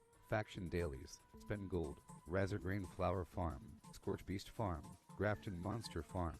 Sheepsquatch farm. Convert ammo at the ammo converter. Deathclaw farm. Snalligaster farm. Tarberry farm. Flatwood silt beam. Check keyword status. Nukes Findingo Colossus for a cursed weapon. Sugar run. Nuka-Cola farm. Concrete. Laid at monorail. Abandoned bog town secret floor. Farm mole miners for aluminum. Top of the world aluminum farm. Ski poles. Enclave code piece. Keycard search. Somerville Bookhouse. Watoga High School plastic farm. Chem farm. Enclave events. Wood farm. Dogwood farm. Smelt ore. Smelt spoiled vegetables and fruit. Cook food close to spoiling. Mirelurk egg farm. Mothman egg farm. Nuka-Cola factory farm. Sunshine Well farm. Daily ops. Get a high bounty by picking locks. Lure player to camp with a high bounty to force vendor transactions. Hunt down wanted players. Honey farm. Convert perks into coins. Purchase lunchboxes with gold. Harvest flux from a legitimate nuke. Purchase gold with treasury notes. Purchase gold with caps from Smiley. Stock Nuka-Cola vending machine. Candy bowl and punch bowl. Refine camp and workshop blueprints. Craft legendaries with modules. Sell to NPC vendors. Daily quests. Workshop conquest. Lucky hole mine. Power plants. Farm fusion cores. Public events. XP run. Toxic goo harvest. Rebuild camp. Move camp. Repair armor. Repair weapons. Craft ammo. Lift weights. Sleep. Play music.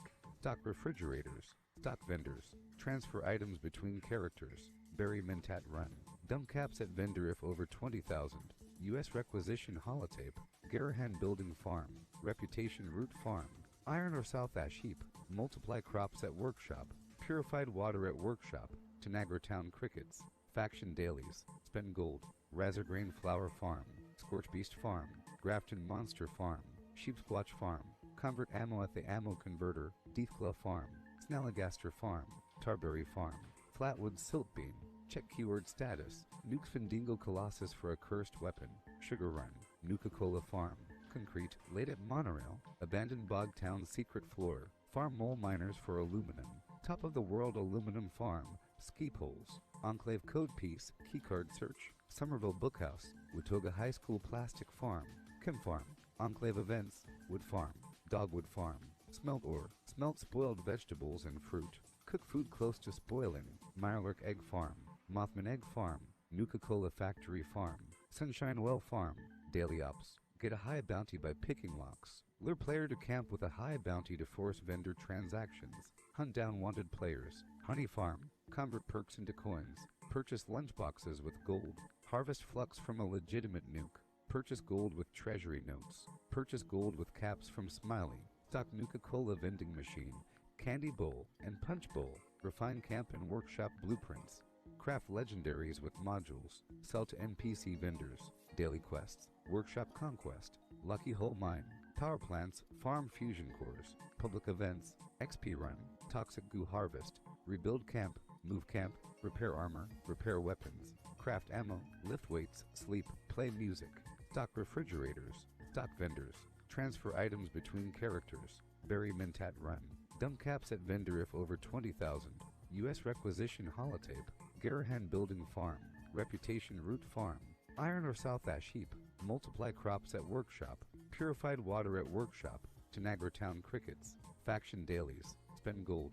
Razorgrain flower farm, Scorch Beast farm, Grafton monster farm, Sheepsquatch farm, convert ammo at the ammo converter, Deathclaw farm, Snalligaster farm, Tarberry farm, Flatwood Siltbeam, check keyword status, Nukes Findingo Colossus for a cursed weapon, Sugar Run, Nuka-Cola farm, Concrete, late at monorail, abandoned Bogtown secret floor, farm mole miners for aluminum, top of the world aluminum farm, ski poles, Enclave code piece, keycard search, Somerville Bookhouse, Watoga High School plastic farm, Kim farm, Enclave events, Wood farm, Dogwood farm, smelt ore, smelt spoiled vegetables and fruit, cook food close to spoiling, Mirelurk egg farm, Mothman egg farm, Nuka-Cola factory farm, Sunshine Well farm, daily ops, get a high bounty by picking locks, lure player to camp with a high bounty to force vendor transactions, hunt down wanted players, honey farm, convert perks into coins, purchase lunchboxes with gold, harvest flux from a legitimate nuke,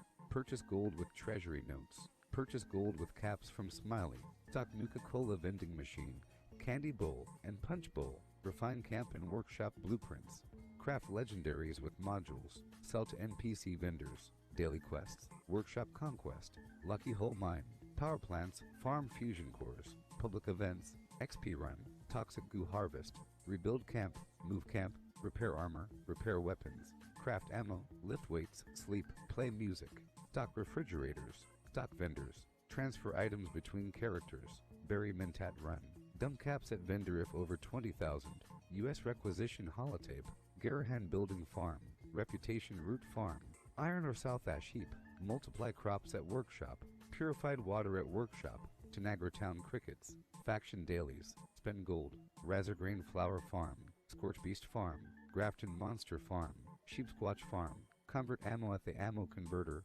Deathclaw farm, Snalligaster farm, Tarberry farm, Flatwood Siltbeam, check keyword status, Nukes Findingo Colossus for a cursed weapon, Sugar Run, Nuka-Cola farm, Concrete, late at monorail, abandoned Bogtown secret floor, farm mole miners for aluminum, top of the world aluminum farm, ski poles, Enclave code piece, keycard search, Somerville Bookhouse, Watoga High School plastic farm, Kim farm, Enclave events, Wood farm, Dogwood farm, smelt ore, smelt spoiled vegetables and fruit, cook food close to spoiling, Mirelurk egg farm, Mothman egg farm, Nuka-Cola factory farm, Sunshine Well farm, daily ops, get a high bounty by picking locks, lure player to camp with a high bounty to force vendor transactions, hunt down wanted players, honey farm, convert perks into coins, purchase lunchboxes with gold, harvest flux from a legitimate nuke, Purchase gold with treasury notes. Purchase gold with caps from Smiley. Stock Nuka-Cola vending machine, candy bowl, and punch bowl. Refine camp and workshop blueprints. Craft legendaries with modules. Sell to NPC vendors. Daily quests. Workshop conquest. Lucky Hole Mine. Power plants, farm fusion cores. Public events, XP run, toxic goo harvest. Rebuild camp, move camp, repair armor, repair weapons. Craft ammo, lift weights, sleep, play music. Stock refrigerators. Stock vendors. Transfer items between characters. Bury Mentat run. Dump caps at vendor if over 20,000. U.S. requisition holotape. Garahan building farm. Reputation root farm. Iron or South Ash heap. Multiply crops at workshop. Purified water at workshop. Tanagra Town crickets. Faction dailies. Spend gold. Razorgrain flower farm. Scorch beast farm. Grafton monster farm. Sheepsquatch farm. Convert ammo at the ammo converter. Deathclaw farm. Snalligaster farm. Tarberry farm. Flatwood silt beam. Check keyword status. Nukes Findingo Colossus for a cursed weapon. Sugar Run. Nuka-Cola farm. Concrete. Late at monorail. Abandoned bog town secret floor. Farm mole miners for aluminum. Top of the world aluminum farm.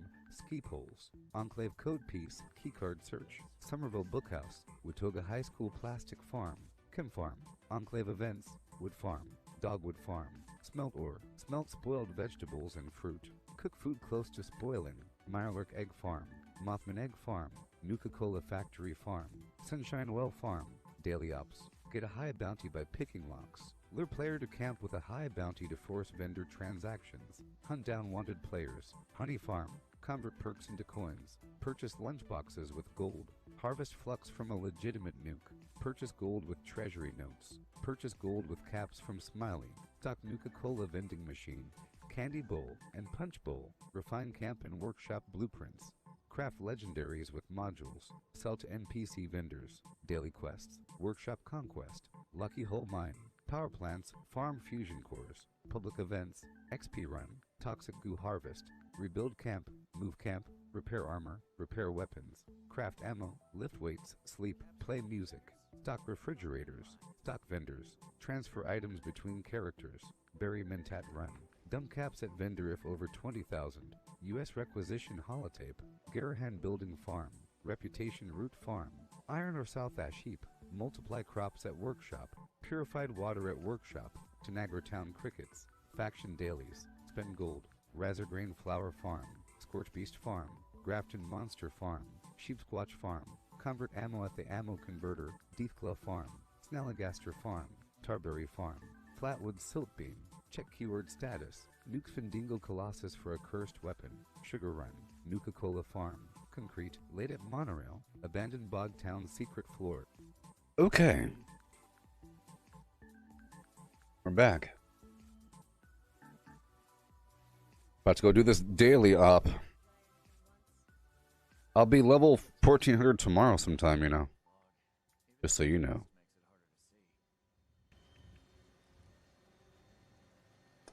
Oh boy. So here we go. We're about to rock and roll.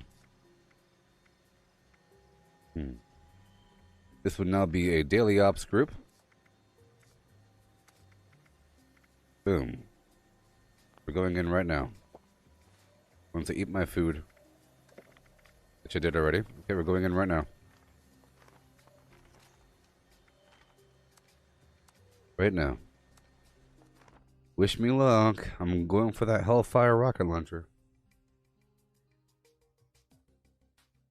You see, there's like 12 more days until the next update. And if I do this every single day, I don't even think I'll get the thing I need. Okay. Make sure I get my jetpack back online. Here we go. What's 2 plus 2, Michael? 4. 4. 4.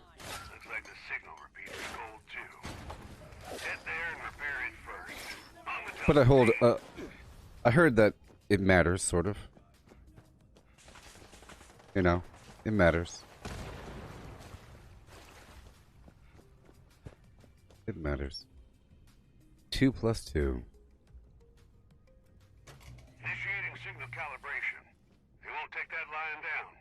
Some people think it might be 5 because the plus itself considered a 1. It's an action. You know? I understand that. I don't know how it could be a 3. I can see how 2 plus 2 equals 1. You know what I mean? When in reality, 2 plus 2 is just 1 plus 1. Because each 2 is equal to each other, right? If that's... What the heck? Oh, yeah. If that's all you're given... Let's do it faster. If that's all you're given, then 2 and 2 are equal. And if there's only 2 numbers in the equation, 2 plus 2, there's 2 numbers. Each of them are worth 2. It's all really 1 plus 1 equals 1. There.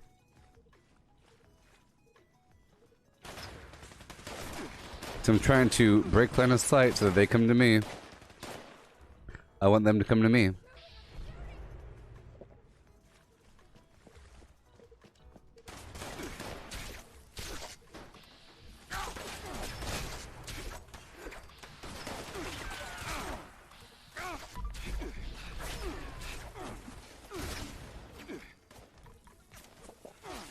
Break line of sight again.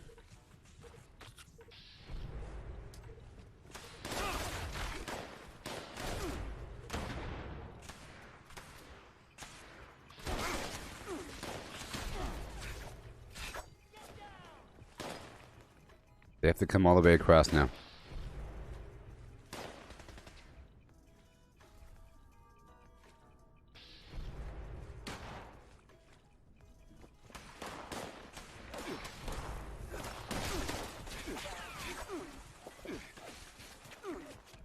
Come on. This is so annoying.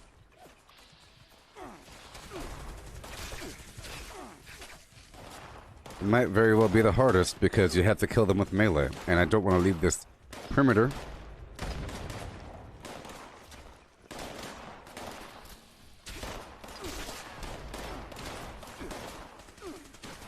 Are we done? We're not done. Dang it. We're not done. We're not done. Great. There we go.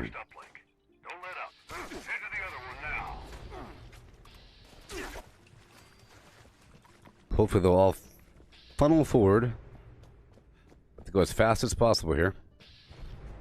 The goal is just to hide as long as possible, which forces them to walk forward. You know? Gotta break line of sight, hold it as long as possible, then kill them. Signal calibration started on uplink 2. Give them hell in the meantime. Hit me again! Hit me again! I'm gonna put a Fury up here.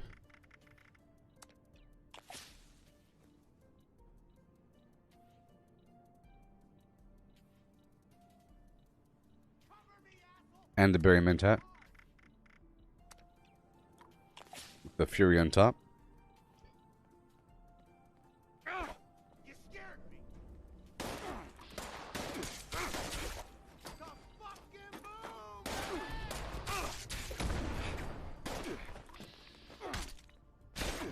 Have to do everything myself!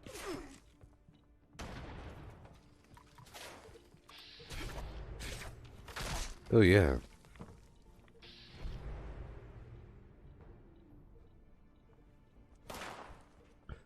There.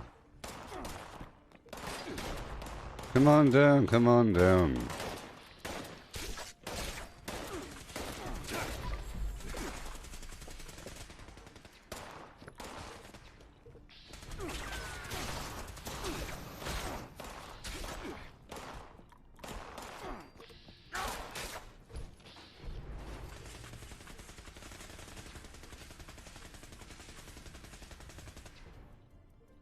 Come on down.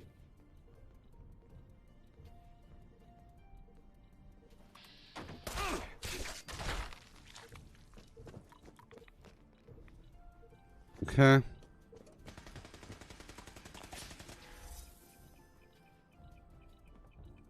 Oh boy. It just means that at the last phase I'll have more enemies to kill.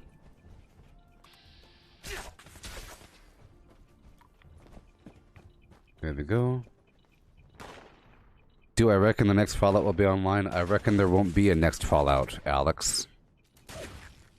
Obviously, online is the future.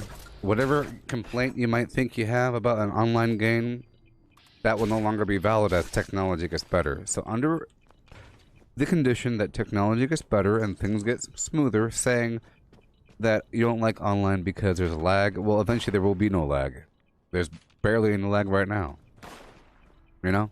Lag will go away over time, so that's not a complaint. Online's always better. Even if it's a single-player game. Having it connected to an online situation where you have to log on. Only problem is, what if your internet isn't active? Well, that's just... What if you have no power? But what if I have no power? Board games are better. Right? You can argue about things all day. You like board games with dice?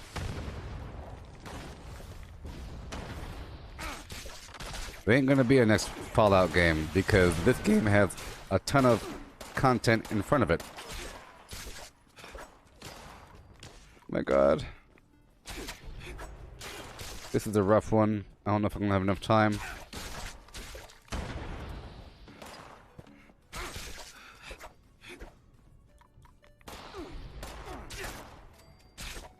Come on. Here we go. There he is.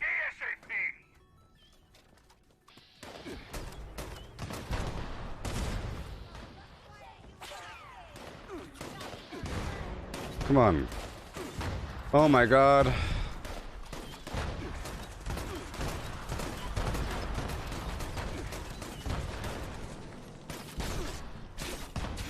There you go.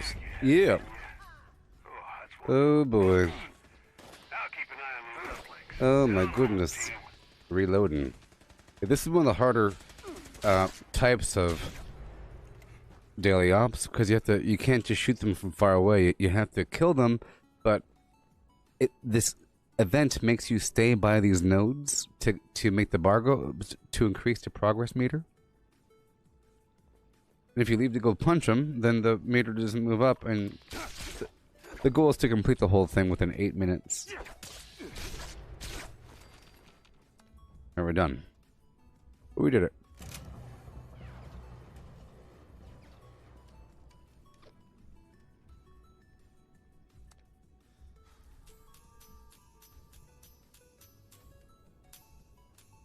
I mean, there might be a next Fallout or some...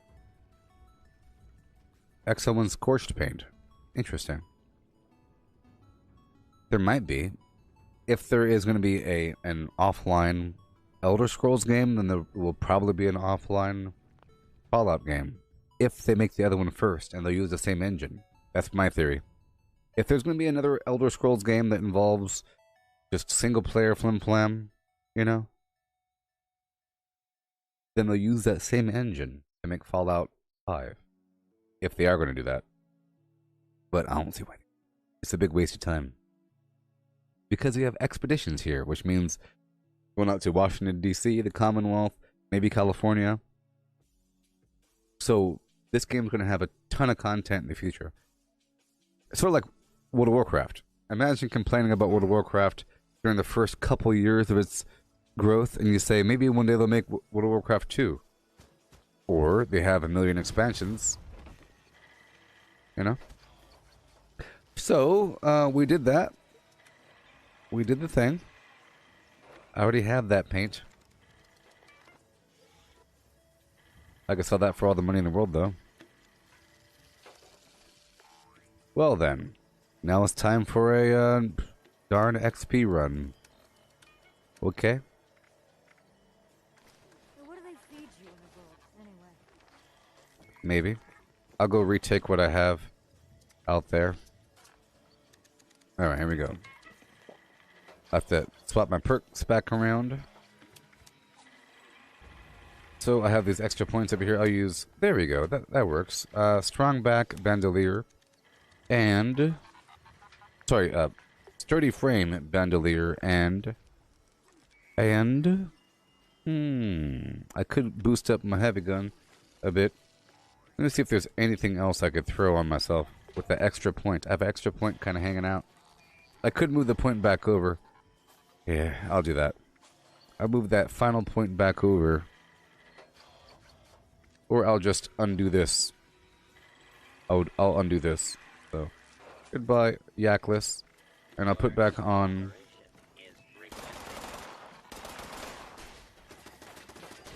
Follow through. Oh my god. How you doing? Yikes. Hey. It's lunchbox time. You came at the right time. It's lunchbox time. Gather round as I share these lunchbox ales with you right now.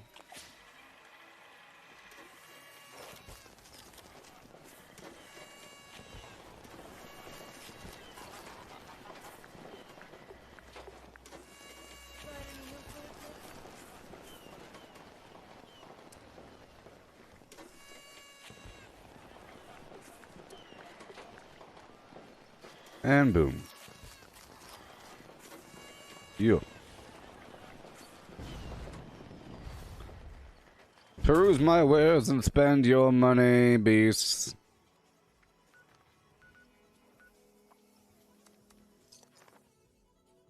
Yeah.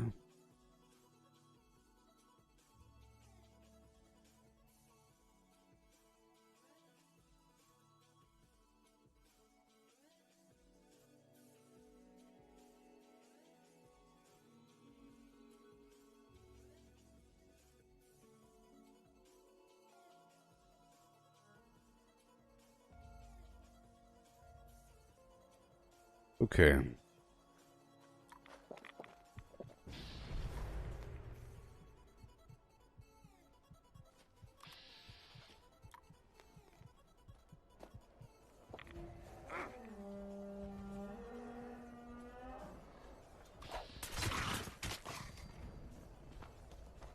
Go, go, go.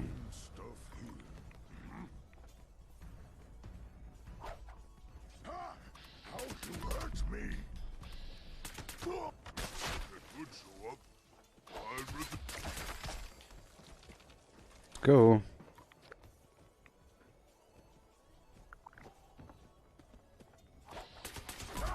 Yeah. We're doing it.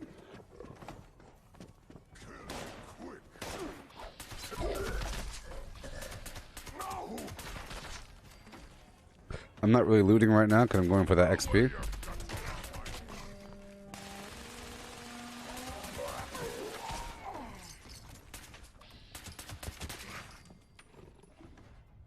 Heart of the swamp. I haven't done many public events today, you know. Sometimes I try to make sure to do as much as possible.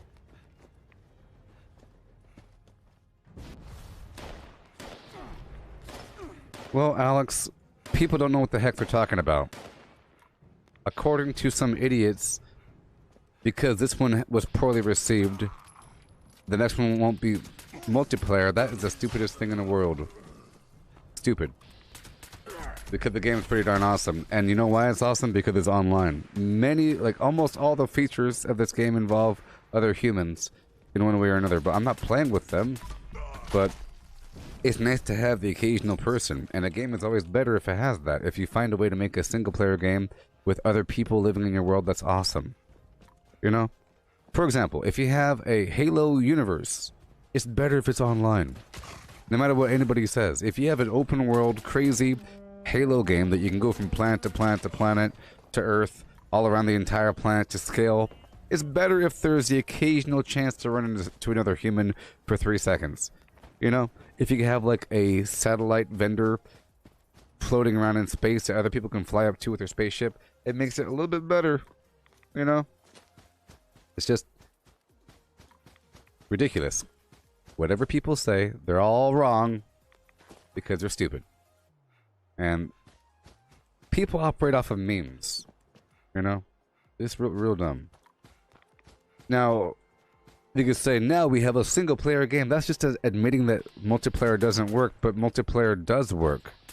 Can you imagine a single-player zombie game? Wouldn't that be weird? Like, it just works. You know? Under an ideal universe. It's a competitive, cooperative environment.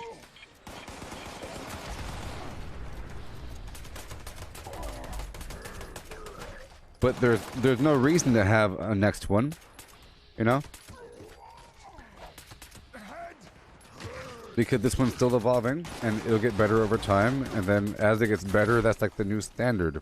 You know, it's now ready. Why would you reinvent the wheel after finally finishing your car? You finally finished your car, now you want to make a new one. No, you have to really make it better. There's more room to grow.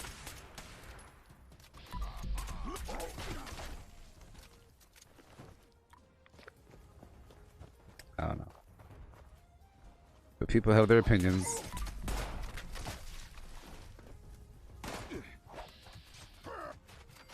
These people.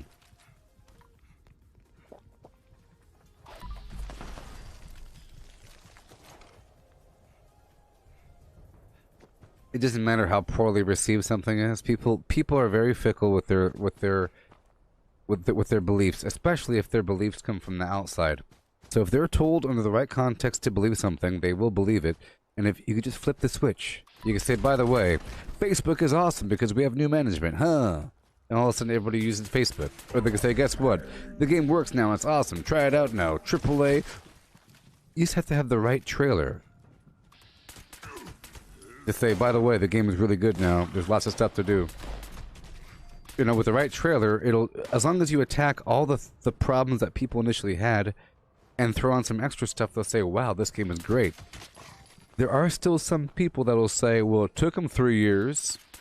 No matter how good something is, they'll still complain, saying, it took them long enough, maybe next time release a game when it's complete.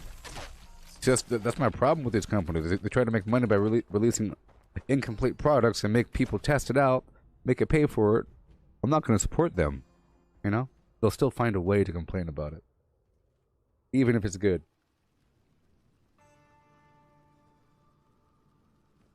Yes, Alex. Cyberpunk 2077 is an offline game. And that makes it sort of dead. If you had the... It's just, look, it's just much harder from the game development standpoint to make a multiplayer game and make it work. You know? In Fallout, you have people leaving a vault with all the same job to reclaim the wasteland. So that makes it a natural, dynamic, competitive environment where you're trying to fight over resources, maybe, and build some stuff up for good or bad. It makes it, that's the whole point of it. Because there's other people, and they're not just NPCs. You know, the whole point of it. How's it go? Look at my chair. I know it's the type of chair that you said was bad, or whatever. But I read the reviews, and I specifically need this. And it helps me. It keeps my back nice and erect, and it reclines all the way, and it has all kinds of support. And the arms are nice and elevated and made of metal with this rubber on top. It's not like plastic. You watch.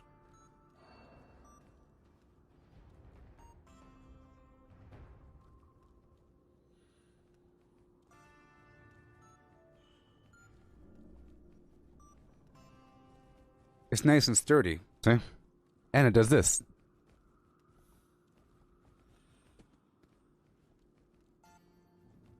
All the way down. But yes, and it's nice and wide. Like up. Right now I'm straddling it like a horse. Like my knees are all the way to the side if I wanted to. And I could bring my leg up and kind of cross my leg underneath if I wanted to.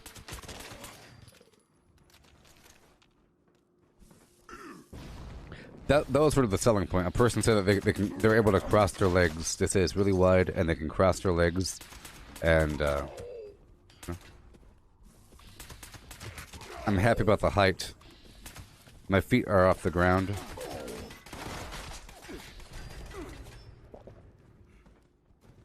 You know.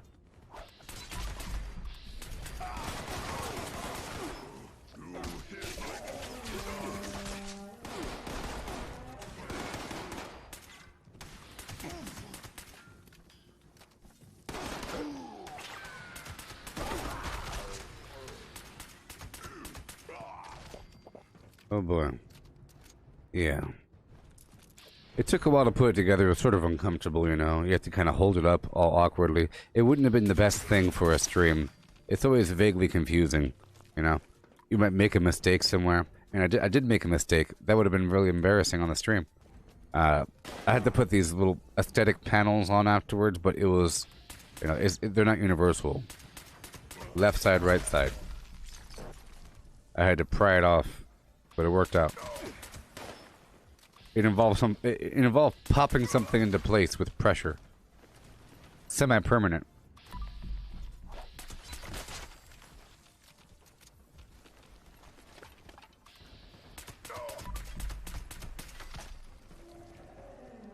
Semi-permanent. And I got a one of those consoles from like Elgato Stream Deck thing with a bunch of buttons on it. Before I was using my F buttons for my Zagnut and all that nonsense and muting, but I'll be using the external thing. And that'll work out. I'll have more functionality, and I cleaned up yesterday, so it's actually possible for me to do some VR. Eventually. I heard that there's going to be a better functionality in the future involving wireless transmission of your flim-flam to the flim-flam or whatever. So it'd be great.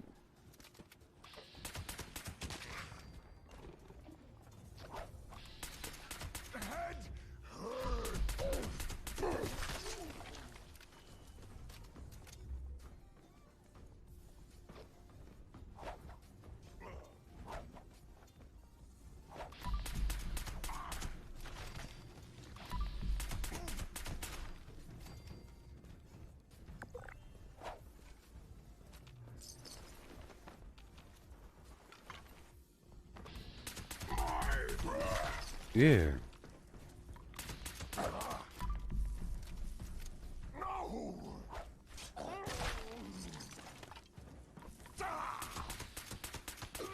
I'm all alone.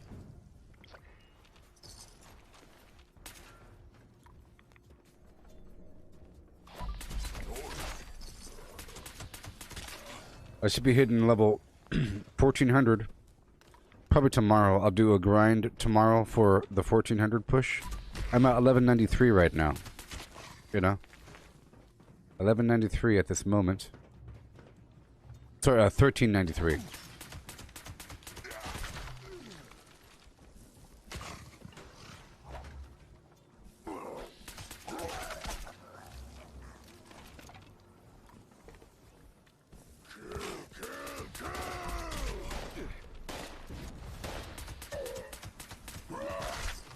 Yeah.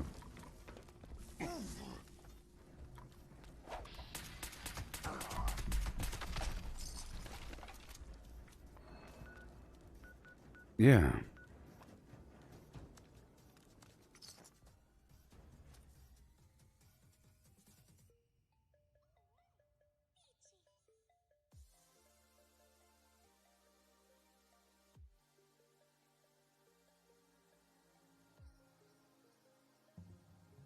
Oh, Mike, you're saying that you started to learn a language on your phone? I was thinking about the same thing about using Rosetta Stone or something like that.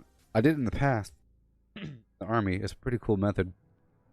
And I figured that I probably could learn a language given some effort over the course of like a year. You know? At least conversational. Or you can kind of pick up words and know what they're saying as opposed to like being able to translate versus just conjure up a new sentence is different versus knowing what somebody else said. You know, I have a pretty good sense of what people say in Spanish, but for me to make up my own thing in Spanish is a little bit harder.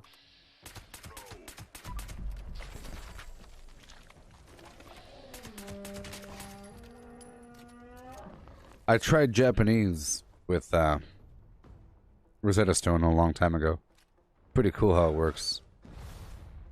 It gives you like examples and it just starts talking and you have to kind of figure it out. You figure things out in context.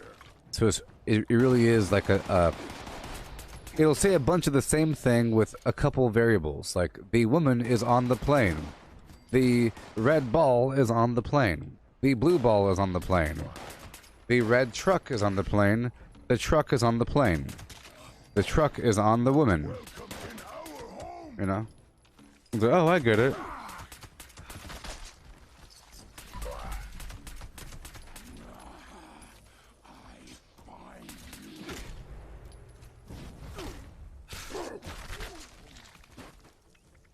I can't wait to have my different builds, man. It's gonna be so great.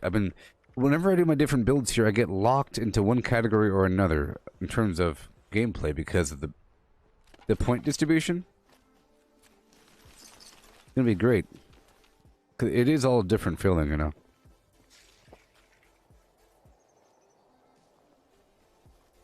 Yes, Matthew, on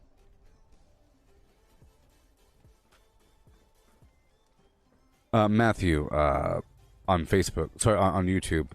Yeah, the new daily ops, it's really going to be about stealth. It's going to be really exciting. It's going to feel like a dungeon. You know, so in dungeons, sorry, it's going to feel like a raid. In World of Warcraft, the raid involves a bunch of people, everybody has their darn role, and right when you turn the corner, there's a bunch of bad guys over there, right? If it's hard, you'll have your casters and stuff like that, silence that person, sleep that person, your hunter will trap that person, you all focus fire that dude, you know? It's to do systematic enemy takeouts, otherwise they'll kill you because they're too strong. You have to disable half of them, or most of them, you know, and then focus on one at a time. Ideally, later on you could pull the whole darn dungeon. Raid. But that's what it's going to be like. Hopefully they'll have some sort of system where you could put the enemy to sleep, you know, or whatever, or disable the enemy. Some sort of minimal damage system that will just disable them for a bit. Put them to sleep, jam their weapon, root, right? Root there probably is a system like that, but there needs to be a better system. You know, I want to root the ranged, or root the melee guys, and disable casting for the ranged, and silence some of them, and all of a sudden they can't do anything.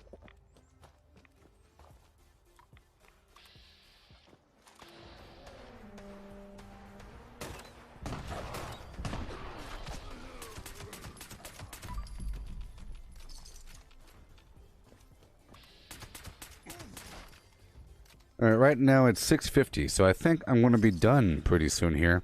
I don't want to go too late right now.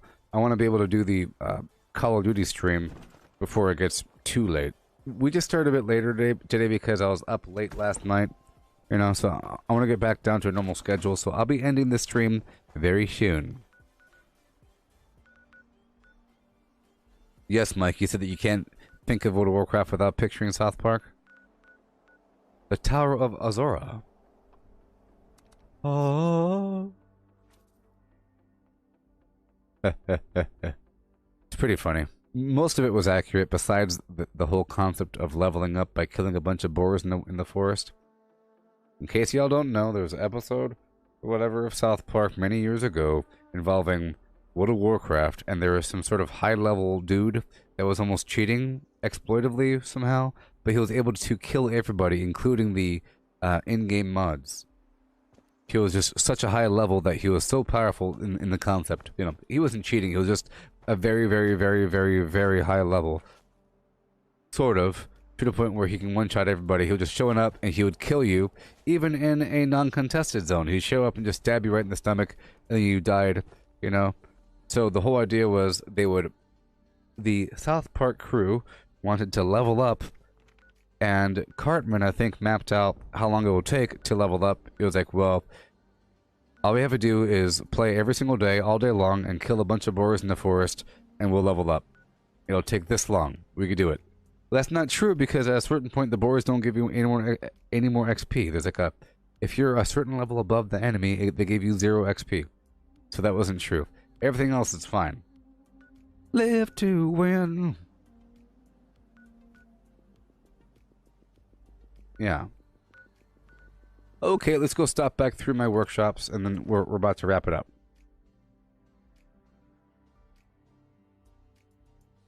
Hey there, Austin. How's it going? It's time to play. Tomorrow's Mega Millions jackpot is 240 million. Do you have your ticket? Oh, yes. The California Lottery.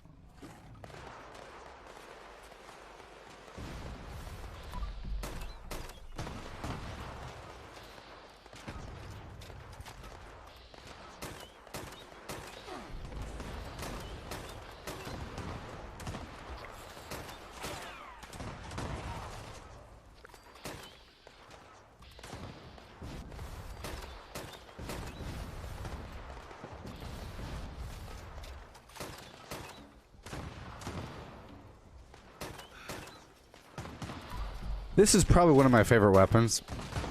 An automatic grenade launcher.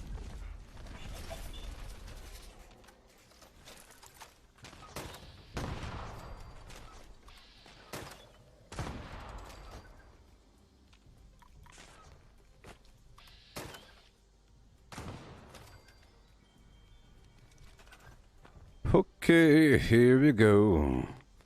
I'm doing just fine. Oh yeah.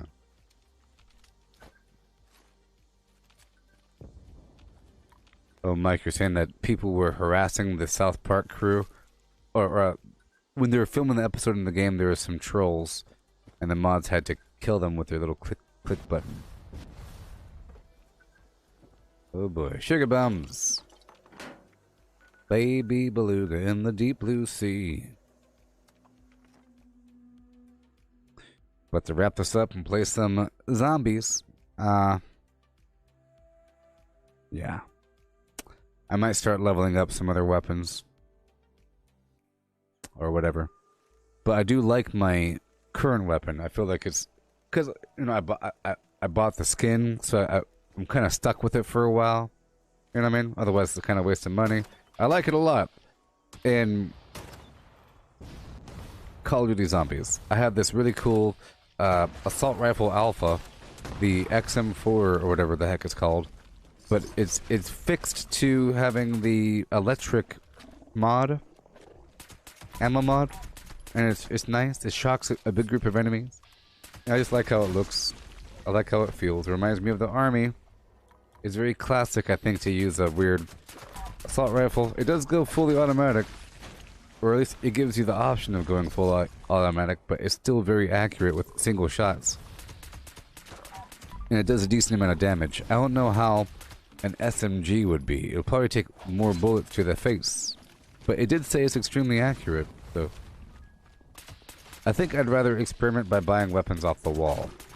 That's how I'd rather level up my weapons by buying stuff off the wall. Or by getting it from the mystery box, you know? Or getting it from the legendary reward and just use a maxed out version of that weapon and just kill a bunch of enemies using that, you know? And then looking at my whole spread and saying, hey look, I got more points over there. But right now, it's not the best. I'll just do what I can, play, and get what I gotta get.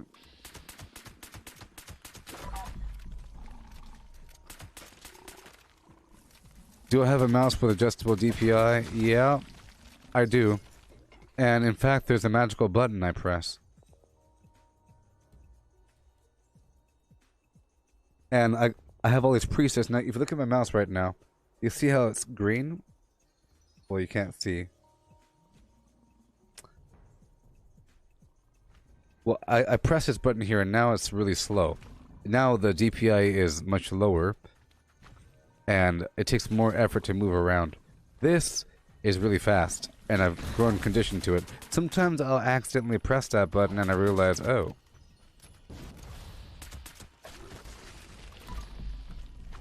But I feel very accurate now when I play Call of Duty.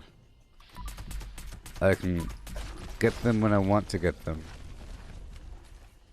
It was really just my mouse pad and my mouse and my cables. I had my cables overlapping my mouse pad. I had my cable getting bunched up, but I'm using this thing right here now.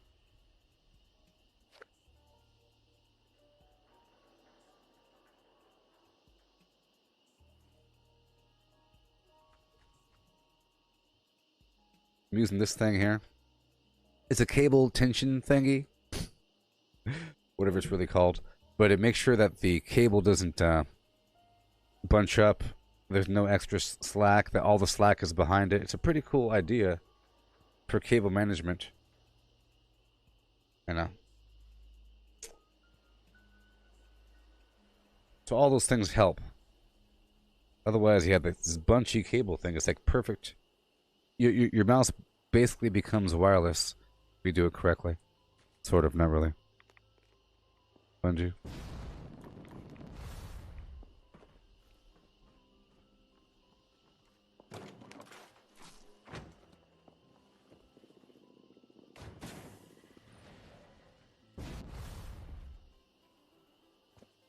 Yeah.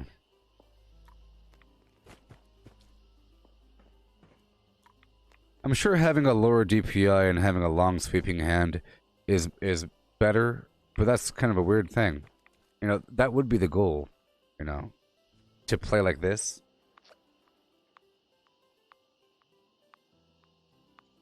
Yeah, ha, ho, gotcha, hi, and that's why so I have to sort of train myself to have my, but I'm in the proper setup right now to do that. Before I couldn't do it. This is the first day of me having my hand free. That's why I want to play Call of Duty, and I want to practice with some of that floating hand technique. Because right now, I play like this. As opposed to this. I don't do this, you know what I mean?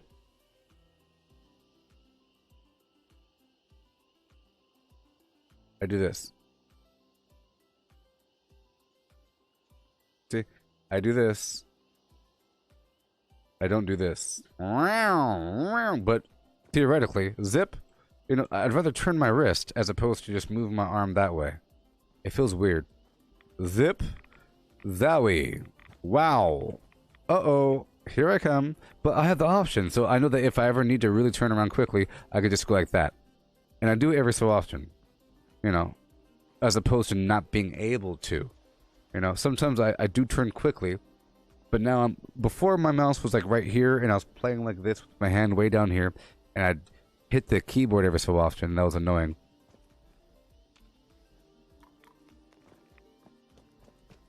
Yeah. And this isn't the mouse. Well, this is my mouse traction. And it's also a USB hub that I don't really use. It has like card slots and stuff. It's a pretty good one. I should probably use it as a USB hub. It's actually really good. I'm using some other solution for USB. Or whatever. Which one is what one? I'm just... I have a mouse right here. It's my Corsair Flim Flam with a bunch of buttons on the side. You know, I don't want to show you too close because it's all grimy and ugly. But see? Mouse. Bunch of buttons on the side. Zip, zowie. Zow, zow, zow. And this is the, you know, sort of thing. Sure, you know, it keeps the thing from getting all flimmed up.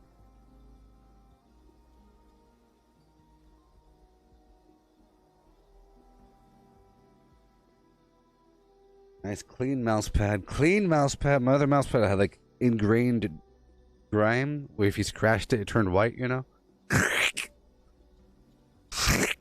You can carve your name in it.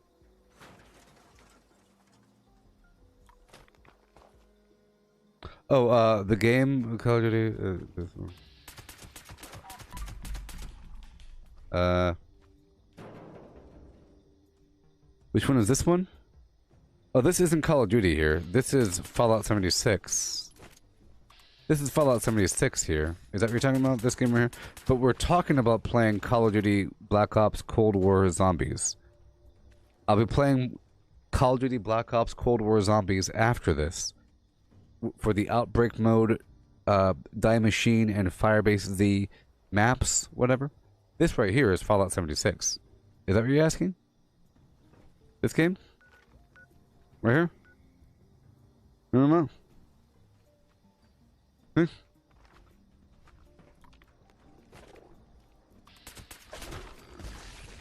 Fallout 76. But we're almost done with it. I was just wrapping things up. Looking around my workshops here. Yeah, but Jessica, this game is great. There's so much content you should totally play. So much content in the world of Fallout 76 with a nice narrative and a world that you're living in with power armor and other things. Zombie stuff. Zombies, mutants, mutated creatures, the apocalypse, radiation, power armor, even more mutations, jumping over buildings, jetpacks, and crazy rabbit heads. Yeah. Jetpacking over the flim flam, crazy mutated angler beasts.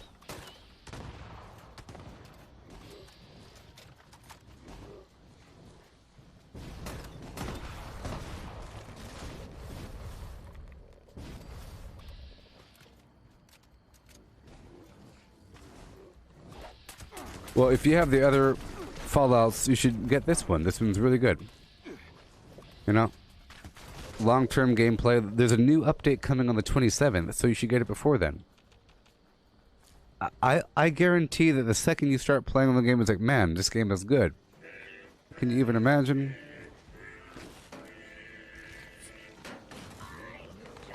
Can you even imagine?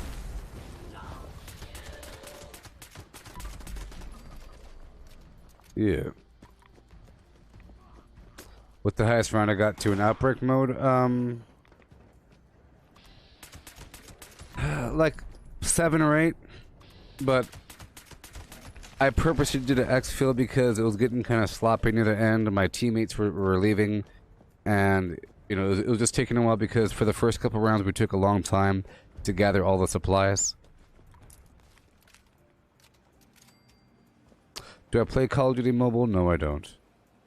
No, I don't, Jessica. No, I don't. Alrighty. Let's hop on down to the Hemlock Holes town to clear it out, get the ghouls down, get my Grafton Monster oil, and do things. But now, in terms of the zombie land, I'm now fully confident in getting all my upgrades and the order that I want to get them. So I'm pretty good at all that. I know how to get the upgrades, I know about the trial system, and that being the backbone of how to progress. Before I wasn't doing it as much, but now that's all I do, is the trial computer.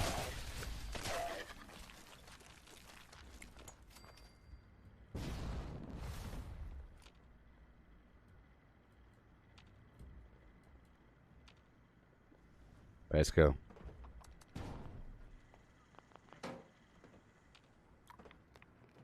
Alright, we're gonna go up here.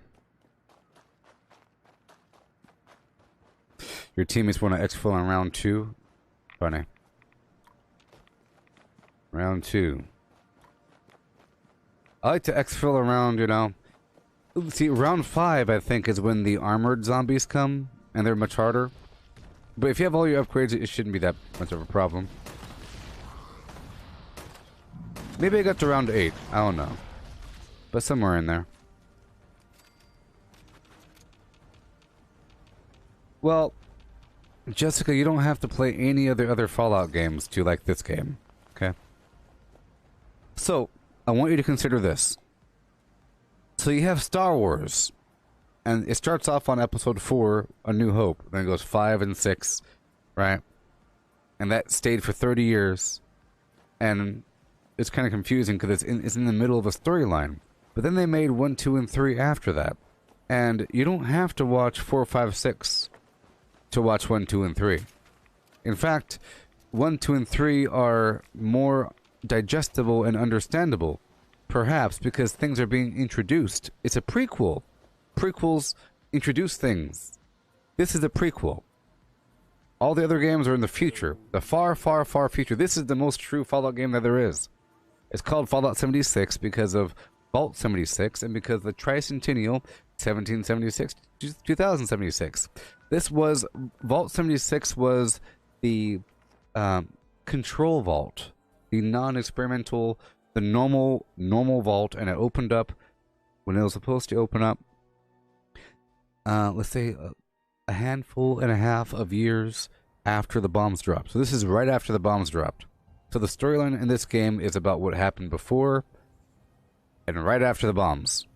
It's the origin of Brotherhood of Steel, the Enclave, Raiders in general, the proliferation of robots, liberators, you know, the whole automation idea, human consciousness in robot form, all that garbage, putting a brain into a robot, AI systems that run cities, all this stuff. So it's like the origin story, so it doesn't matter about any other game. In fact, all that other stuff, it's all fake. People complain about this lore. That lore is fake. That was written 200 years after the fact, so this is what really happened. It's all just speculation after the fact. This is what actually happened, you know? So, this has tons of room to grow because they're going to have another expansion to this game in California or Washington, you know, or the Commonwealth, and then you'll see like the prequel for all these other locations. You'll have the prequel for like the synths. You don't have to know about what happens in the future. You know, it does help to know what happens in the future because now, ooh, I know that name. I know the Blackwell name. Yeah, the Blackwell, blah, you know, it helps to kind of know something, but it doesn't really help. Not in this one. This is Fallout 76. You know? But you don't have to play the other ones. In fact, some of them have their own independent storyline that you're just tapping into the world. Like Fallout 4, you're just some dude, signed up for Vault Tech, they chose you because you had a son, blah, blah, blah, blah, they stole your son, killed your wife, you have to go find her, yeehaw. This one, you came fresh out of the vault, you grew up there, and your job, like, you were trained on how to survive in the apocalypse. That's the whole point of the vault. Train you up good. And you're drilled into your brain about Reclamation Day. It's Reclamation Day. Time to get out there and reclaim the wasteland from the flim-flam. But when we got out here, it was worse than what we expected. Everyone was dead. There was a horrible plague. Mysteries. Plague and terror. Robots, mutants, monsters, bad stuff. Hive consciousness. Oh no. Factions here and there. A year passed by. The humans came back. Raiders and settlers came back. They're fighting. Brotherhood of Steel showed up, and they're doing their thing. So time is passing by. Time is passing by. It's pretty cool. You know, that's why it's not comparable to like an offline game because the game ain't done yet. It's like a living world you come into, and you. I know that time. It just takes time for things to go by. So watch. Let's go over here to the Raider land. This stuff over here I'm about to go to wasn't here in the game when it first came out. For the whole first year, this didn't exist. It was just a big hole in the ground, and it was quiet and alone and desolate, and you're making your way through. And then finally the humans came back saying, hey, you took all of our stuff. And you're like, no, I know what I'm doing here. I'm the boss around these parts, and they respect me. I'm like a seasoned, crazy veteran, and they're a bunch of noobs. So in this case, in the other Fallout games, you're the noob. No, they're the noobs. This person right here, who the heck are you? It's time to pay those settlers a visit. I said who the... They miss me too much. Who the heck are you? You don't know who I am? Huh? Vault suit. Your mom dress here. Shut up!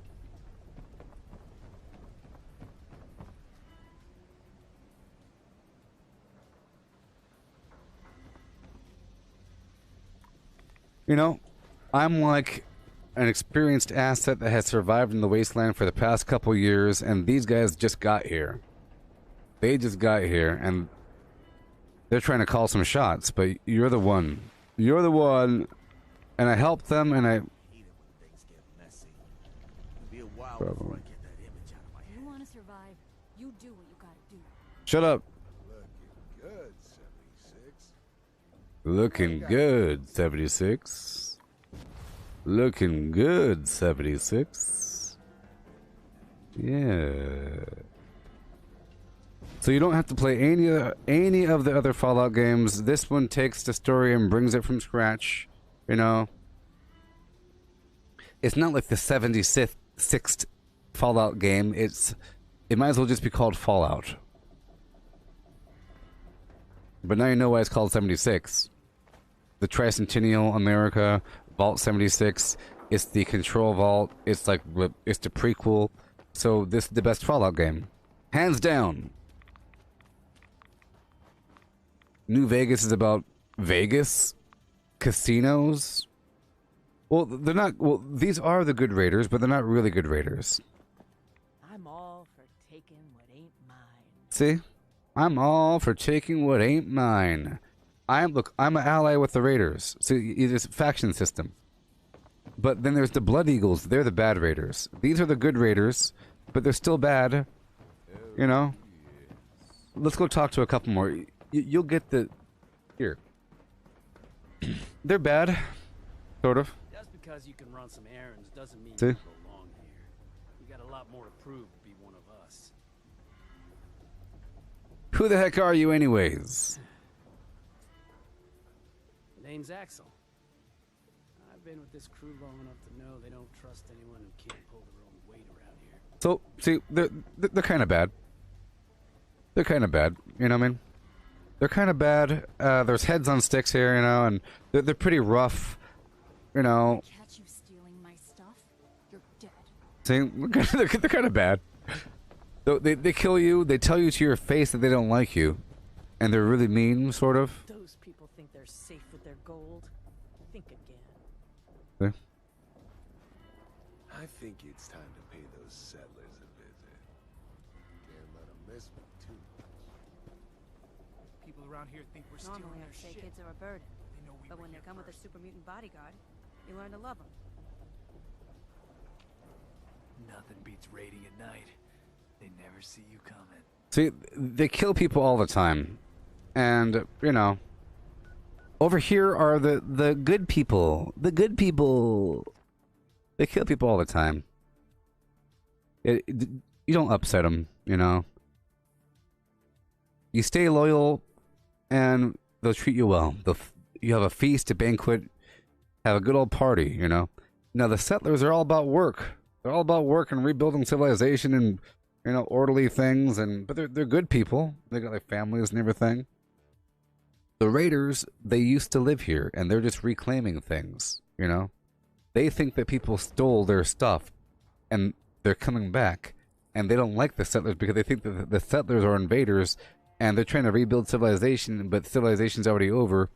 The quicker they realize that, the flim-flam, the flim-flam. If we can get the flock big enough, we can add chicken to the menu. Talking about chicken.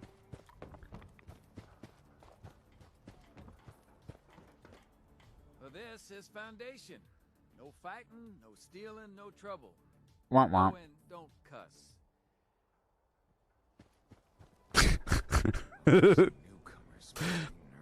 Nice contrast. Hey there, Keanu. Finally, someone with the guts to help. Someone took our water-cooled bone saw. I'm hoping you can get it back. Someone took her water-cooled bone saw. Excellent. Fortunately, we put tracking transmitters into the really sensitive stuff like that. I can show you roughly where it is, but you'll have to wait until you're closer to get an exact fix on it. Yay. So, in other games, they've been living there for their whole darn life. These guys just moved in. You know, this is within the generation or so of the bombs dropping. Like, it dropped like 10 years ago or some garbage. It's not that long ago. People have lived before the bomb and after the bomb. It just happened, sort of. Not really. You know, there's other things that happen, but it's like a fresh, horrible situation. You have these cool public events. See, there's players over here fighting 1 million bad guys in some event. I'll show you for 3 seconds. So there's Blood Eagles. They're like the really bad raiders that they kill anybody and they'll gut you. And they're nasty and they're all addicts and everything. Got the Mothman cultists and everything. So this is a thing. Whoa!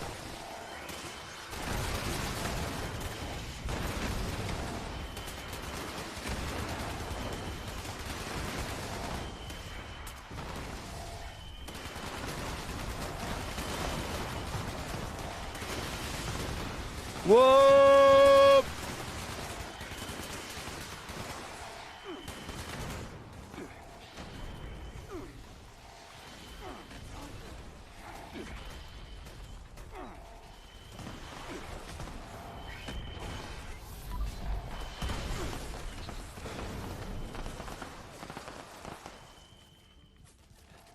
You see? It's like a real video game. Hey, look, other people. See, for the most part, you're completely alone.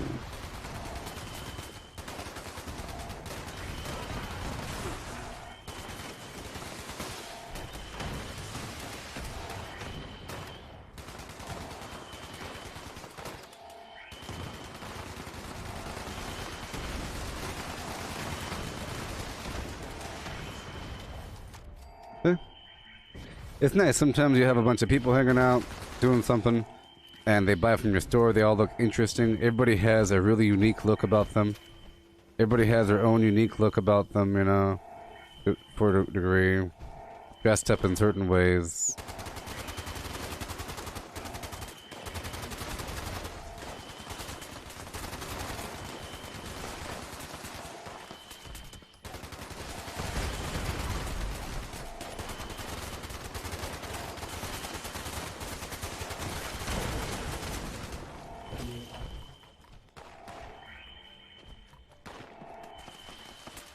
So this is a public event. There's public events that happen on rotation randomly around the map, and there's a bunch of them, and they're all different. This one is defending this emitter while there's waves of bad guys coming and the occasional scorch beast.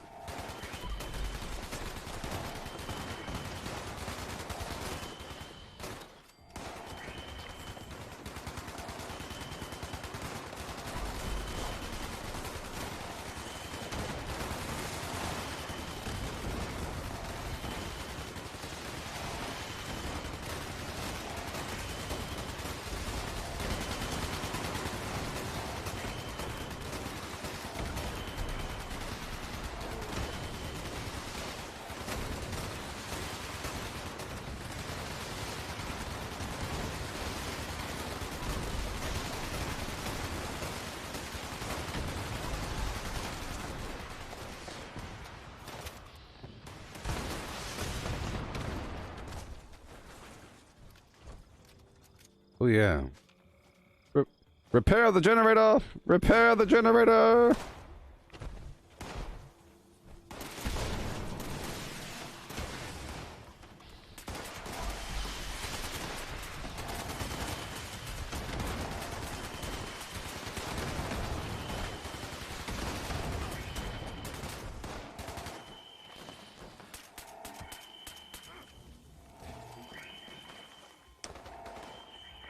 It's pretty cool.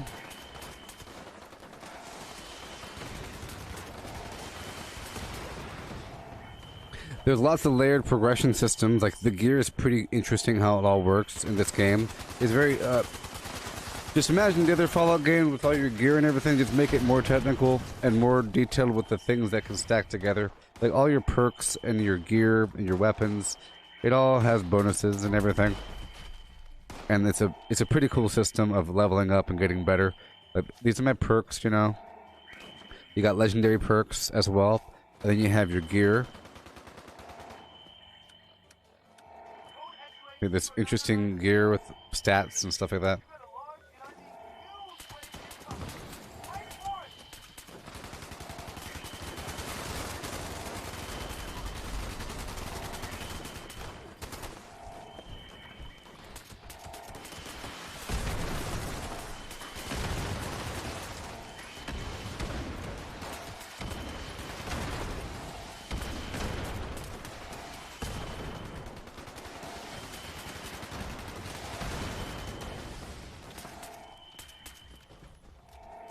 See, other MMOs have a million people everywhere, so it's kind of annoying. You have like a million people everywhere. This game, you don't have a million people, but you do have a handful whenever there's an event. And this is a good number of people, like 5 or so. That's a good number. Otherwise, it gets too congested.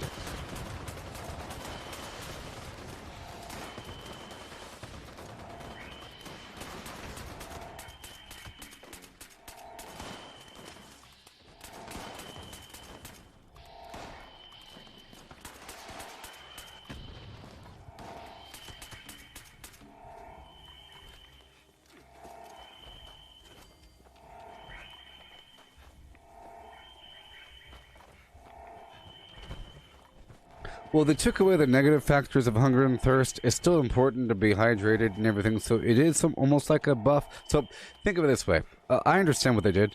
So instead of giving you actual debuffs when you're hungry and thirsty, they give you good buffs when you're not hungry and thirsty, right? But then your build might need as much AP as possible or something, you know? And you might need that bit, so all of a sudden, if you're hungry, it affects your build without making it that much of an issue. Even though I like all those issues, people complain too much, but it's a fair compromise, I think, as opposed to just taking away everything. I think it's okay just to make it slightly better if you're well fed and hydrated.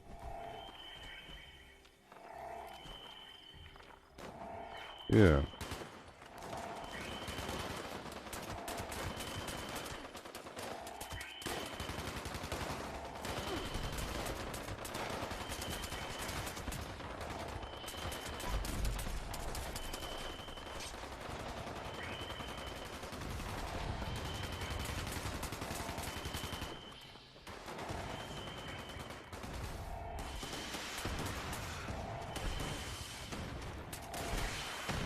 See, a lot of times I don't do this event because there's people here that use their wonky weapons, but this crew seems to be like normal people. Normal people using normal weapons. I've had too much bad history with this event, with people trying to bug it out on purpose.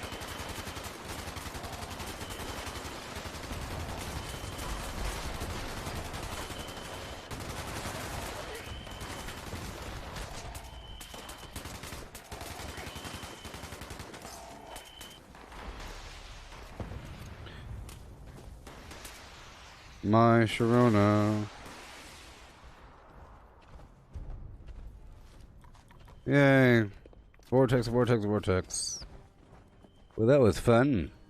I just wanted to show a public event because I was showing a bunch of boring stuff. Not necessarily, but yeah. I think it's totally worth it, and you have a good time. At first, the game is kind of rough, but the more you play, the better it is. There's all kinds of methods to slow you down and make things uncomfortable, but there's ways out of that hole. You know, eating and drinking and ammo and knowing how to get things, how to maintain your upkeep, your inventory maintenance. It's really a big game like that. But that's what all the Fallout games are about, right? To a degree, but this one just has better systems, I think, overall. More enjoyable systems. And they have a reason to, because they want people to play the game, so they're going to keep improving things. Improving for better or worse or whatever. You could say that the game is more of a strategic game if you don't have Fallout First. Fallout First is a system where you can have that survival tent back there where you can put your stuff away. You have infinite junk capacity, and you have a private server where you can transfer things back and forth.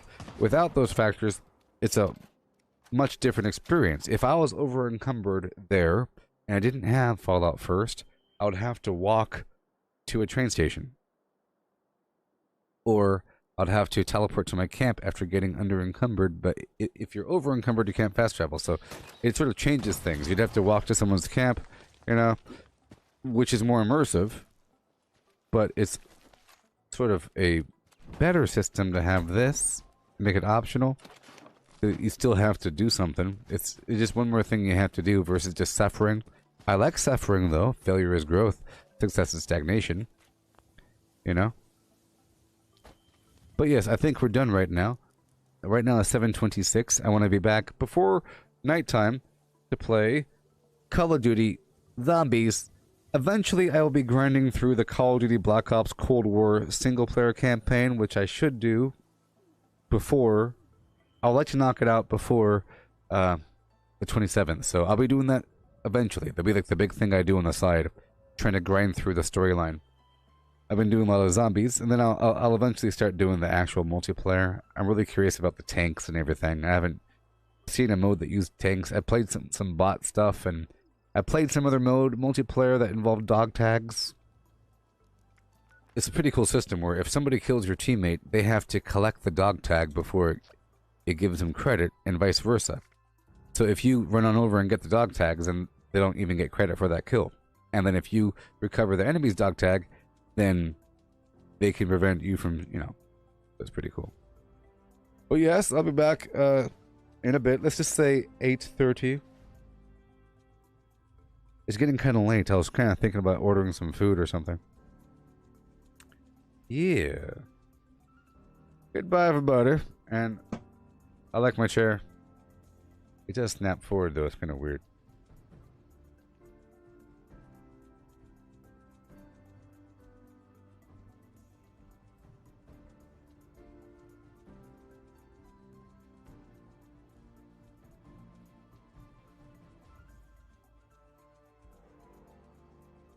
It's like an airplane, Airplane, you have the fully inclined, and then you have the reclined, which is just like zip. Watch.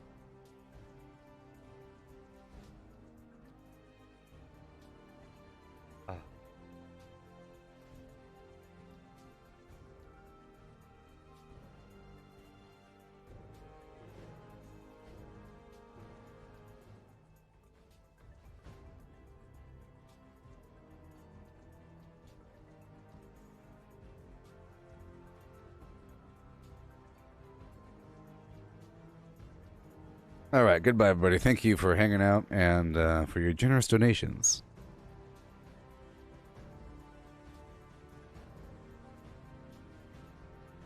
The incredible shrinking hand. Look how small my hand is.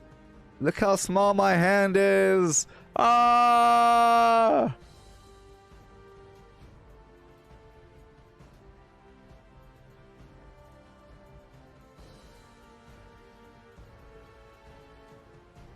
Anyways, goodbye.